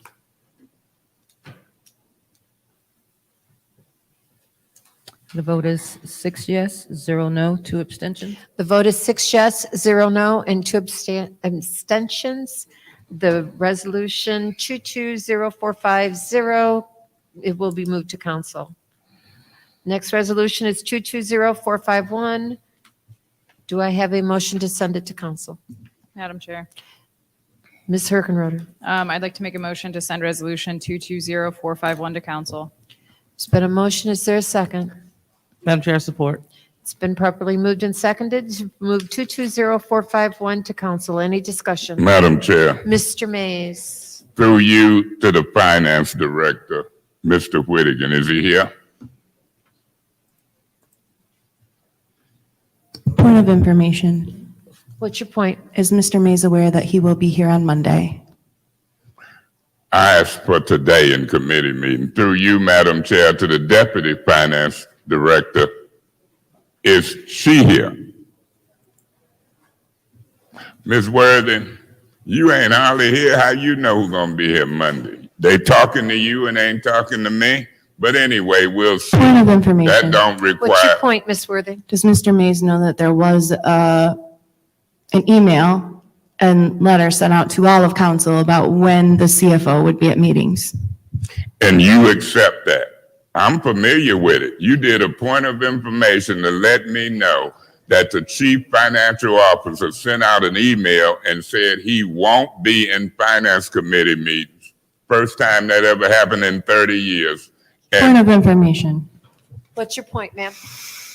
Does Mr. Mays know that he's not in committee meetings because of him? No, I don't know it. And if you know it, I want you to state it. How do you know he's not here because of you? He might not be here because the mayor is ignorant and ain't ordered him here.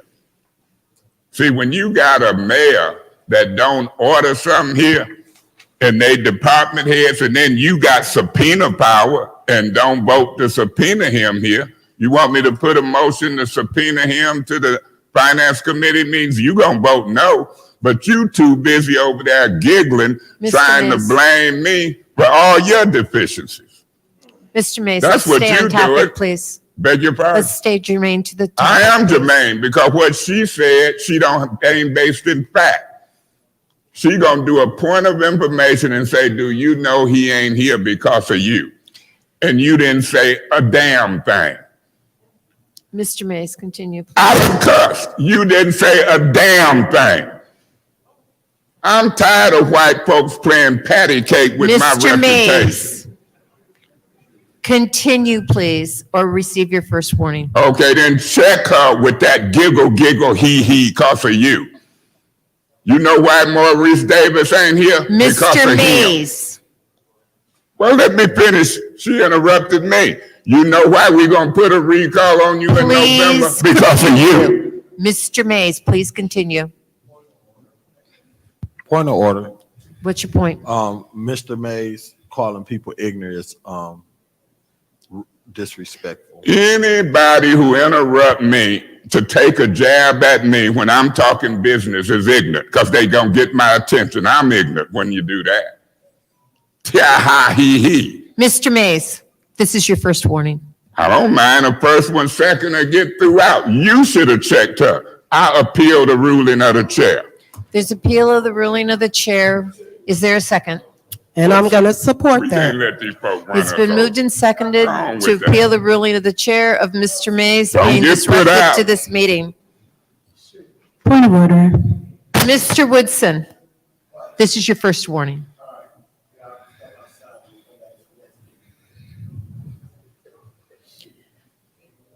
I will rule on make a decision, explain my ruling.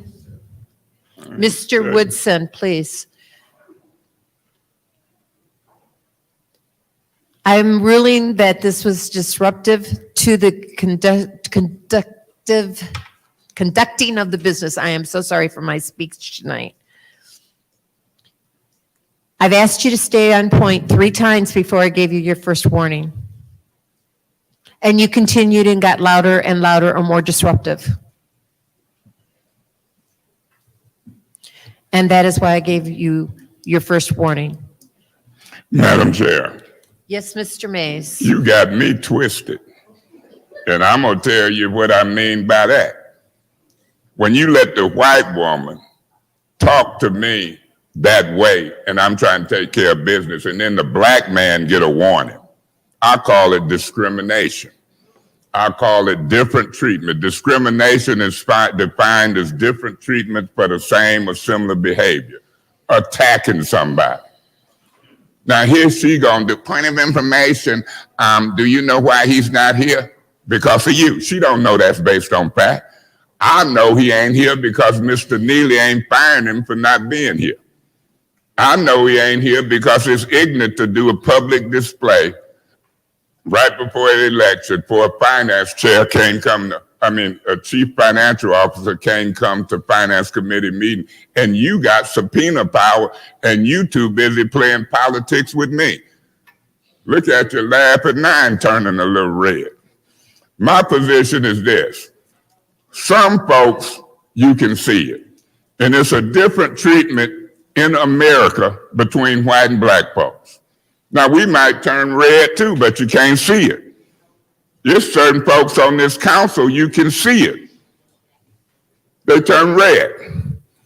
My position is this. We deserve the same treatment, black or white, warning and no warnings. She was dead wrong and out of order. You didn't warn her, you didn't check her, and she over there giggling. You know why? Because y'all come from the same culture. It's a cultural difference. When she said ghetto and made national news, white councilwoman called a black 2 council persons ghetto, it made national news. When I say black and white, y'all think I'm out of order. She's been ridiculous. And you condoning it repeatedly. You and others. What you looking at, Ms. Liddell Lewis, you be seconding and condoning it too. I call that Uncle Tom and Aunt Tammy. You think I don't fight for my civil rights? I'll get a warning, I'll go to jail, I'll leave a meeting, but guess what? It's a songwriter say, but I still got my dignity. I still got my dignity. I'm not going to let Worthing play with me. I'm not going to let Murphy, Liddell play with me. I still got my dignity. Let alone you play with me. Gonna warn the black folk and condone the white folks. It's called discrimination. Look it up. Different treatment for the same or similar product, behavior. And Mr. Woodson, whatever you here for, I'm glad that Ms. Winfrey Carter seconded this appeal. They'll treat you differently from RL. They'll treat me differently from her. And I ain't buying it in America in 2022. Folk can get mad. They can squirm. They can do. But these debates and appeals are important. Because if you allow for discrimination, they'll do you just like they did Emmett Till. They'll lynch you, hang you, try to destroy you politically, and y'all mad because we raising the issue. I'll be voting no on the chair's ruling to treat me differently than the white woman. I'm gonna say white, black, Republican. You can laugh, Ms. Priestley, talk to that attorney, but it must be a cultural difference. We've been fighting y'all in different treatment for many years. We done been to jail, beat up, lynched for many years. Different treatment. And here you up there treating me differently from the ignorance that she sparked this with. I'll be voting no. Thank you, Ms. Winfrey Carter, for the second. Is there any other discussion on this appeal? Madam Chair, Yes, Ms. Carter. I'll be voting no as well because, you know what, I felt like you should have, you really should have said something to Councilwoman Worthing, okay? You gotta be fair. And I'm sitting here and I'm listening to it all. You didn't stop her. So, you know, there's a saying, for every action, there's an equal or an opposite reaction, okay? The action was started here. Councilman Mays reacted. It should have been stopped here, okay? So I'm gonna be voting no. And guys, you know what?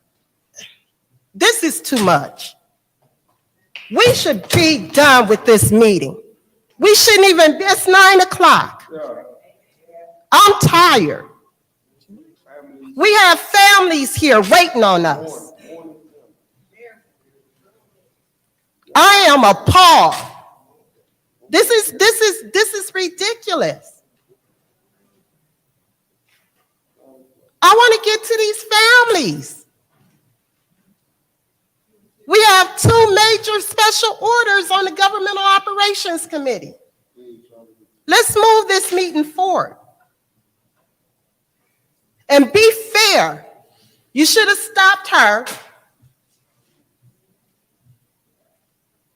And then Councilman Mays probably wouldn't have popped off. But you should have just canceled it out. And that's what I'm saying. Be fair. Thank you. Madam Chair, Ms. Worthing. it is interesting to listen to defense of a man who's wasted hours of city business and now we're tired. It is too much. I agree. This is too much. And it's not. Point of order. It's too much with you. You're sitting over there like you're a damn victim. Miss Winfrey Carter. And I'm tired of it. Miss Winfrey Carter. You're always poking at people. Miss Winfrey Carter. What? Point of order. You need to stop her. Miss Winfrey Carter. She'll never come to meetings, but yet she want to sit over there and be a victim. Point. Always calling the victim. Miss Winfrey Carter. Please settle down.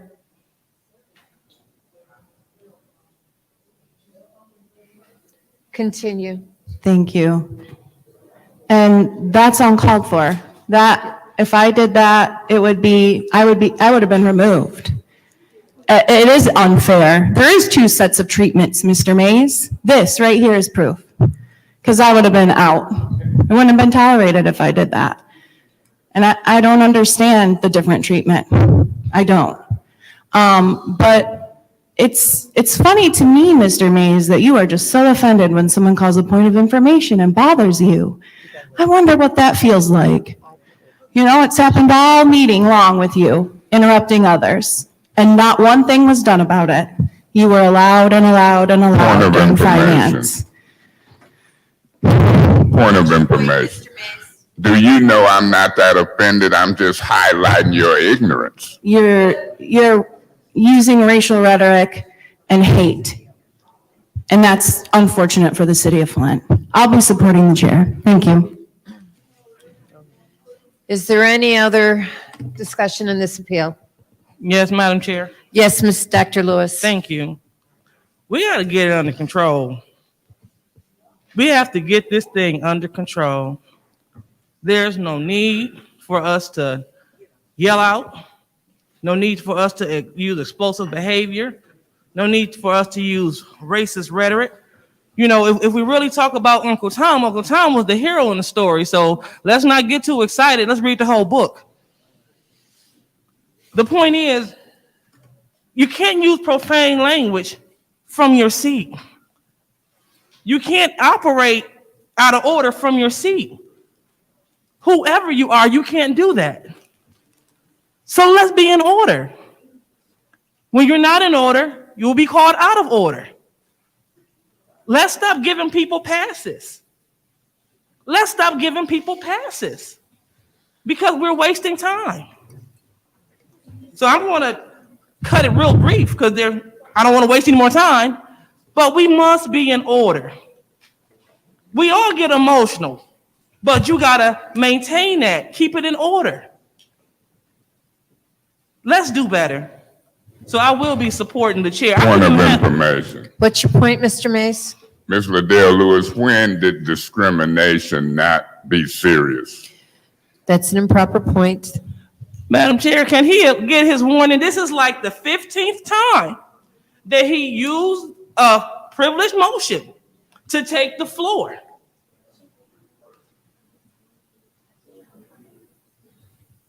Continue. I'll definitely continue. I'll continue when we get some order. So when we choose to follow these rules and stop playing games, then I'll definitely return back to my seat. But this is a mess. Excuse me. Thank you. Are you through, Dr. Lewis? Yes, I will be supporting the chair, but again, if Eva would have made that explosion, if anybody else would have made that explosion, they would have been out of here, especially Eva. So let's just keep it fair. I don't do it because again. Point of information. What's your point, Mr. Mays? You say you don't do it. Didn't you stand up and holler and Mr. do Mays, as that's Ms. an improper Burns? point. Thank you. She said she didn't do it. That's a lie. Again, I don't like when false rhetoric goes out. Like I stated for the 51st time, if you would like to view the tape, please do. After the meeting was adjourned, I was packing up my belongings. So yes, I stand up when meetings are over. So yes, I do. Thank you. Thank you very much. Back to the point. Let's get the people in order. Let's not do one for one person and something for someone else. If we're going to call them out, if we're going to remove people, give them warning, warn everybody. This man up here swearing, and that's in violation of the charter too. You can't do that. Hold people accountable. Madam Chair, Mr. Pfeiffer, I make a motion to adjourn. there's a motion on the floor to adjourn. Support. Roll call, please.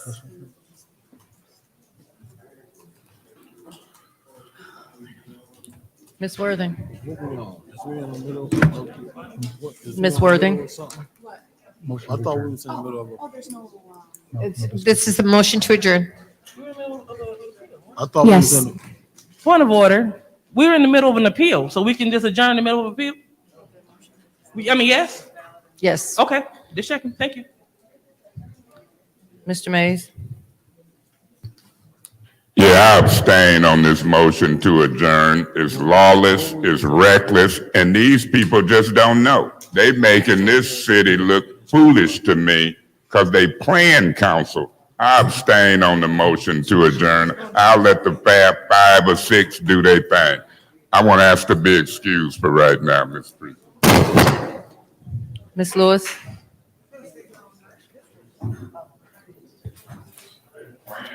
No. Mr. Murphy? No. Ms. Priestley? No. Ms. Winfrey Carter? No. Ms. Burns is not in. Ms. Herkenrode? Yes. Mr. Pfeiffer is not in. The vote is 2 yes, 4 no, The 1 vote is abstention. 2 yes, 4 no, 1 abstention. See, we were on, So we still on the appeal? we're still in the appeal, and is there any other discussion? Yes. Yes, Mr. Murphy. Thank you so much. And the outburst of Councilwoman Jerry Winfrey Carter, if I'd have did something like that, y'all have called me out of order, and I have been. Point of information. What's your point? Do you realize that you have had several outbursts? So you need to stop. Meeting is adjourned for lack of quorum.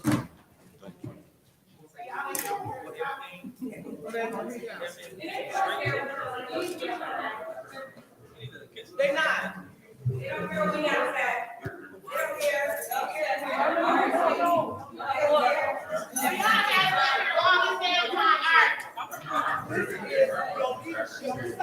All y'all is y'all leadership.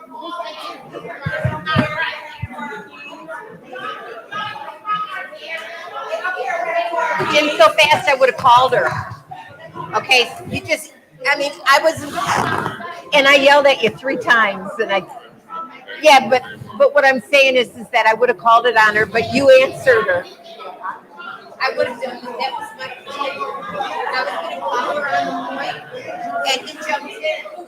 And I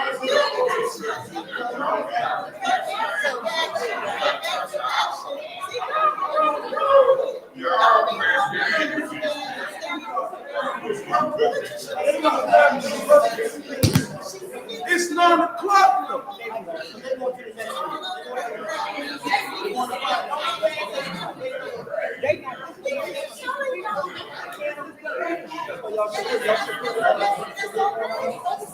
There you go.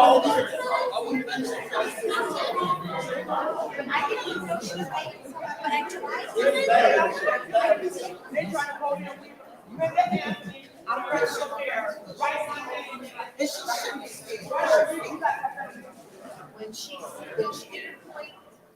and Eric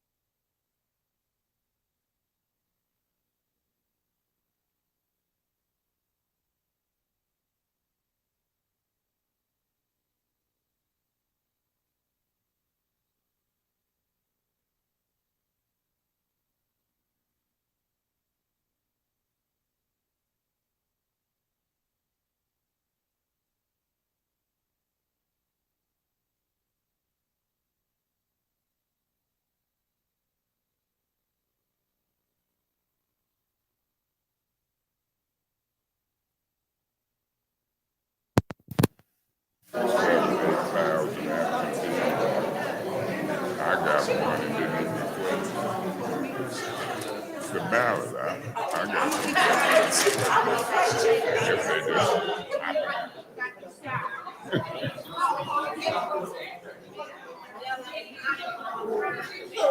It was better than your county clerk.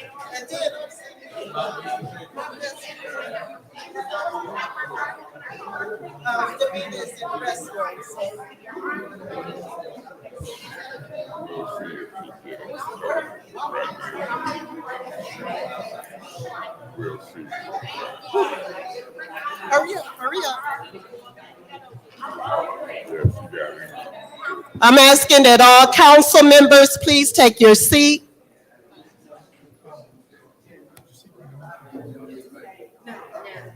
I've been doing it.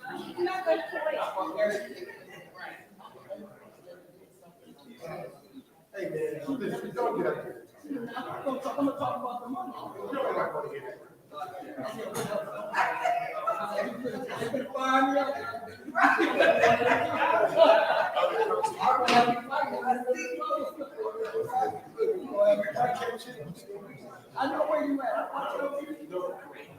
You ain't catching up on me.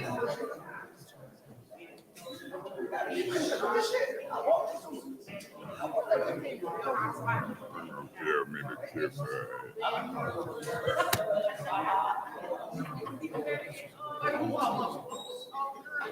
Let's hear your boo. Is it on? We ain't called it an order yet. You can give me a sample. It ain't.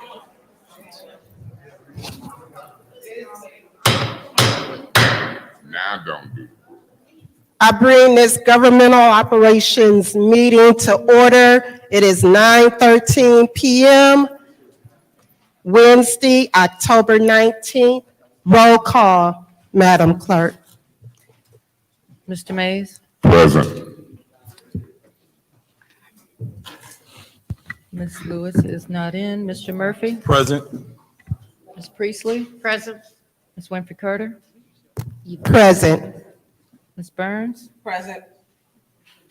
Ms. Herkenroder is absent. Mr. Pfeiffer? Present. Ms. Worthing is absent. You have 6 members present. 6 members are present.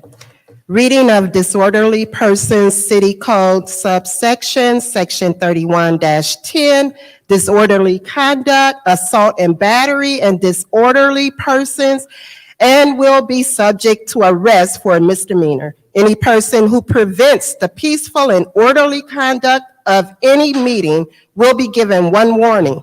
If they persist in disrupting the meeting, that individual will be subject to arrest. Violators shall be removed from meetings. Yes, Councilman Mays. Madam Chair, can we switch the order around, hopefully without objections, and get to the special order on these people and then come back to public speaking? I'll order that without objections. Are there any objections? So we'll move on to special orders. Madam Chair, Yes, I'd like to postpone Special Order 220384.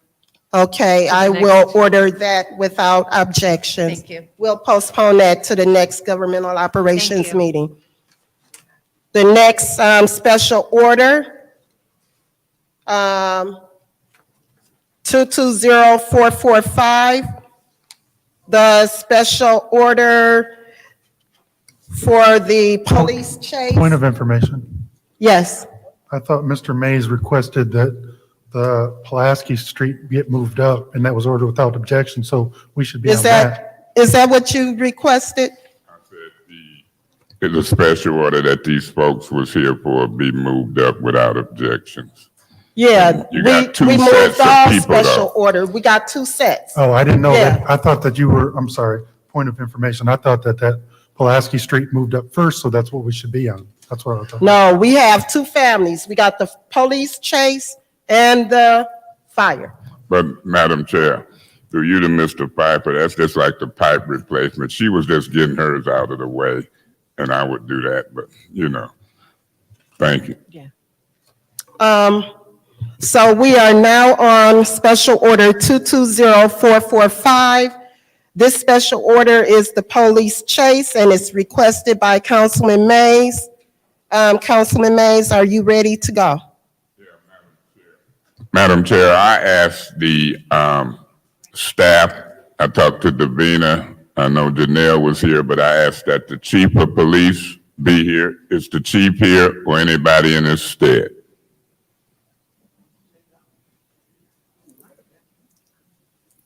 Is the detective or investigating officer here or anybody in his stead?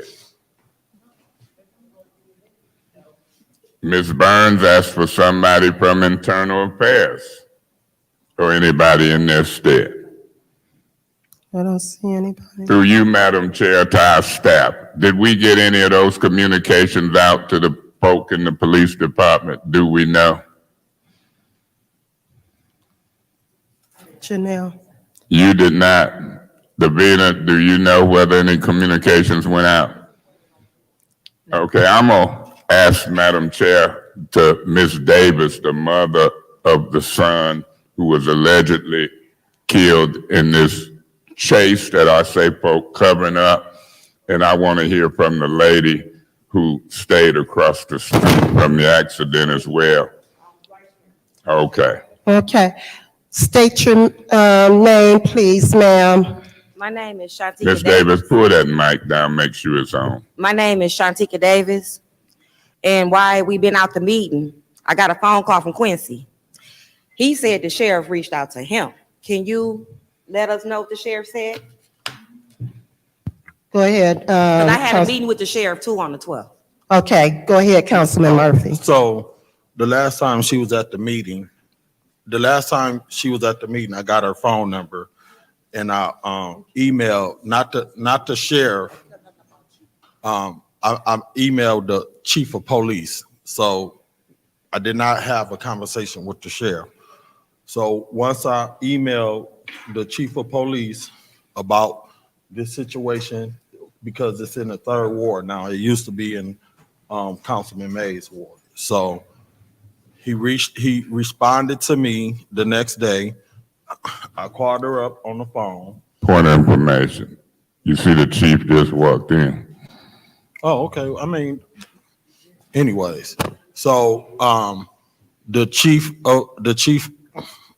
Terrence Green did email me back. In his email, he gave me a brief, as much as information as he could give me, because I'm sure with the police chief being under investigation or whatever with this situation, he was limited to what he can tell me. Based on the letter that he sent me, I turned around and called Shanika. Is it Shanika?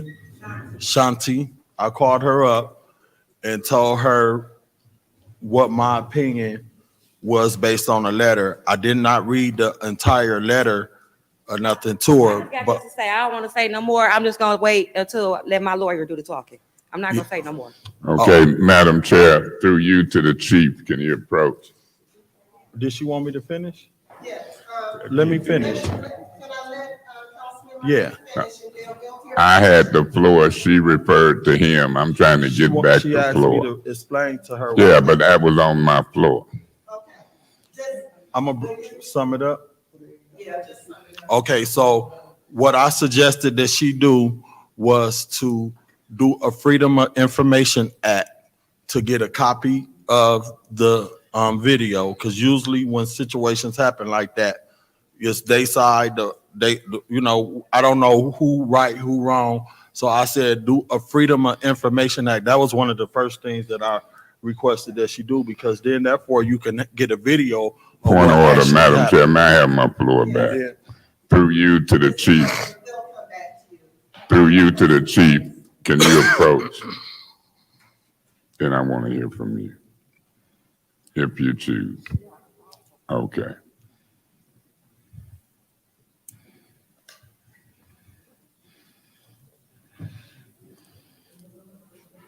Through you, Madam Chair, to the chief.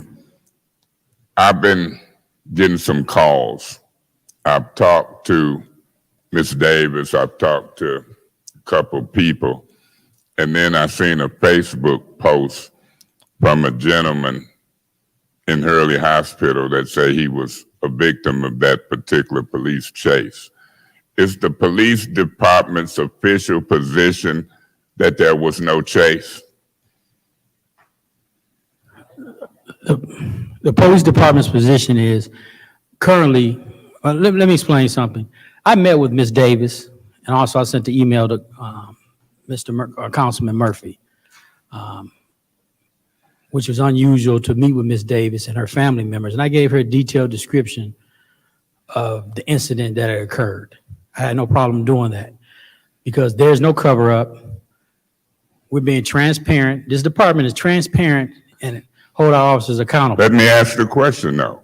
Is you making a public position to Councilman Mays in this council that the official position of the police department is that there were no chase? I provided the details to Councilman Murphy and Mrs. Davis and her family. I'm talking about Councilman Mays in this council. Well, this is an open, active investigation, number one. Oh, so we're still under investigation. Absolutely. There's no decision made yet. Yeah, there's been a decision made, but there's litigation. As it relates. There's possible litigation. Okay, yeah.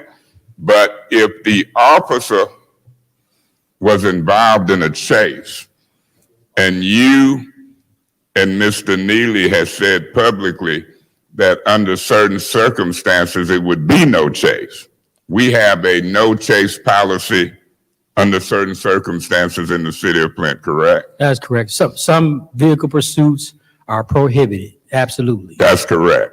Yes. And so in this case, the information that I have, and you might know more than me, said that an officer came up to Bikes, used to be Mona's, was clearing out some people hanging out, and that was communications because the information I have say the officer spit on the individual's car. Now, right or wrong, I don't know.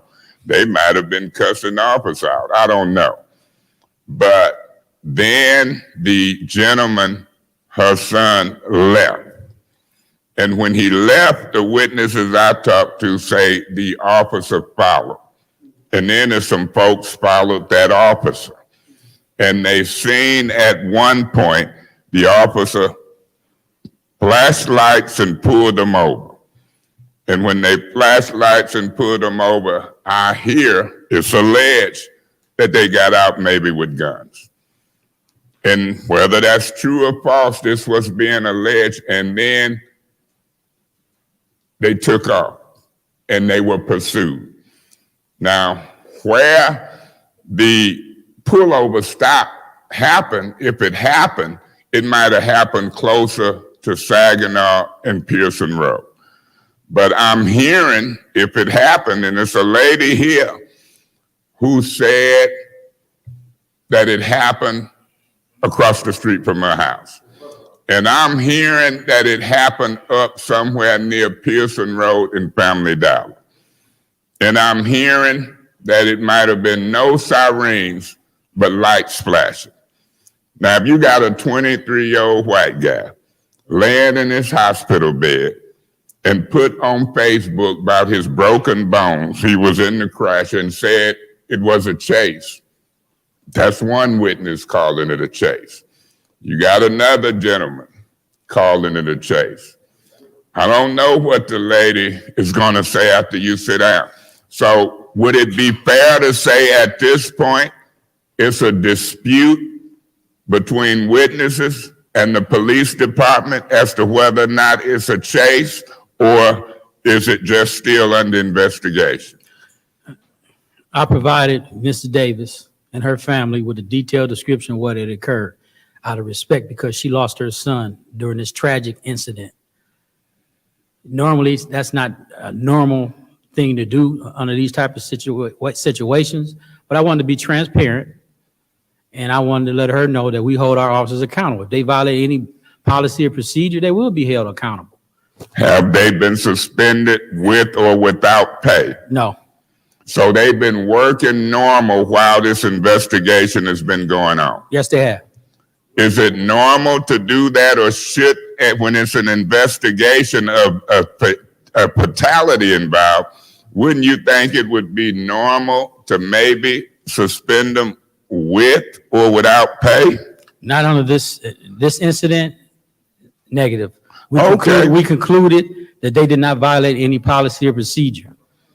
I disagree. Now, let me say why I do that, and then I'll kind of back up.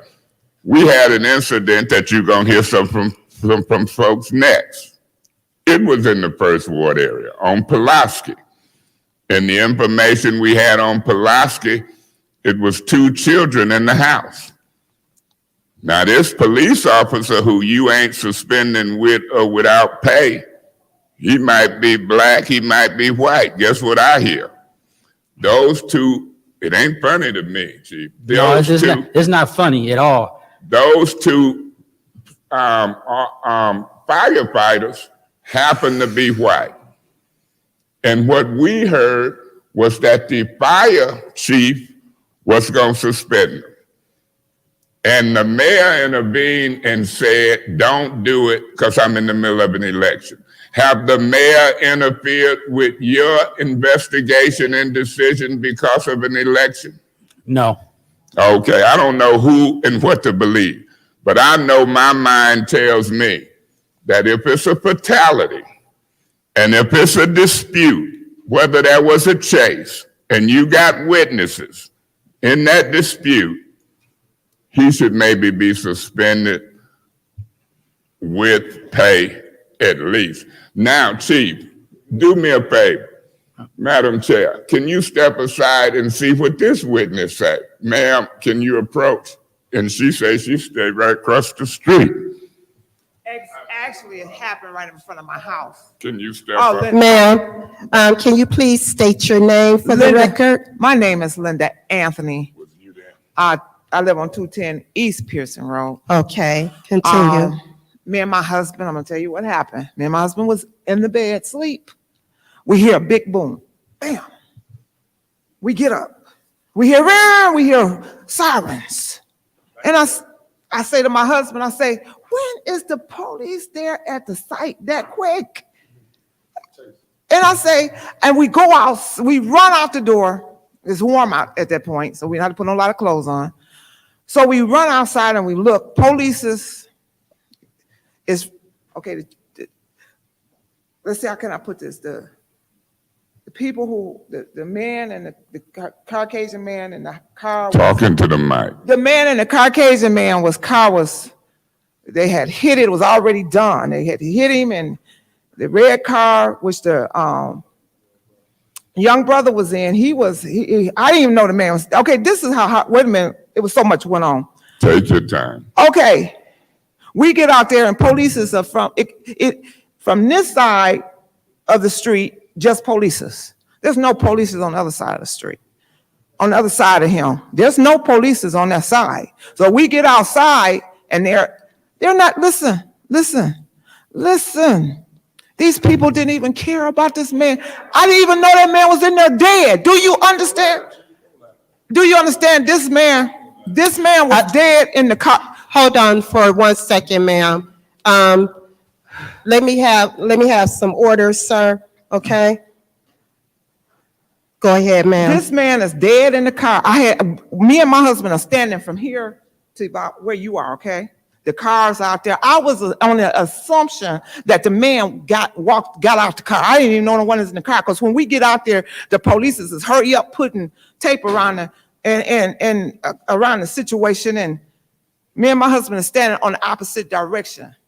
His family is standing over there on the other side of the street. We're standing on this side of the street where my house is, okay? So they taping off everything, and they never go. We never see the police, the ambulance, nobody go to that car. So I assumed it wasn't anybody in the car, okay? And so we're standing out there 2 and 3 hours. We stood out there till we thought the tow truck was coming, okay? So they was cleaning up and everything. We 2 and 3 hours. We never seen a police, a fire department, nobody go to this car where this man was at. I find out that this boy, this young man is in this car dead, and they tell me he was over the steering wheel, just laying there. And the parent, these are people, these are human beings. This lady is telling me that she can't get to him. They wouldn't even take him out the car. Normally, when they would have death on my street, I stay on Pearson Road, so I don't see the bunch. I have seen a lot. They had death. They would pull the person out the car, put a cover on them, and pay them some attention. They didn't do this man like that. No one went to that car. That's why I didn't think no one was in the car. Let me say this. From what I'm hearing you say, y'all heard the crash. You seem to say that, in your opinion, police and other first responders should have paid more attention to the car where her son was in. They didn't ever go there. That's the way I believe you. They never went over there. Well, I believe you, but let me say this. I talked to one gentleman who seen the chase, according to him. You heard the hit. You don't know whether or not the police was chasing him. Okay, I live in Flint, okay? When there's an accident in Flint, and I've had them, police don't be there, okay? Oh, the police might have been in the vicinity. Yeah, they might have been in the vicinity, but not that fast. Thank you, ma'am. Let me continue back. Unless it's something else you got to say, I'm going to proceed. Okay. It's value to me in what you say. I value what you've told me. Anything else before I proceed with the chief? Okay, the thing is this. Understand, I live in Flint. I've been here for numerous of years, okay? I live on Pearson Road, so I know what happens on Pearson Road. I've seen many people get killed on that road, car crashes, okay? This one was different, okay? And I did not know that it hurt my heart that it was a person in that car, and I didn't know it, and I'm standing from here to there, and they never went to that car. They never acknowledged the car. Thank you. Thank you. Chief, Thank you, ma'am. that's similar, if it's true, and I'm going to accept that it's true, that they should have paid maybe more attention to that car. But let me say this. That's not true. So. Well, how do you know? Were you there? I know our protocol. Hold up. I know our protocol. Was you there, And Chief? I'm not going to let that narrative get out there. It's not true.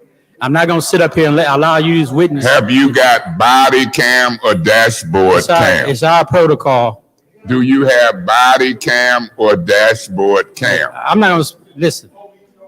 Hold on. What she came up here and said is not true. Hold on for a second, Hold Chief. on a minute, Chief. Can I get order in the audience, please? Chief, I want to know, and you don't have to answer. You can say it's an investigation. Do you have body cam or dashboard cam to make you believe something and you wasn't there? Yes, I have an investigation. Yes. So you have camera. I have an investigation that confirms my officer's actions. Yes. That it wasn't a chase.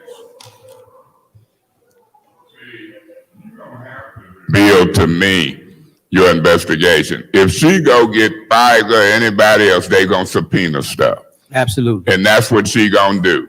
And I know that you have an opportunity to try to protect officers and the city. But I've got a duty and a responsibility to pay attention to what I'm calling eyewitnesses. And I would hate to God to find out that you and anybody in the police department is covering up a fatality and now done finished an investigation and concluded that nobody should have been. I'm not going to allow you to get that narrative out there that me as the chief of police is involved in a cover-up. You know why? I'm not going to allow you to do that. You know why? Well, you might not allow. Order. Order. You know, One at a time. I'm gonna be the one first at a time. I'm gonna tell you, Chief, it ain't a narrative. I know that if an investigation is going on, like you said earlier in this meeting, and it's a fatality, it seems normal, and I check with other police agencies, to suspend somebody with or without pay while the investigation is going on. So that ain't a narrative. I'm actually telling you I disagree with you that a person or officer involved in these allegations of a fatality is working like normal with no suspension, with or without pay, and you can get mad, you can arrest me, you can do whatever, but I'm sticking with what I'm saying. I disagree with you that in the middle of an investigation that's of a fatality, you letting them work like normal. So it ain't that I'm putting it out there, it's just the way I think and feel. And if we got policy on a fatality that allows an officer to continue to work, I'm gonna introduce an ordinance. Because during an investigation, I'm a lawmaker, through you, Madam Chair, to the city attorney. I'm asking that you draft up an ordinance or your department that when there's a fatality and an officer involved in allegations, that they're gonna be suspended with or without pay during the investigation. So Chief, you got the wrong one, and I'm requesting that ordinance. You got the wrong one, because for you to holler back at me in this meeting, trying to defend somebody who I got witnesses telling me was involved allegedly in a chase, and you say on this mic, this day, the investigation is going on, I just disagree with you. And I believe that Mr. Neely, just like I'm hearing in that Pulaski Street thing, is telling y'all chiefs, I don't need this in the middle of an election. Now, I'll take a breath. You tell me if the investigation is complete. You tell me, was anybody suspended with or without pay? And we'll go from here. Maybe you want to correct something I've heard. Madam Chair. So Chief, I understand that if there is video footage and you're doing an investigation that you may not release that yet, but is there a reason why you can't confirm or deny that there's video footage? I stated there was video. There is video footage. But not of the entire incident. Is there body cam footage or patrol car footage? There was no patrol cam footage, but there is body cam footage of the incident after the crash. Officers weren't there when I'm not going to get into specifics. Yes. Okay. Thank you. Any other council? Yes. Go ahead, Councilman Murphy. So just to be having this dialogue that's why I suggested to the family to just probably get a lawyer or do a Freedom of Information Act for the video, because it's hard for us on this side to figure out really what happened. We wasn't there. Usually, and it reminds me of Jacqueline Nicholas, rest in peace, that died on Pearson and North with the high-speed police chase. There was footages of the camera of the state officer following her. So in this situation, because I have not seen the footage, I don't know whether it was a high-speed chase or whether they pulled off and already had left. And once you did give me respond, and I thank you for responding to me quickly when I put in a referral just to get an update. Once you sent that email to me, I honored it, and then I did reach out to the family, and I just suggested that they do a Freedom of Information Act for the video so that they could possibly get the video. I'm not sure what video footage they could get from it, but my recommendation as a council person to them first was to get a copy of the video footage. And before they come down to city council, because I know it's emotional when you lose your son, and my heart go out to the family. But as a person that's working to try to figure, so my suggestion to the family was to do a Freedom of Information Act, get a copy of the video, and then possibly get a lawyer, because I'm not sure whether they right or wrong, but I don't, if it's some things that's going on wrong, it's gonna have to go to litigation. So my first suggestion was them to get a lawyer and do a Freedom of Information Act to get a copy of the footage, because I know you limited in what you can give as far as information if something is up under investigation.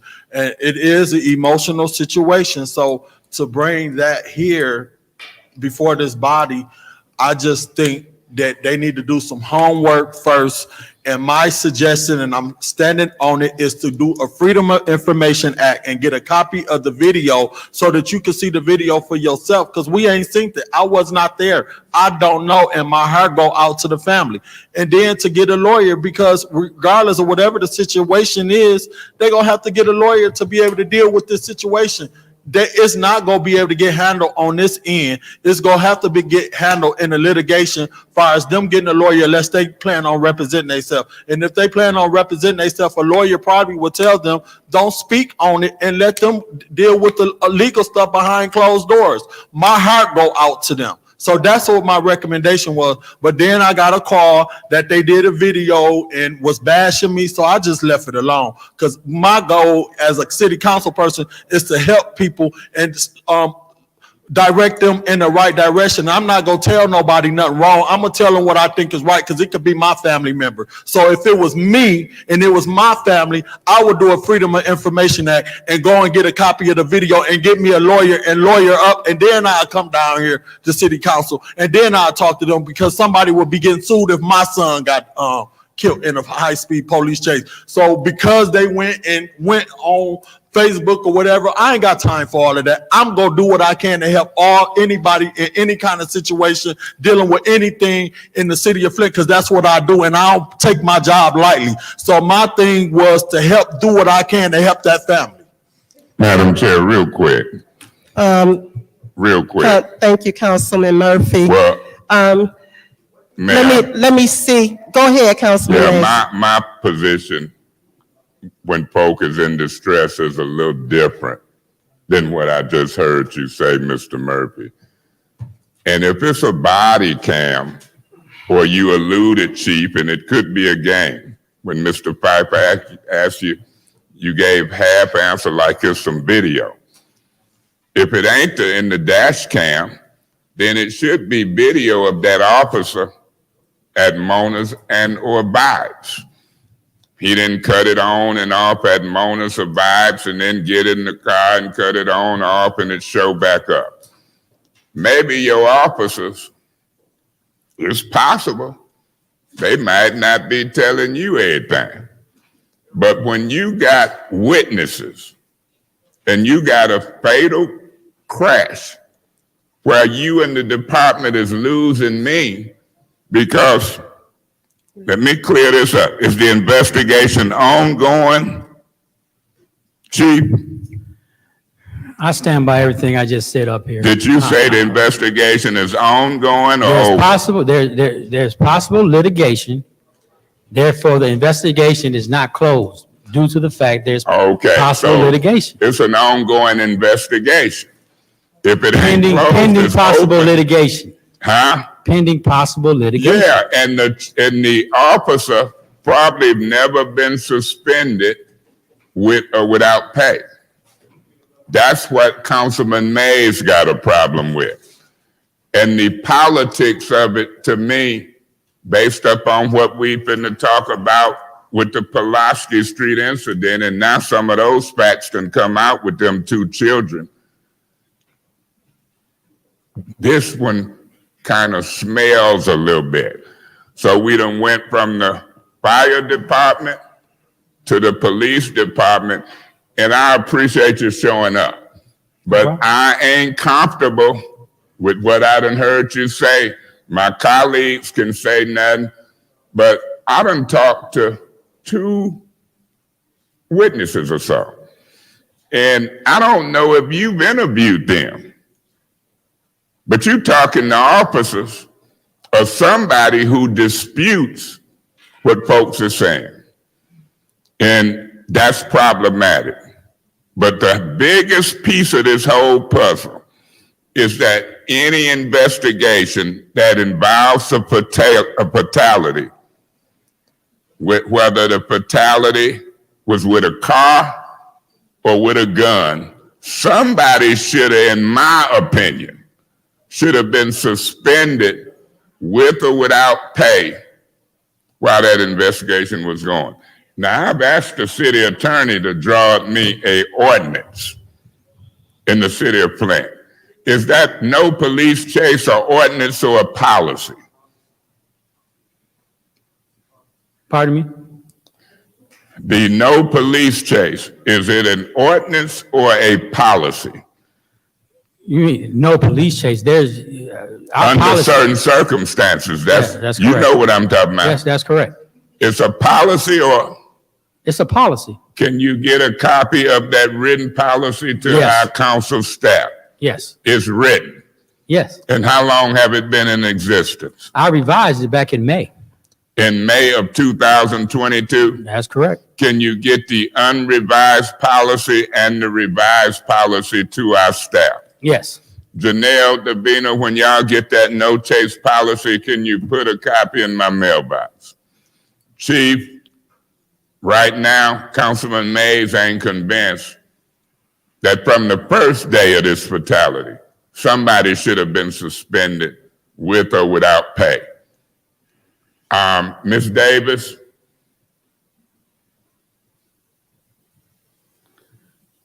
I'm believing some of the witnesses that I'm hearing. And that's fine. And I don't believe that Quincy Murphy is right talking about freedom of information and how he feels. Chief, unless somebody else got something, Okay. thank you, Madam. Thank you, Councilman Mays. Councilwoman Burns, you got the floor. Chief Green, Yes. the internal affairs, is on. I'm speaking clear.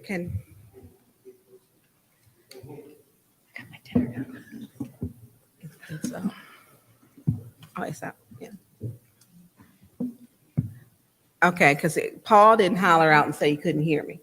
I'm in a box. So, okay. It's on. Is that better? Okay.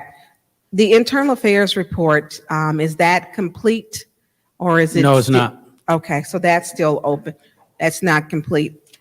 Also, the retrieving the box from the vehicle, from the wrecked vehicle, how long does that take to process? No, I'm not sure. That's not a question for me. That's our traffic investigators, our fatal crash reconstructionists. They handle all of that. Okay. And has the detective on the case, has he finished and completed his report? I'm not been made aware of that at this time. Okay. So basically, we were at the point where a lot of the reports are required informations.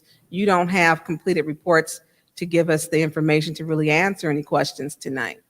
No. Because if we don't have the internal affairs, because this has been sent to internal affairs, am I correct? That's correct. Okay.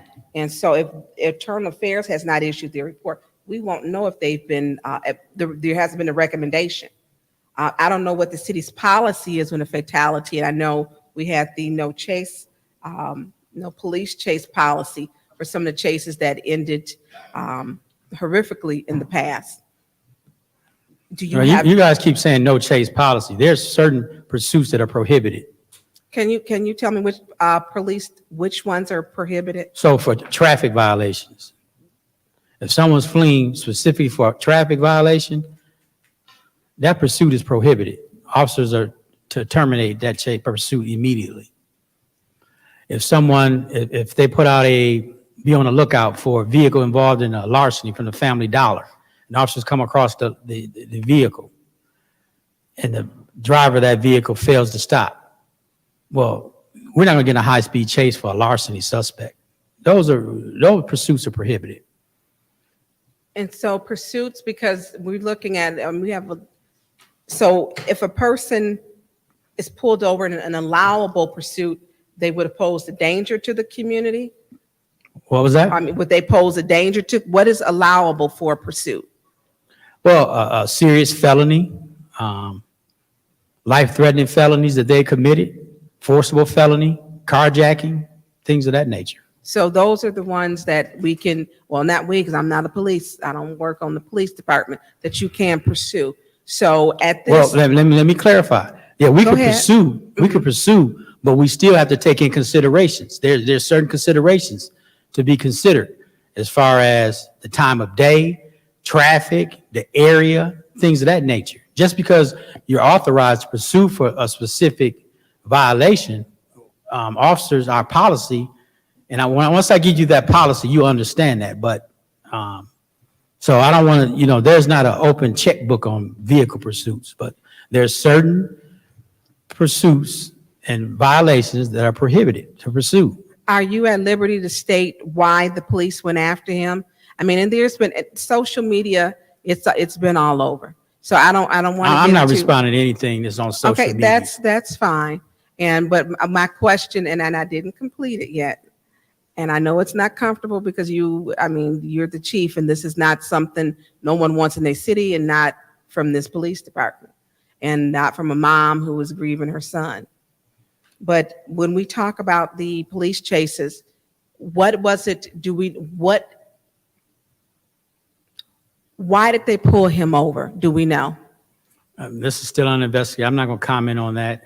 Okay, that's fine. So I know we get assistance from the Michigan State. Is it Trooper One helicopter? Was the helicopter No. contacted for this No. police chase? No, It was. Well, not police chase. Let me correct it, because I'm trying to, my words may get mixed, and I'm being fair with you because I want answers. So the helicopter was not dispatched for this. Well, we don't know. I can't say it's a traffic infraction because incident, because you don't have any answers. You can't speak to anything. So no helicopter. I have answers. I've answered. So how do we get them from you to share? I provided out of respect because she lost her son, Miss Davis. I gave her a detailed description of what occurred, her and her family members, and also emailed Councilman Murphy. Okay, so beyond that, I'm not, in this public forum, I'm not going to provide that information due to litigation. okay, so But because of possible litigation, you want to keep it, well, you don't have all the reports to provide it yet. Do we have an anticipated, what is the date that these reports will be I'm not going to complete? give you a solid date because I'm not sure. Can you give me a time scope, 2 weeks, 3 No, weeks, I a can't. month? I can't. At this time, no, I cannot. So do I have to FOIA this? Because I really hate to have to do that. FOIA Because it. okay, Chief, we're talking about being transparent. And Wait, I'm wait, not this- trying this- to go, this- I'm not. this incident Chief, is I didn't- very transparent. I didn't interrupt you, sir. I didn't. I just have some very straightforward questions. And I know this may be uncomfortable for you because this is your department, but that's her child. And she's gonna keep coming to this council if we don't get some answers. And so if you're stating to me, I'll get back with you what you have on some things, then I will take you for your word and that you will share those things privately, but you keep cutting me off. And so when we talk about the reports, I would like to read them. It goes the same thing when we talk about the fire report. It took forever for me to get them. It shouldn't have taken that. I'm gonna speak up for, because I would hope somebody would stand in the gap for my child if they had questions. So in the reports, I don't know when they're going to be done, but I will speak to you. I hope you will call me. I don't hope I have to email you so you and I can have a one-on-one conversation, because I'm concerned. I know those reports are very detailed. They're very detailed. And at some way, if she's going to get litigation as she's stating, I do understand the legal process, but we also have to be conscious too that we are all public servants. Thank you, Madam Chair. Thank you, Councilwoman Burns. Any other comments from council? Councilwoman Priestley, Councilwoman Lewis? Okay. So if there's no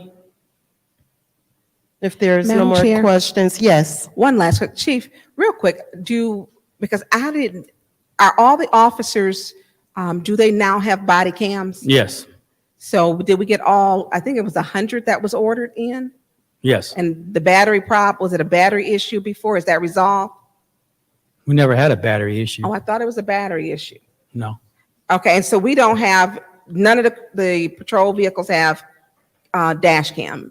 That's not true. Oh, no, that's why I'm at, it's a question. Some don't. Okay, Some are being equipped with them. okay. So I was asking, I don't know. I know you've got two set old and then you got new, and I know you're trying to get them equipped. That's correct. Thank you. Okay, Madam Chair. thank you.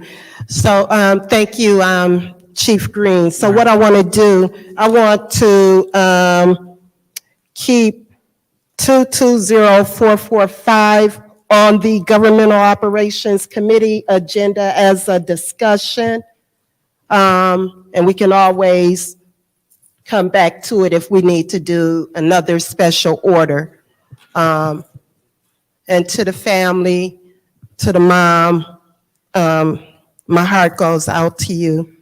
And if there's anything I can do, and you heard what Chief said, we need to get all the information and then we'll reach out. Thank you. So we're going to move on. I'm going to close this special order out. Close this 220445, moving that towards under discussions. And we will go to the next special order, 220. Actually, yeah, 220446.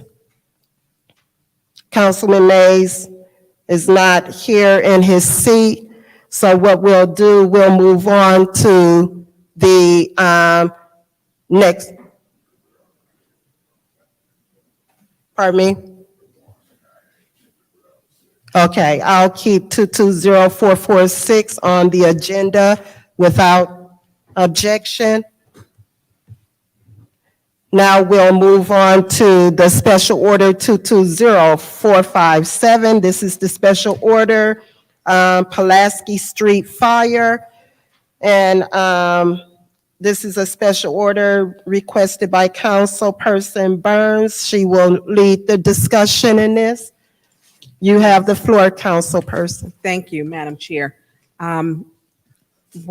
First to the family, and you had to sit through patiently through our council meeting. I apologize for that. I read your reports, and some of them I could not. I could not. And I don't know when I'll be able to. What I'm concerned about is what happened, and are you getting the questions that you need? And the reports may have some conflicting information as opposed to the recommendation. Through you, Madam Chair, to Attorney Cups, because I know Attorney Cups, you were working on some things for me. I never got the recommendation from the fire chief's not the fire chief, but Attorney Kim's from the legal department recommendation to the mayor in regards to the fire, regarding the firefighters. And I don't have all the details about that, but I believe City Attorney Mr. Kim indicated that it was privileged information. Okay, thank you, Attorney Cups. I appreciate that. Through you, Madam Chair, to Mrs. Cooper, I know you wanted to share some things, and I want you to know that You want to step to the mic so you can address?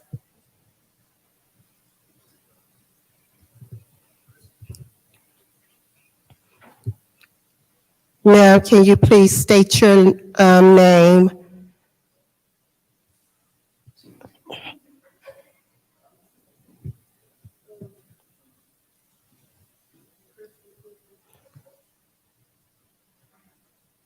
Go ahead, you have the floor.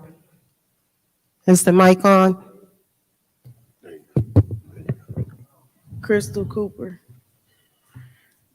Go ahead, you have the floor, ma'am, All right. if you'd like to speak.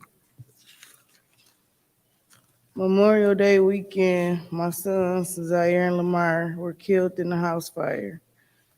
Two of the firefighters that responded to the call issued an all clear, leaving the rest of the firefighters to believe that they had searched the entire house and that there was no one inside the house.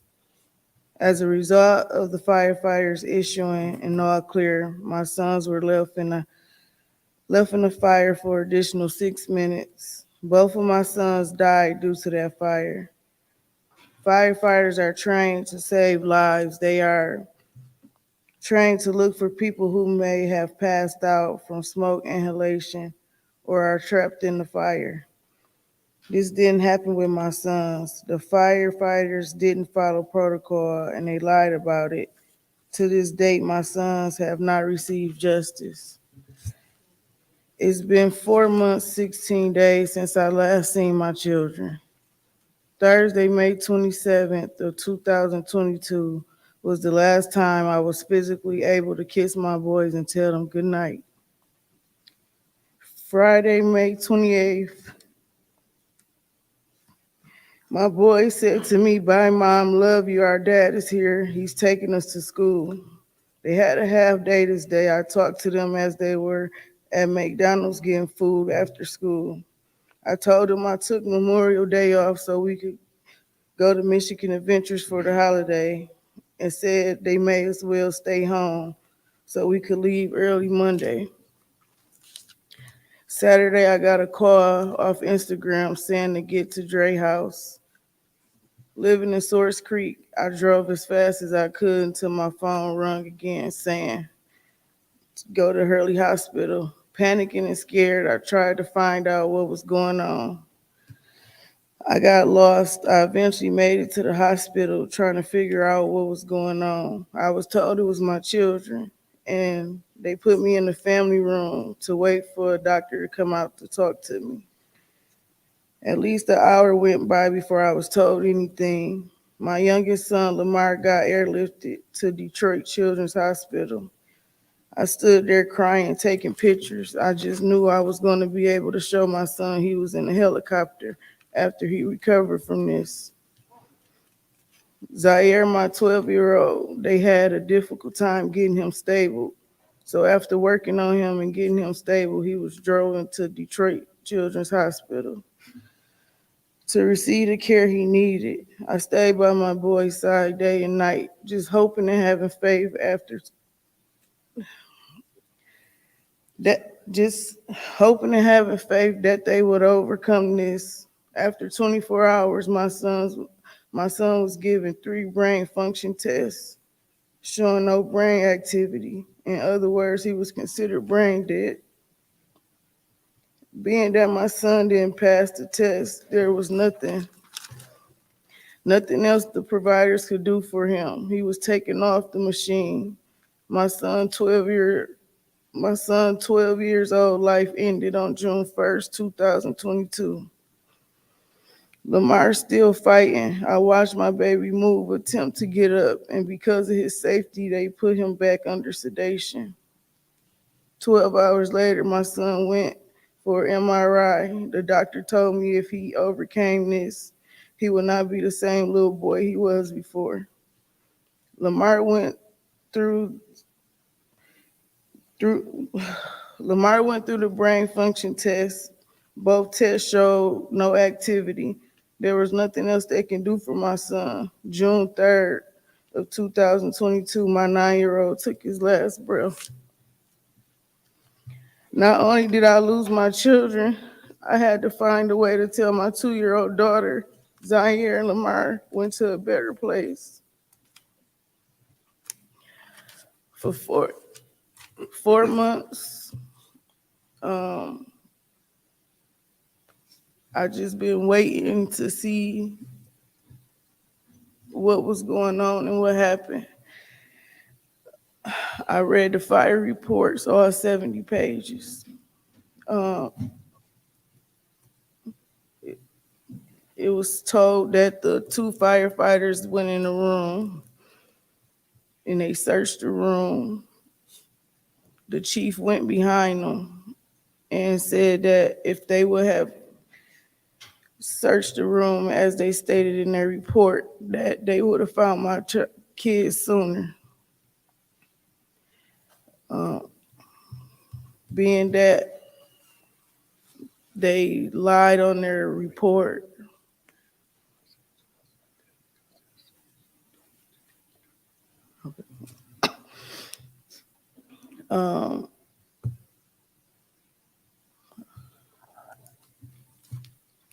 my kids lost their lives. I'm still looking for answers. The firefighters, I feel like they committed a crime. For them to say they searched a house and they really didn't search a house. For them to be able to be suspended with pay. They wasn't dealt with properly.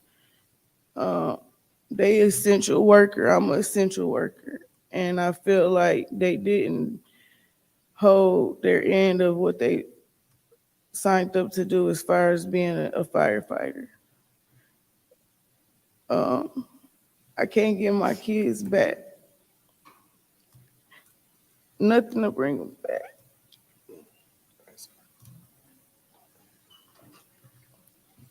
But I don't want this to happen to nobody else. And the fact that they didn't do their job and they thought about, they lied several times. They need to be held accountable for their actions.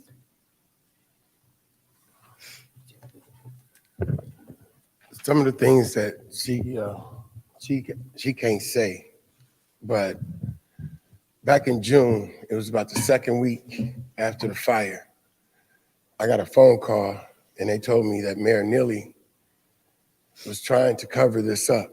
So I reached out to Ms. Cooper, told Ms. Cooper back in June that they was trying to cover up, and the investigation showed that the firefighters had lied on their report. 2 weeks ago, Ms. Cooper calls me and she asked me, could I help her? And I said, okay, no problem.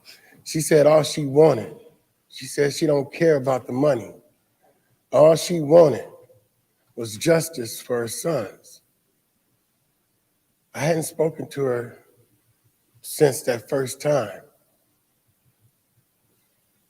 I said, do you have the investigative report? Because couldn't nobody get this report. It was hard for us to get the 911 tapes. When she went to get the report from her attorney, he tried to snatch it from her. He didn't want her to have this report. The sad part is that she was trying to meet with Prosecutor Layton, and they would not allow her to meet with Prosecutor Layton. If you're gonna sue the city, you're supposed to have intent to sue in within 6 months, ask your attorney. It's been over 4 months, and her previous attorney had not put in or not submitted intent to sue. While we met with Attorney Layton,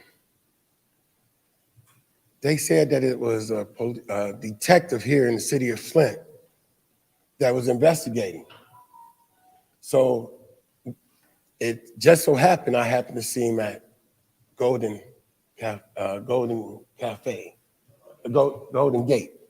I happened to see him there, and I asked him, could Ms. Cooper, could he reach out to Ms. Cooper? Because when we was with Attorney Layton, when he said the detective's name over 4 months, not one time has he reached out to Ms. Cooper to tell Ms. Cooper what the investigation is about.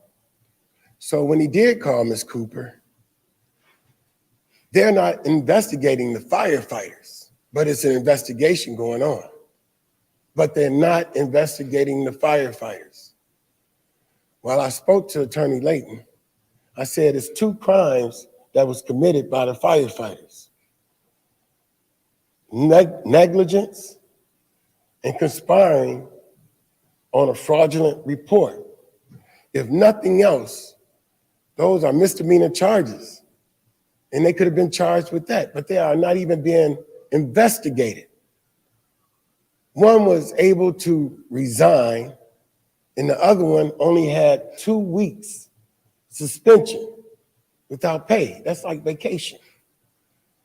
How is it that Mayor Neely, and matter of fact, Mr. Smith is here now, in the investigative report, it stated from Chief Barton that they should be terminated because of their action could have contributed to a loss of 2 young boys' lives.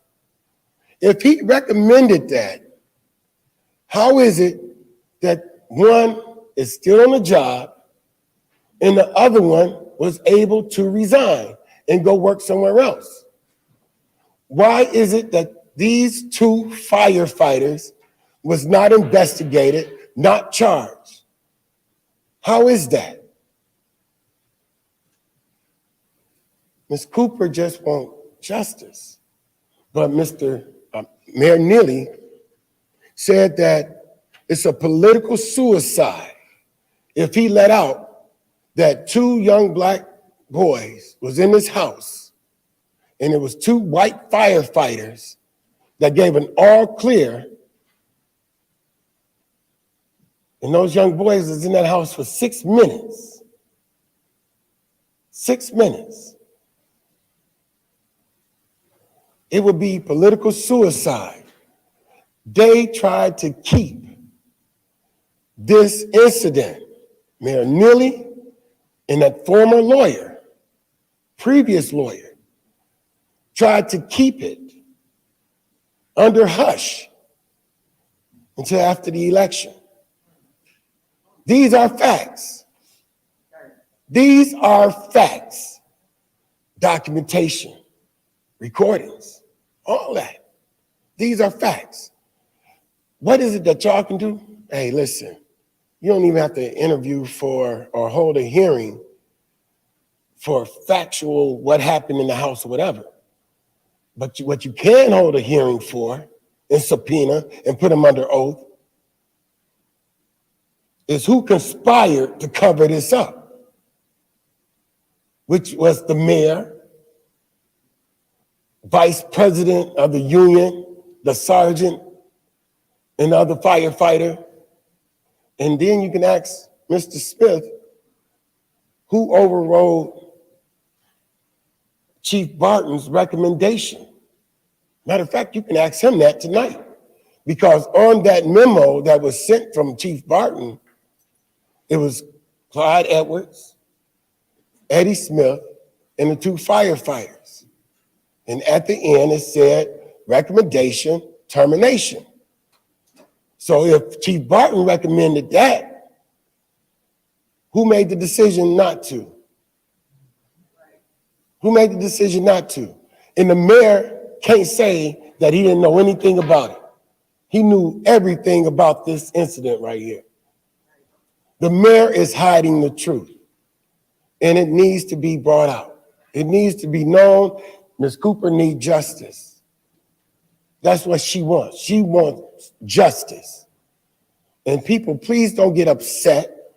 Don't think that this is political, because if they would have took care of it back in June, it wouldn't be happening right now where she's asking questions. She just found out 2 weeks ago. And she wants justice. Do she suppose hold back and not say anything because somebody's running for office? No, she doesn't. She wants justice. This is her sister right here. Hello, I'm Crystal Cooper's older sister, Chantel Clemens, and I've been by my sister's side since the moment she got that phone call, May 28 at 8:39 o'clock in that morning. And our whole family has been right there, and we had to witness. Can you imagine witnessing? 2 kids that I watched be born have to take their last breath, have to hear her cry. So I wanted to say something. Gross negligence is an act or omission which is more than ordinary negligence, but less than willful or intention misconduct. Gross negligence refers to a person's conduct where an act or failure to act creates an unreasonable risk of harm to another person because of the person's failure to exercise slight care or diligence. That is the definition of gross negligence. Now, my heart goes out to every civil servant, everybody that serves the public, the doctors, the nurses, the police, definitely the police, the firefighters, and everybody that comes together to serve the public to help them. So let's get that clear. We're a family full of nurses, all right? Family full of nurses, from the mother all the way down. So first, I would like to thank all civil servants that put their life on the line, that took an oath and uphold the oath to do their job completely. Now, imagine you go to the hospital and a doctor or a nurse decides to cut corners based on your zip code or the way you're dressed. And then when they realize they messed up, the whole hospital uphold their mistake. Everybody in on it, on their mistake, on their failure. They completely disregard how you are affected and do whatever to protect their reputation. That's what's happening to us. Y'all can read it. Y'all know what's going on. The paperwork everybody is able to get. It's clear. It's common sense clear. Our family, a family full of civil servants, are grieving the loss of our precious babies, my sister's boys. All because someone decided that when they woke up that morning that they was gonna cut a corner.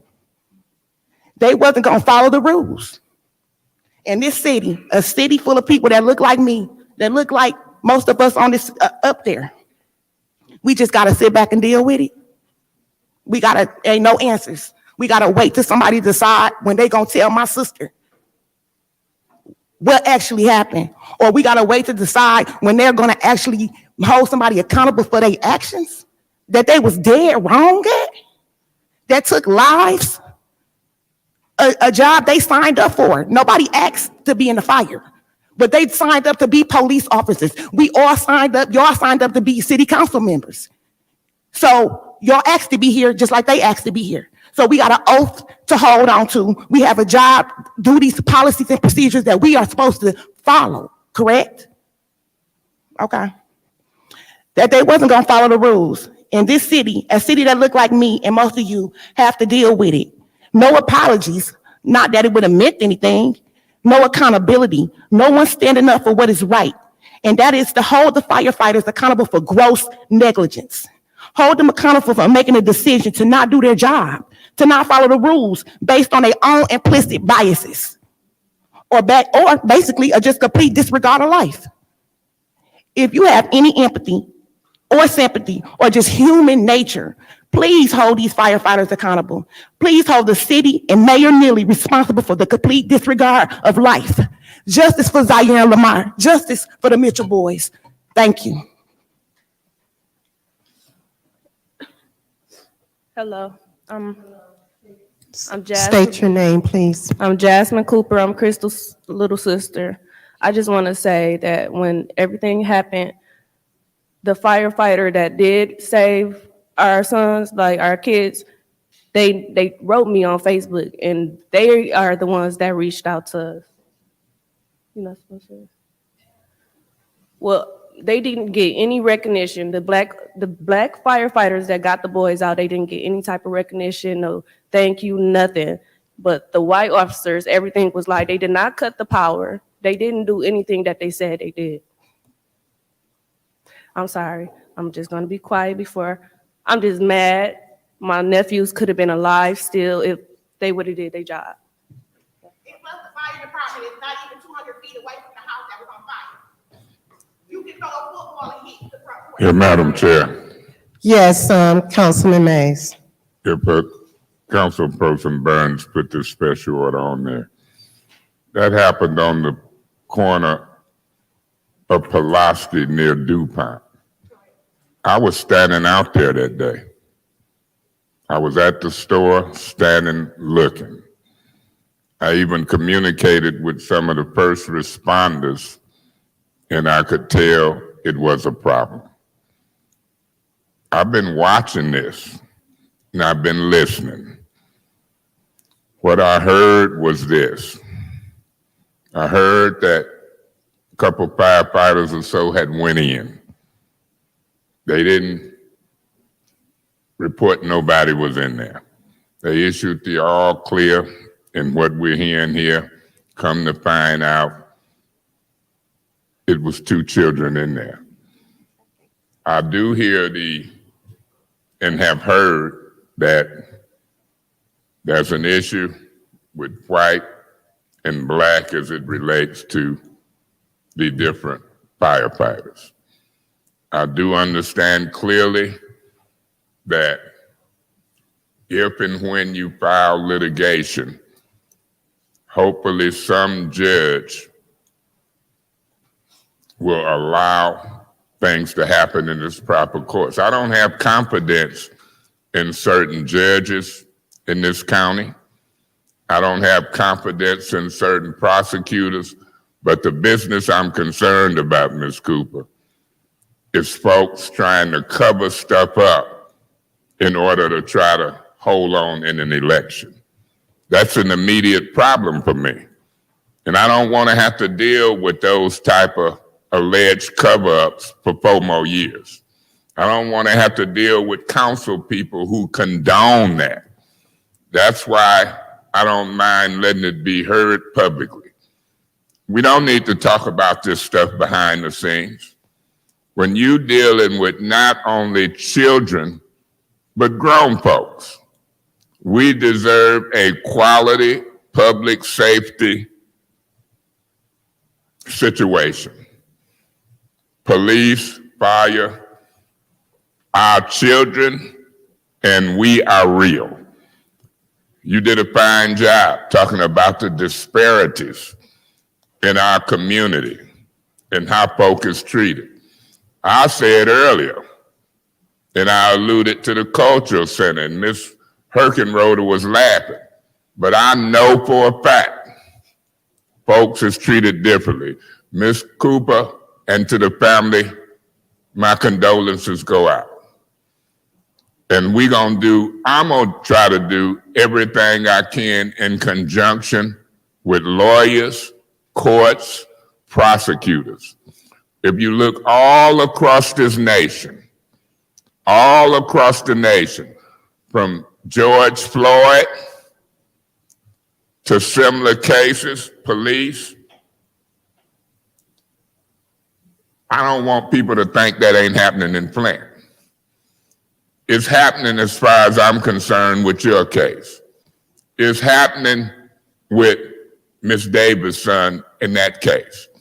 And folks, in my opinion, is covering it up because of politics. Politics can be a dangerous game, and it ain't nothing to play with when you're dealing with lives. Let me say this. Anybody who listening and looking, we took time to deal with this because it's important. We need to fix stuff, not just in the police department, not just in the fire department, but in the political department. I can't stand somebody telling half-truths and lies. I can't stand a mayor who would issue to chiefs of fire and chiefs of police to cover up and not get to the bottom of it because he trying to win an election. Ms. Cooper, the family, y'all cannot one way or another Have the mayor of this city of Flint paid attention to y'all? So I see some no's. That's problematic. Well, you didn't come to a co-equal branch of government, and I'm sure you'll take care of business. I know the lawyer's name, if I'm mistaken, and can call it, who told or maybe asked you to wait till after the election. Want me to say some initials, LF? Believe me, I'll be knowing what's happening in the city. I stood out there that day, Pulaski and my ward, sad, talked to some first responders and figured out what was going on. Y'all didn't know it, but I was there. When you hear me say them initials in the politics, I know all the players in the city of Flint, and it's not to be tolerated that folks is trying to help somebody get elected along with council people, and we're gonna tell it and we're gonna shout it out from the rooftops. Madam Chair, let's fix Flint. Let's tell the story. Ma'am, you ought to be a lawyer because you did an excellent job on some of those terms, and it is what it is. I wish I was the judge, the prosecutor, Madam Chair. and the chief. God bless y'all. Ms. Cooper, call me, family, anytime I can help. I can't do it all, but I sure can do what I can to help. God bless you. Thank you, Councilman Mays. Once again, my heartfelt condolences. Madam Chair. Thank you. Councilman Pfeiffer, you have the floor. My question is to Mr. Smith. Mr. Smith, can you come up? Mr. Smith? Yes.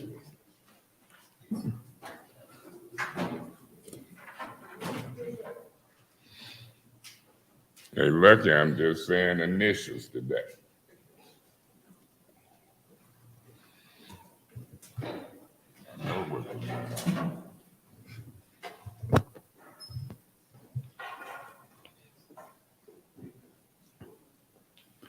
Mr. Smith, are any of the two firefighters that are topic of conversation still employees with the city of Flint?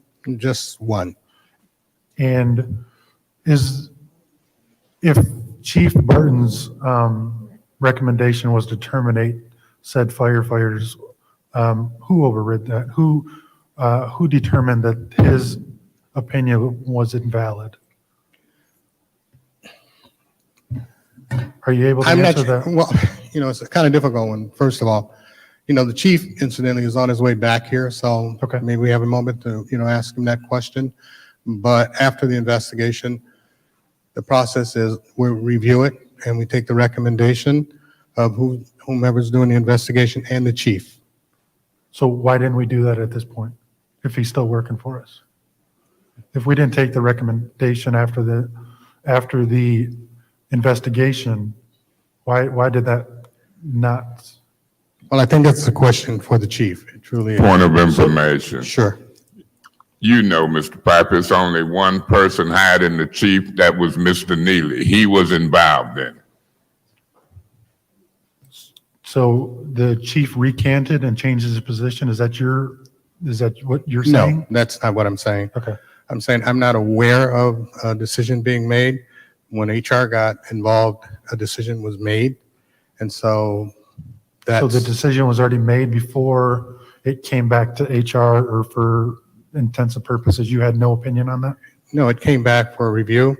And being not an expert in the science of firefighting and all of the things that went on site, we had to take the word and the advice of the chief and the people he selected to do the investigation. So HR's at that point a review to make sure that the process was followed and that information was received, and that's the role of HR at that point. Okay, thank you so much. Madam Chair. Yes, Councilwoman Burns. Okay, so, Mr. Smith, and this is probably puts you in a horrible predicament, but when the chief and I read the majority of those reports, stated his record because they didn't follow their training. They're trained to do a job. He was very specific with his recommendation to terminate both of them. It didn't say send them on holiday. He said to terminate them. That was he's a department head. You're a department head. Where did that come from? Because there has to be correspondence. And maybe, and I've got a little time now to finish reading my email, but hold on to you, Madam Chair, Attorney Cups, I want the copy of the recommendation from Attorney Kim. He is a public servant. The mayor is a public servant. Attorney Kim is a public servant, and I want his recommendation because we're not getting transparency here. Somebody sent it up to let them know, hey, we don't want this done. And I don't think, Mr. Smith, from your character, and I know you that it was you, it's not even at your level. Yeah. And I respect you for what you do, but I want Mr. Attorney Cups, I want a copy as I requested before, because Mayor Neely did not retain Attorney Kim as his personal attorney. If he wanted a personal attorney, he should have got one. Attorney Kim is a city attorney. So when we talk about being overruled, this broke our own policy. The policy, the chief, if he goes into a fire, and on his reports, he's stating that they didn't follow protocol, they didn't follow their firefighter training 1, 2, and 3, the apparatus training, they didn't follow it. He wouldn't want nobody going in behind him, and he the fire chief. I know that. So when we talk about that, and they sent you up here to handle, I'm sorry, they put you in this position. No. I am, because they were unfair and unjust to you. But I can tell you this, I done did enough studying about the fire department because I understand it. The all clear was not an all clear. The dogs is what I'm hearing were on a different level. The children in the bed. You go in the house, all clear is level 1, 2, 3, the basement. If your apparatus has failed, they know how to use them without it because they're trained to do that. They didn't use any of their training, and then they didn't reach out to the family. Time after, I don't care about an election because she got to bury her. She buried her children. And they sit up here hiding behind stuff. And then furthermore, on top of that, what they did, Mayor Neely sent his people after her family on social media because they didn't have working smoke detectors. How dare they? To get ahead of the story. And he didn't reach out to that family. I'm tired of the mess with him. Stop politicking, politricking. Do what's right. And if they had done it, then we wouldn't be here now. It's wrong on every way. This stuff, and I know because, and I know how it works. I was married to the fireman. He reached out to me and told me they should have been fired. He's retired 30 years of service and said they should have been fired. I'm not guesstimating. I was married to that man. I know when you pull a child out of a fire, the firefighters who care not to say, I never seen a firefighter go off and they trying to save their jobs. Firefighters who have pulled kids out of fires, they suffer that PTSD for the rest of their lives. This didn't happen here. Come to Flint, do what you want. Do what you want. We're not following our own policy procedure. The training that they're put through, it's not being followed. And this is a problem in the city. It's a problem, and it's showing up a problem after department after department after department, and it's coming to you through department heads. It's coming to you, and it's resting on your shoulders because they're using you as a scapegoat. They send a complaint in about me, Pfeiffer, Mays, because we ask questions. I'm going to keep asking questions. The 6 Ward residents put me in this, and I'm not going to stop. I want that report with the recommendation from Attorney Kim gave to Mayor Neely, and I want to know who stopped and said, hey, don't terminate them. Put them off with pay. I never heard 2 children Point die. information. You want me to tell you who gave that order? Mr. Neely. Ain't but one person can do it. I'm gonna tell you this to the family. I'm sorry that even on social media that they further used you and said smoke detectors. Because a lot of people don't have smoke detectors. They say the family should have did more to get ahead of the story. When you want to win a race by any means, that's just wrong. That's wrong. And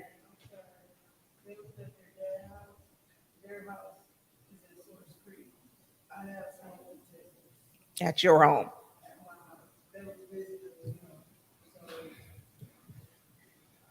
This, when we, thank you, Ms. Cooper.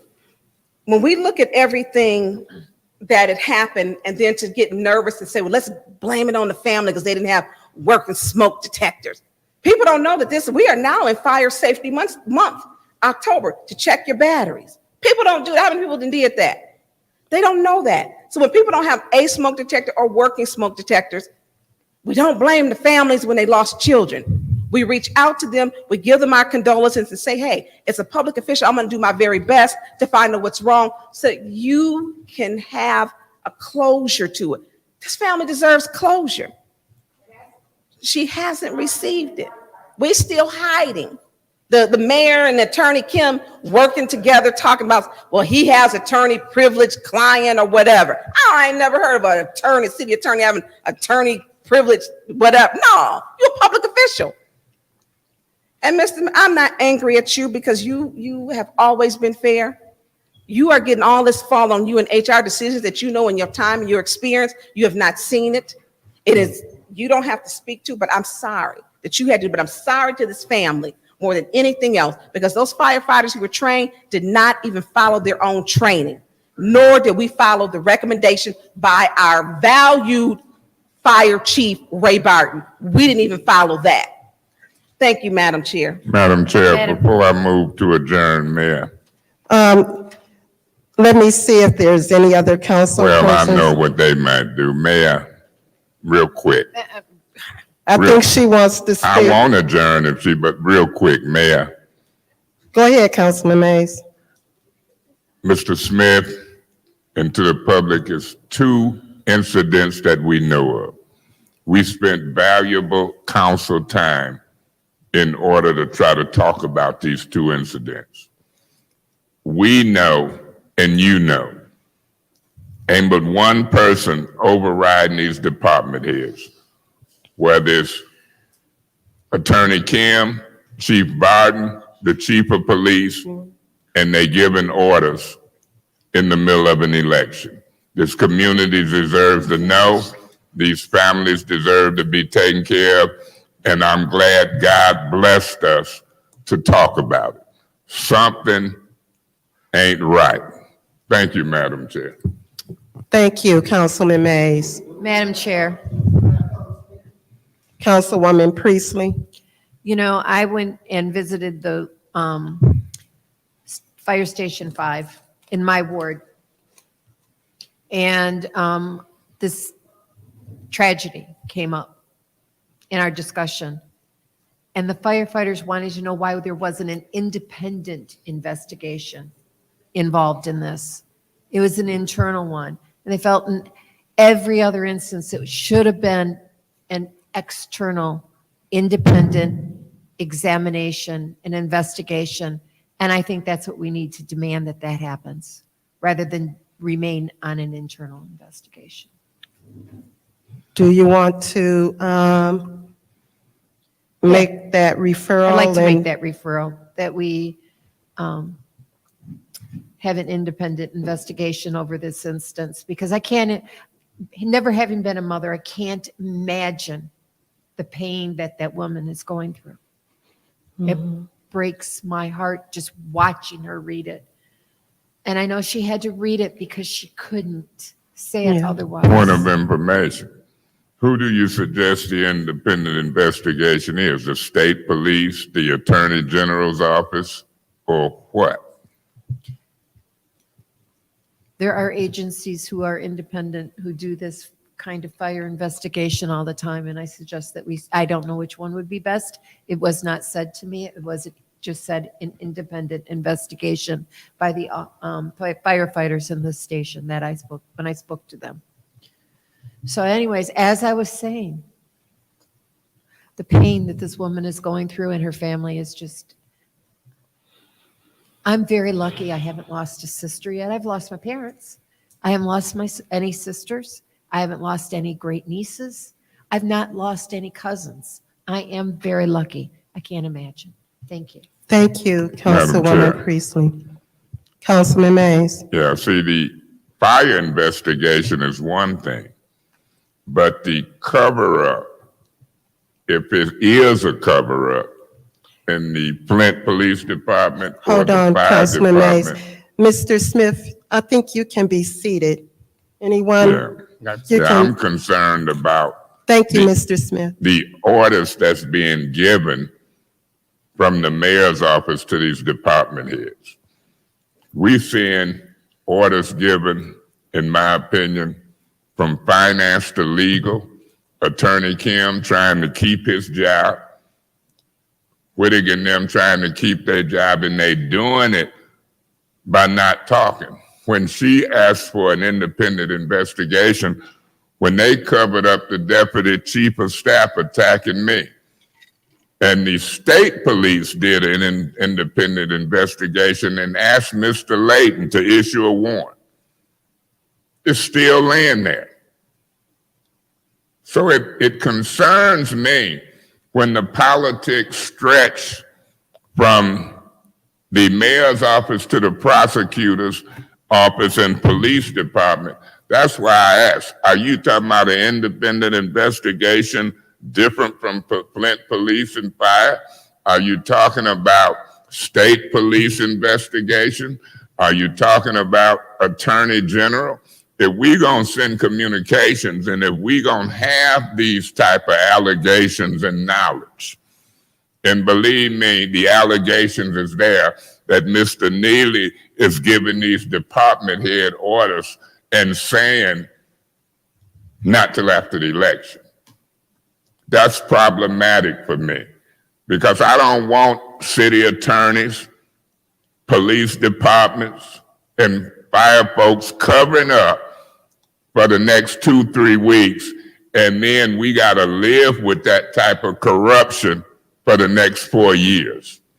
So I'm all in favor of Ms. Priestley's recommendation for independent investigations. The question is who, when, how, and where, and do we get 5 votes? Thank you. Thank you, Councilman Mays.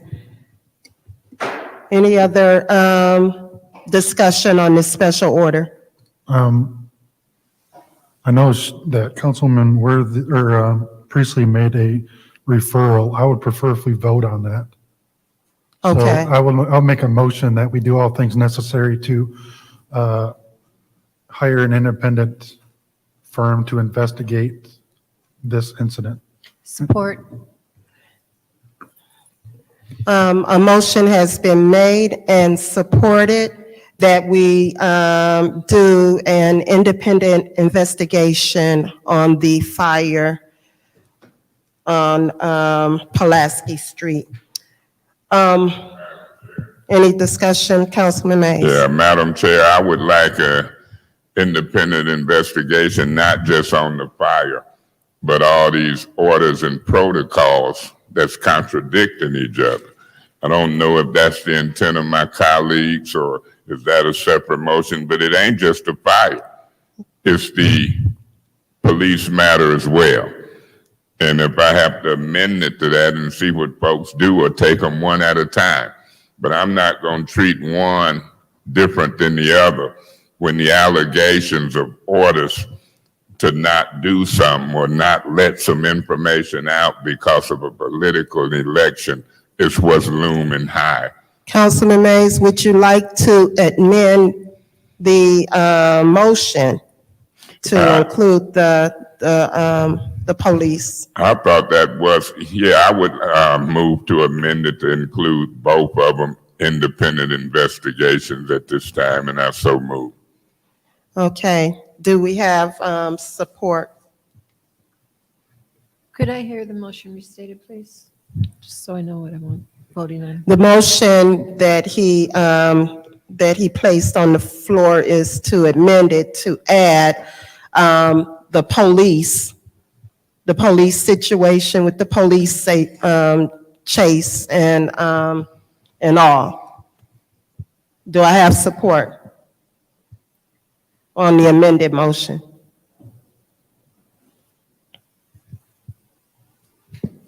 The amended motion failed.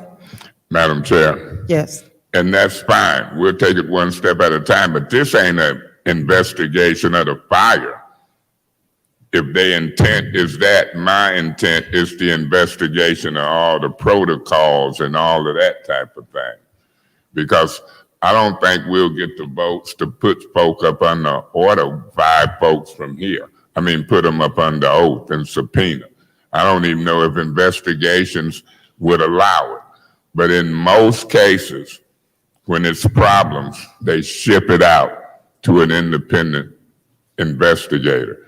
And that ain't happening here so far, what I'm hearing, in either the fire or the police matter. And I'm also hearing that the mayor is overriding department heads, clearly saying, it'll make me lose an election, don't let it get out. That's what I'm concerned about. The fire has been investigated, in my opinion, so I'll vote if it includes that. And so I'm gonna vote anyway to see if we got 5 members here and 5 members. I'm ready to vote. Madam Okay. Chair. Yes, Councilman Pfeiffer. So, Mr. Mays, I didn't second your amendment because I believe that the fire investigation has concluded, and with the other stuff not being out and available, I think we have to wait for that before we can make an independent decision on the police matter. I will say, however, that the intent of my motion is to investigate the workings of the fire department and the processes, and more importantly, the processes after the fire, to get to the bottom of that and who made decisions, when, where, and how. That's the intent of my motion that I made. So it's obviously the fire investigation was concluded that it was an electrical fire. I think that that's not in dispute. It's the actions that happened by our internal staff, and whatever happened afterwards is what I want an investigation. Okay. Thank you, Madam Chair. Okay. Janelle, did you get that? Any other discussion on that motion? In the first round? In the first round, any more discussion in the first round? Second round, Madam Chair, yes. through you to Chief Barton. Chief Barton, can you come up, please? Councilwoman.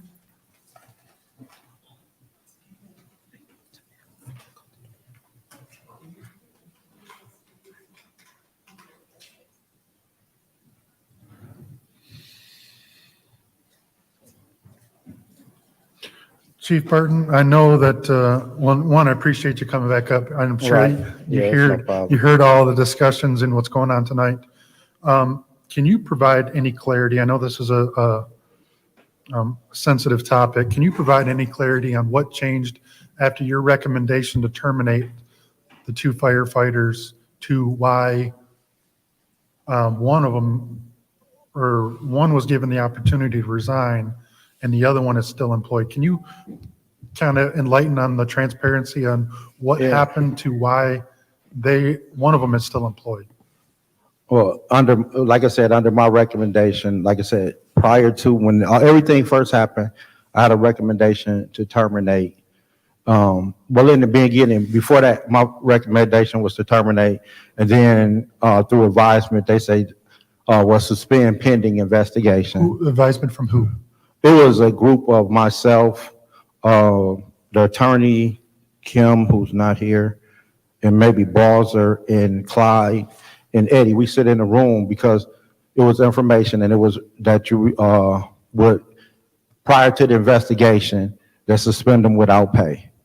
At that point, I actually went to Arkansas for a funeral. When I was in Arkansas for a funeral, I received a call from Director HR Eddie Smith and said the situation, the suspension without pay had been changed to suspension with pay.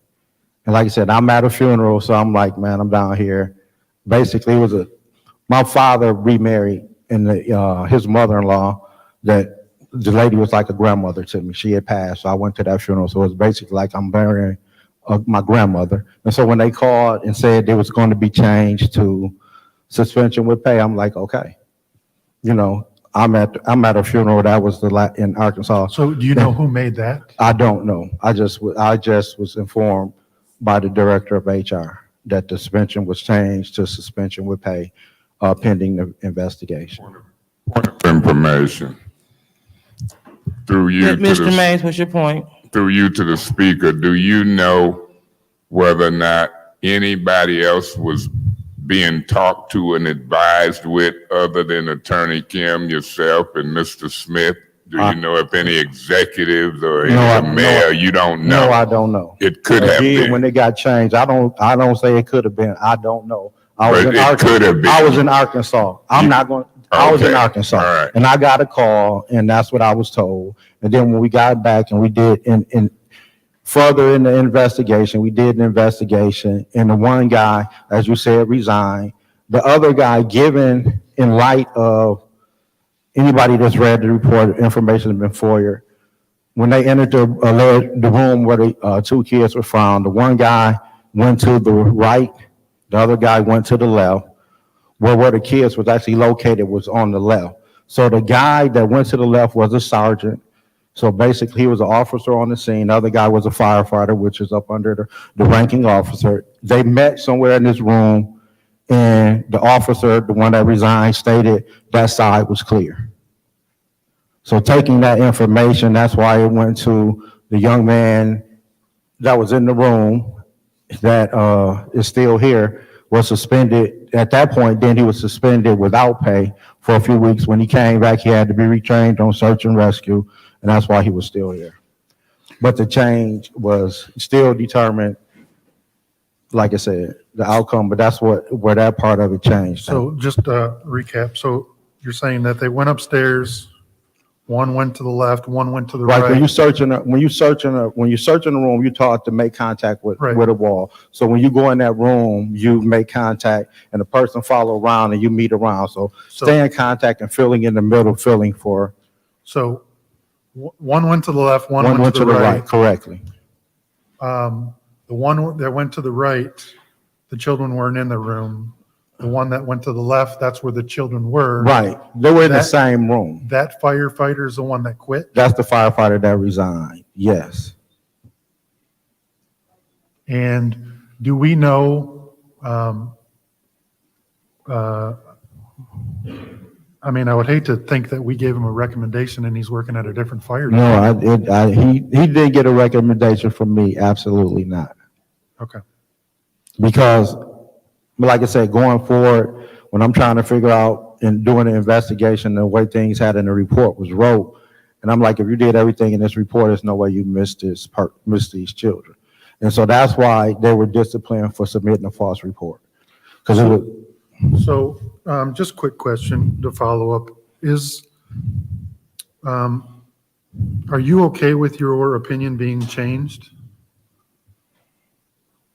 It's not my decision. Like I said, when the decision was made, like I say, the one guy, given the incident and where they said things happened, that could be possible. You have a superior officer that checked this side and he tell you it's all clear. They came back out. So a decision was made above your, not to say pay grade, to let the chips fall where they currently are today. Is that a true The statement? suspension, yes.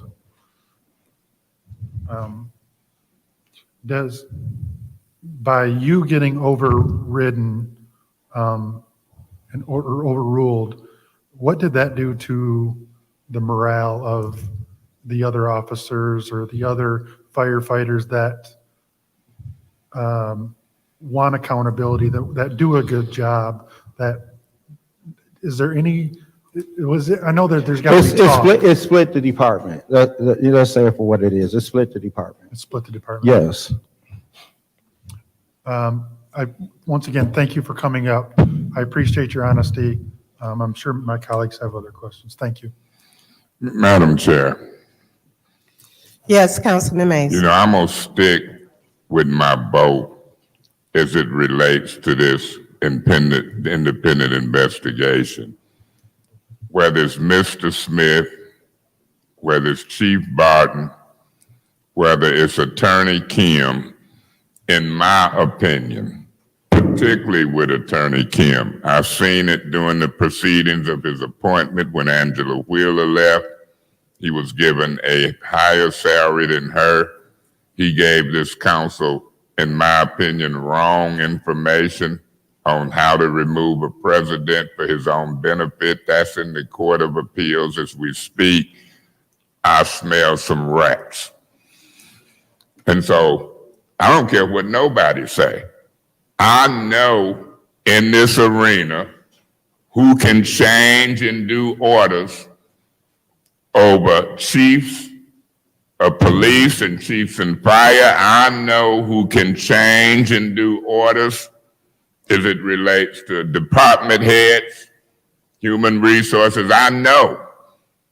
And I know the allegations that I've heard, and I've heard the person name. It's Neely. And if everybody in the city of Flint is scared to say it, I'm alleging it's Neely. That's what my investigation reveals. And it's bad that a person can be so self-centered trying to win a political election that we have to ask for independent investigations, put folk under oath, the penalty of perjury to get to the truth. But I'm up for it. I'm finna vote yes. I want to see who the independent investigator's gonna be. I want to see if people are gonna get put under oath, and I'm gonna see if it leads to where I'm hearing. Neely. People just don't change these orders of department heads. Before the chief walked in here tonight, these stories and the allegations match up. You don't have to keep beating a dead horse. I'm ready to vote. Any other Madam Chair. discussion? Yes, Councilwoman Burns. Chief, don't go anywhere, please. Mr. Smith, could you come to the podium, please? Maybe, can you hear me, Mr. Smith? Madam Chair. Thank you. Be excused that you're ready to vote. Yeah, everybody know what's going on.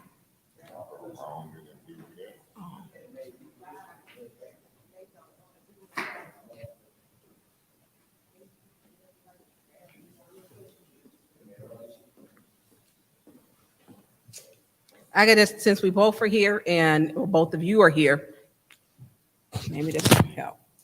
Maybe that's better. So Chief Barton stated he didn't have his change. Someone had to contact you. Who contacted you and stated that it needed to be changed? I got a call from our legal department. So you got it from Attorney Kim. Yes, So Attorney Kim sent, was it an email? Was it just written verbal? just a discussion.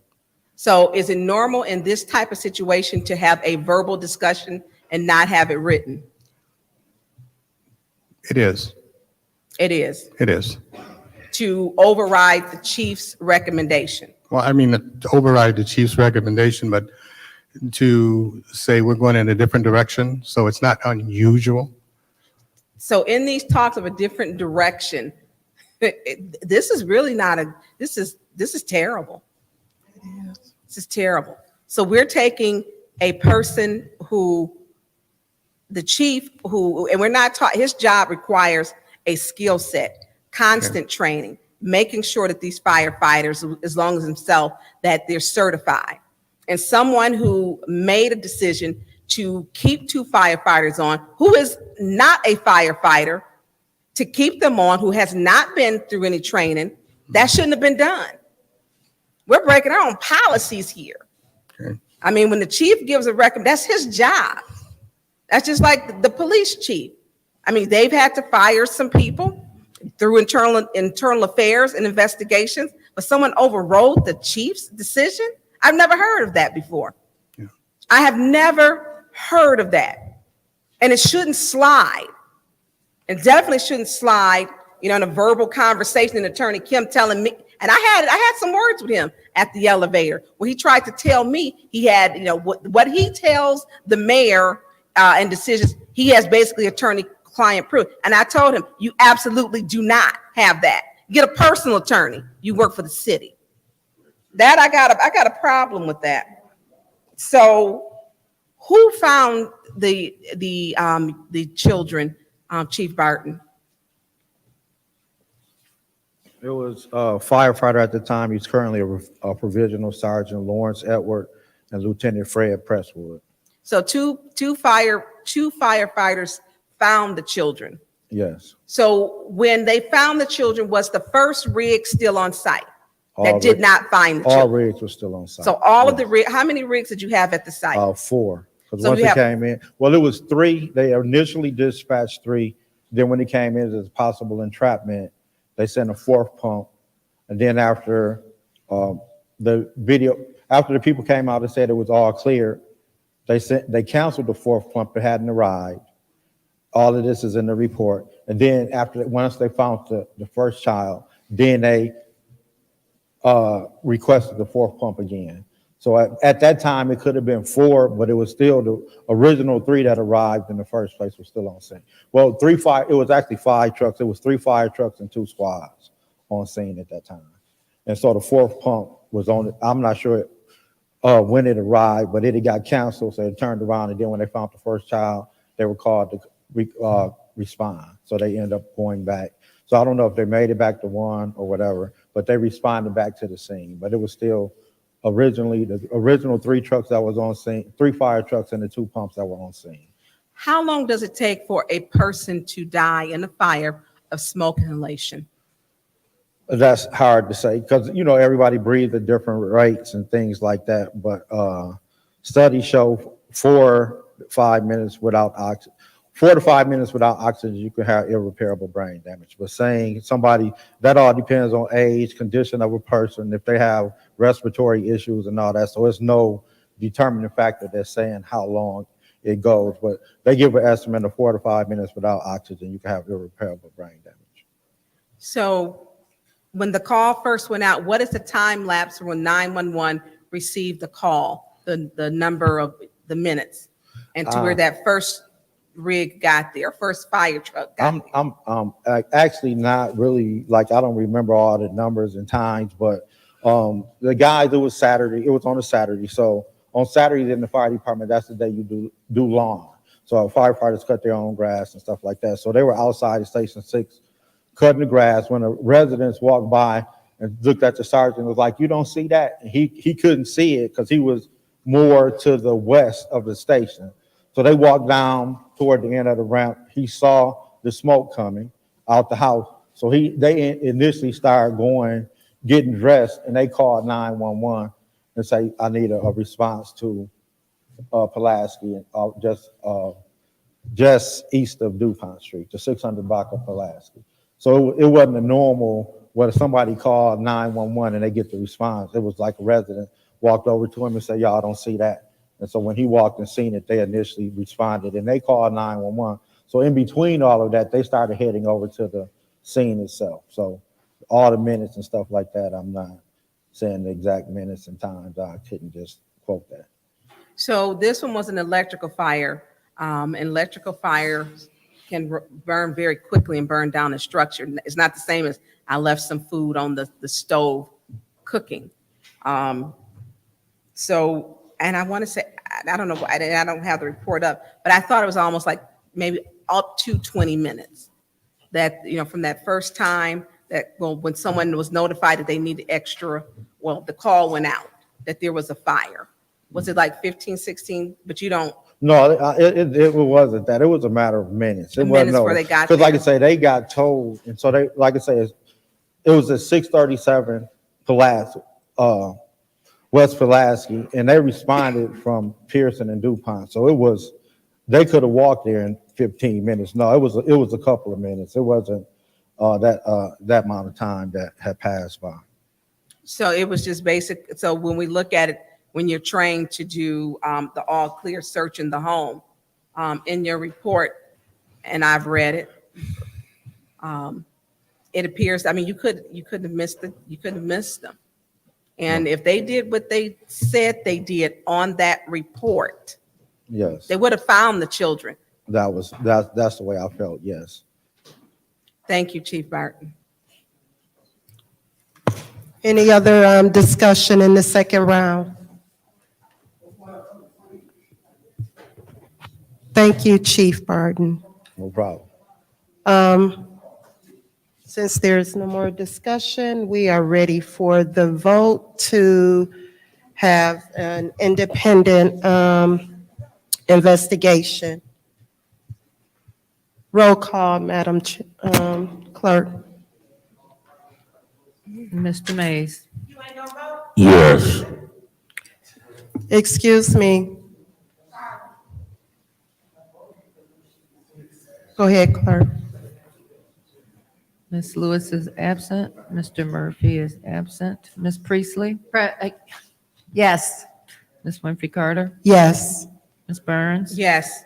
Ms. Herkenroder is absent. Mr. Pfeiffer? Yes. Ms. Worthing is absent. Vote is 5 yes, 0 no. Madam Chair, did you call the vote yet? The vote is 5-0. Yeah, Madam Chair. Yes, I'd like Councilman to Mays. move that we adjourn governmental operations meeting. There's a motion, and we have support to adjourn the Governmental Operations Committee Madam. meeting. That's okay. What's wrong, Councilman? Well, I'd like to withdraw that motion if I can get support.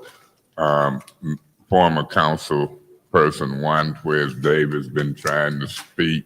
He spoke the other day or wanted to. I'm ready to go. But I'm a council person. Maybe one day I'll be a former council person. So that's my reason for trying to withdraw the motion as I look out Okay. at one person left in the audience. Moved without objection to, Well, you could call the vote and I just vote no and see if they let him speak. So call. And I withdraw okay. mine. Okay. And let's give, Madam Chair, Yes. I make a motion that we move to public Do speaking. your thing. yes. I second that. Yeah, you know, I We wanna going argue with on. you, my guy. Come on, man. All right. Now, my name is former Councilman Juan Davis. I'm going to make two speeches real quick. One, if it was my family fighting against the city, because really the fire department and the police department is really fighting against the city because public safety actually works for you guys, especially this city attorney right here. So they're probably going to be using one of your colleagues to fight. I wouldn't allow my family to come down here, to be really honest with you. If I had any issue with public safety, the fire department, I wouldn't allow them to come down here because anything that they say at this mic can incriminate them. So I wouldn't have never did that. One, I wouldn't have never allowed my family members, no matter what fight we got going on, I would have let my attorney do this and I would let my attorney find out everything I'm asking you to do through the discovery. FOIA, whatever the FOIA, all of that, my attorney would have did that. But I understand when people get in their emotions, they want to lay it out right here in front of you guys. But overall, I would have never sent my family down here and asked you to do nothing for me. Because anything I would have realized me doing up here would be self-incriminating towards me. You asked the fire department, you asked the police department, did they get rid of some people? Did they suspend them? Was they working for this and working? Why did they get suspended? Well, now they're going to go back. Now they're going to suspend them. Yeah, they're going to go back and suspend them and fire them because now they wasn't on, because if I was the chief, I would fire them. So by the time my attorney asked them, are they fired? Yeah, I fired them. When I talked to city council. I would have just waited till my attorney talked to them and then I would have fired them. Or it would have gave them more of a stronger case. Attorney knows that. He knows that. Because everything I would have said at this thing right now, because ain't none of y'all attorneys. If anything, they work for you. They work for him, his friends, or whoever they're going to be. But that's nevertheless. What I want to speak about now at this particular time is the $30 million budget or proposal that nearly submitted to you guys for you guys to approve. Flint right now is over 70% of ex-convicts, felons, and underprivileged people. There was nothing in that budget that nearly submitted to you guys had anything to do with underprivileged people, ex-convicts and felons. It had nothing to do with that. The crime is going on out here today is predicated upon low, moderate people that goes to bed financially distressed. They wake up financially distressed. I can own a company right now. What's your point? You're gonna have to wrap it up. I'm gonna wrap it up, Eric. I'm gonna wrap it up. In about 30 seconds. Okay, well, I'll wrap it up. Davis, I wrap it I done hired over 100 people in this city that ate off my plate. And I started my company on $50. I made my company a real lucrative company. But there's nothing that's coming out of the city that actually speaks about low, moderate people, underprivileged people, and ex-convicts. There's nothing in there. Street lights, I'm about to leave. I promise you, I'm about to leave. Street lights, $5 million. People commit crime in the daylight. $5 million on police, public safety. That's a reactionary process. They react after the person committed the crime. Okay, Mr. Davis. I get that. I'm going to leave, and one day I'll be back in my seat up here. But I would have never sent my family up here to talk to you guys about nothing. And that budget you guys got. Come on now. Have a good day, Let's Mr. roll. Davis. Everybody is different. Different families and bereavement do different Councilman things. Mays, you want to, Yeah. What is, I'm gonna make a motion to adjourn governmental operations. wait a minute. Are you trying to speak? Yes, ma'am. Okay, go ahead. Hello. I represent the public, we the people. And we the people have a right to speak before, okay, to you, my name is R.L. Mitchell, for the record. And through you, Madam Chair, to Council Lady Lewis, what she said about the old peoples in here talking about maize and stuff and that. She didn't know nothing about Oak Park business, and that's my neighborhood, and don't want to put money in it, and only took two to call the shots like the bonehead downstairs. And I'm very appalled to that. Just like and Miss Burns says she used to live down the street, walk up to Chevrolet up there with her dad, 4 years old, and that's the only business we got over there. And look at her now, ain't breaking up, trying to break up the phone, walk on out, and have the people, and all that stuff. I was born in August the 15th, 1951, and she up there act like we supposed to be dead off the earth. People who's born in 1951, August the 8th, 1951, and talking about when she said something about be Jermaine, we the people is Jermaine when we listen to her, the doctor, advice like they did to Michael Jackson, gave him that pill and he died at 50 years old, and we study being humane while she making the people walk out, and they asked her where she was going. She kept on going. And you up there, I'm glad you didn't break up the form too. By the time you spoke up, you see, look at that. School teacher walked out too, and all them, you see what them fantastic six, they vote and stuff and all this in America, listening to us right now and all over the world, poisonous, some of you darkies, you Negro raggedy ass, get out of, and you up there, and look at that. Look at her, Miss Priestley, talking that junk with the money, and all that. Oh, that's my time. Thank you, Mr. R.L. How y'all doing? I ain't gonna be long. I'm not gonna even introduce my name.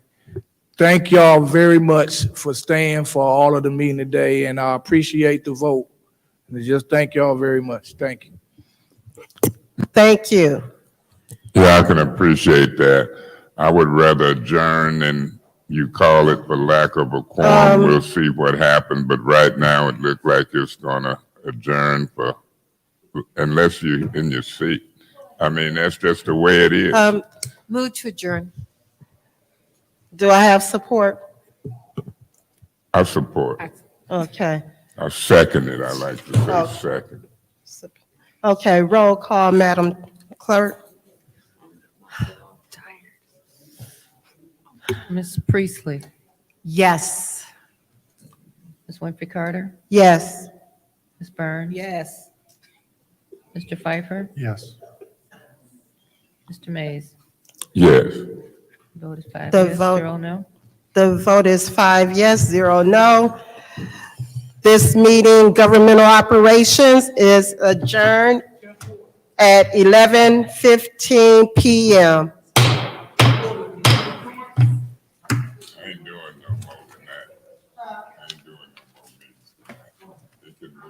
I mean, if y'all wanna do it, it don't matter to me.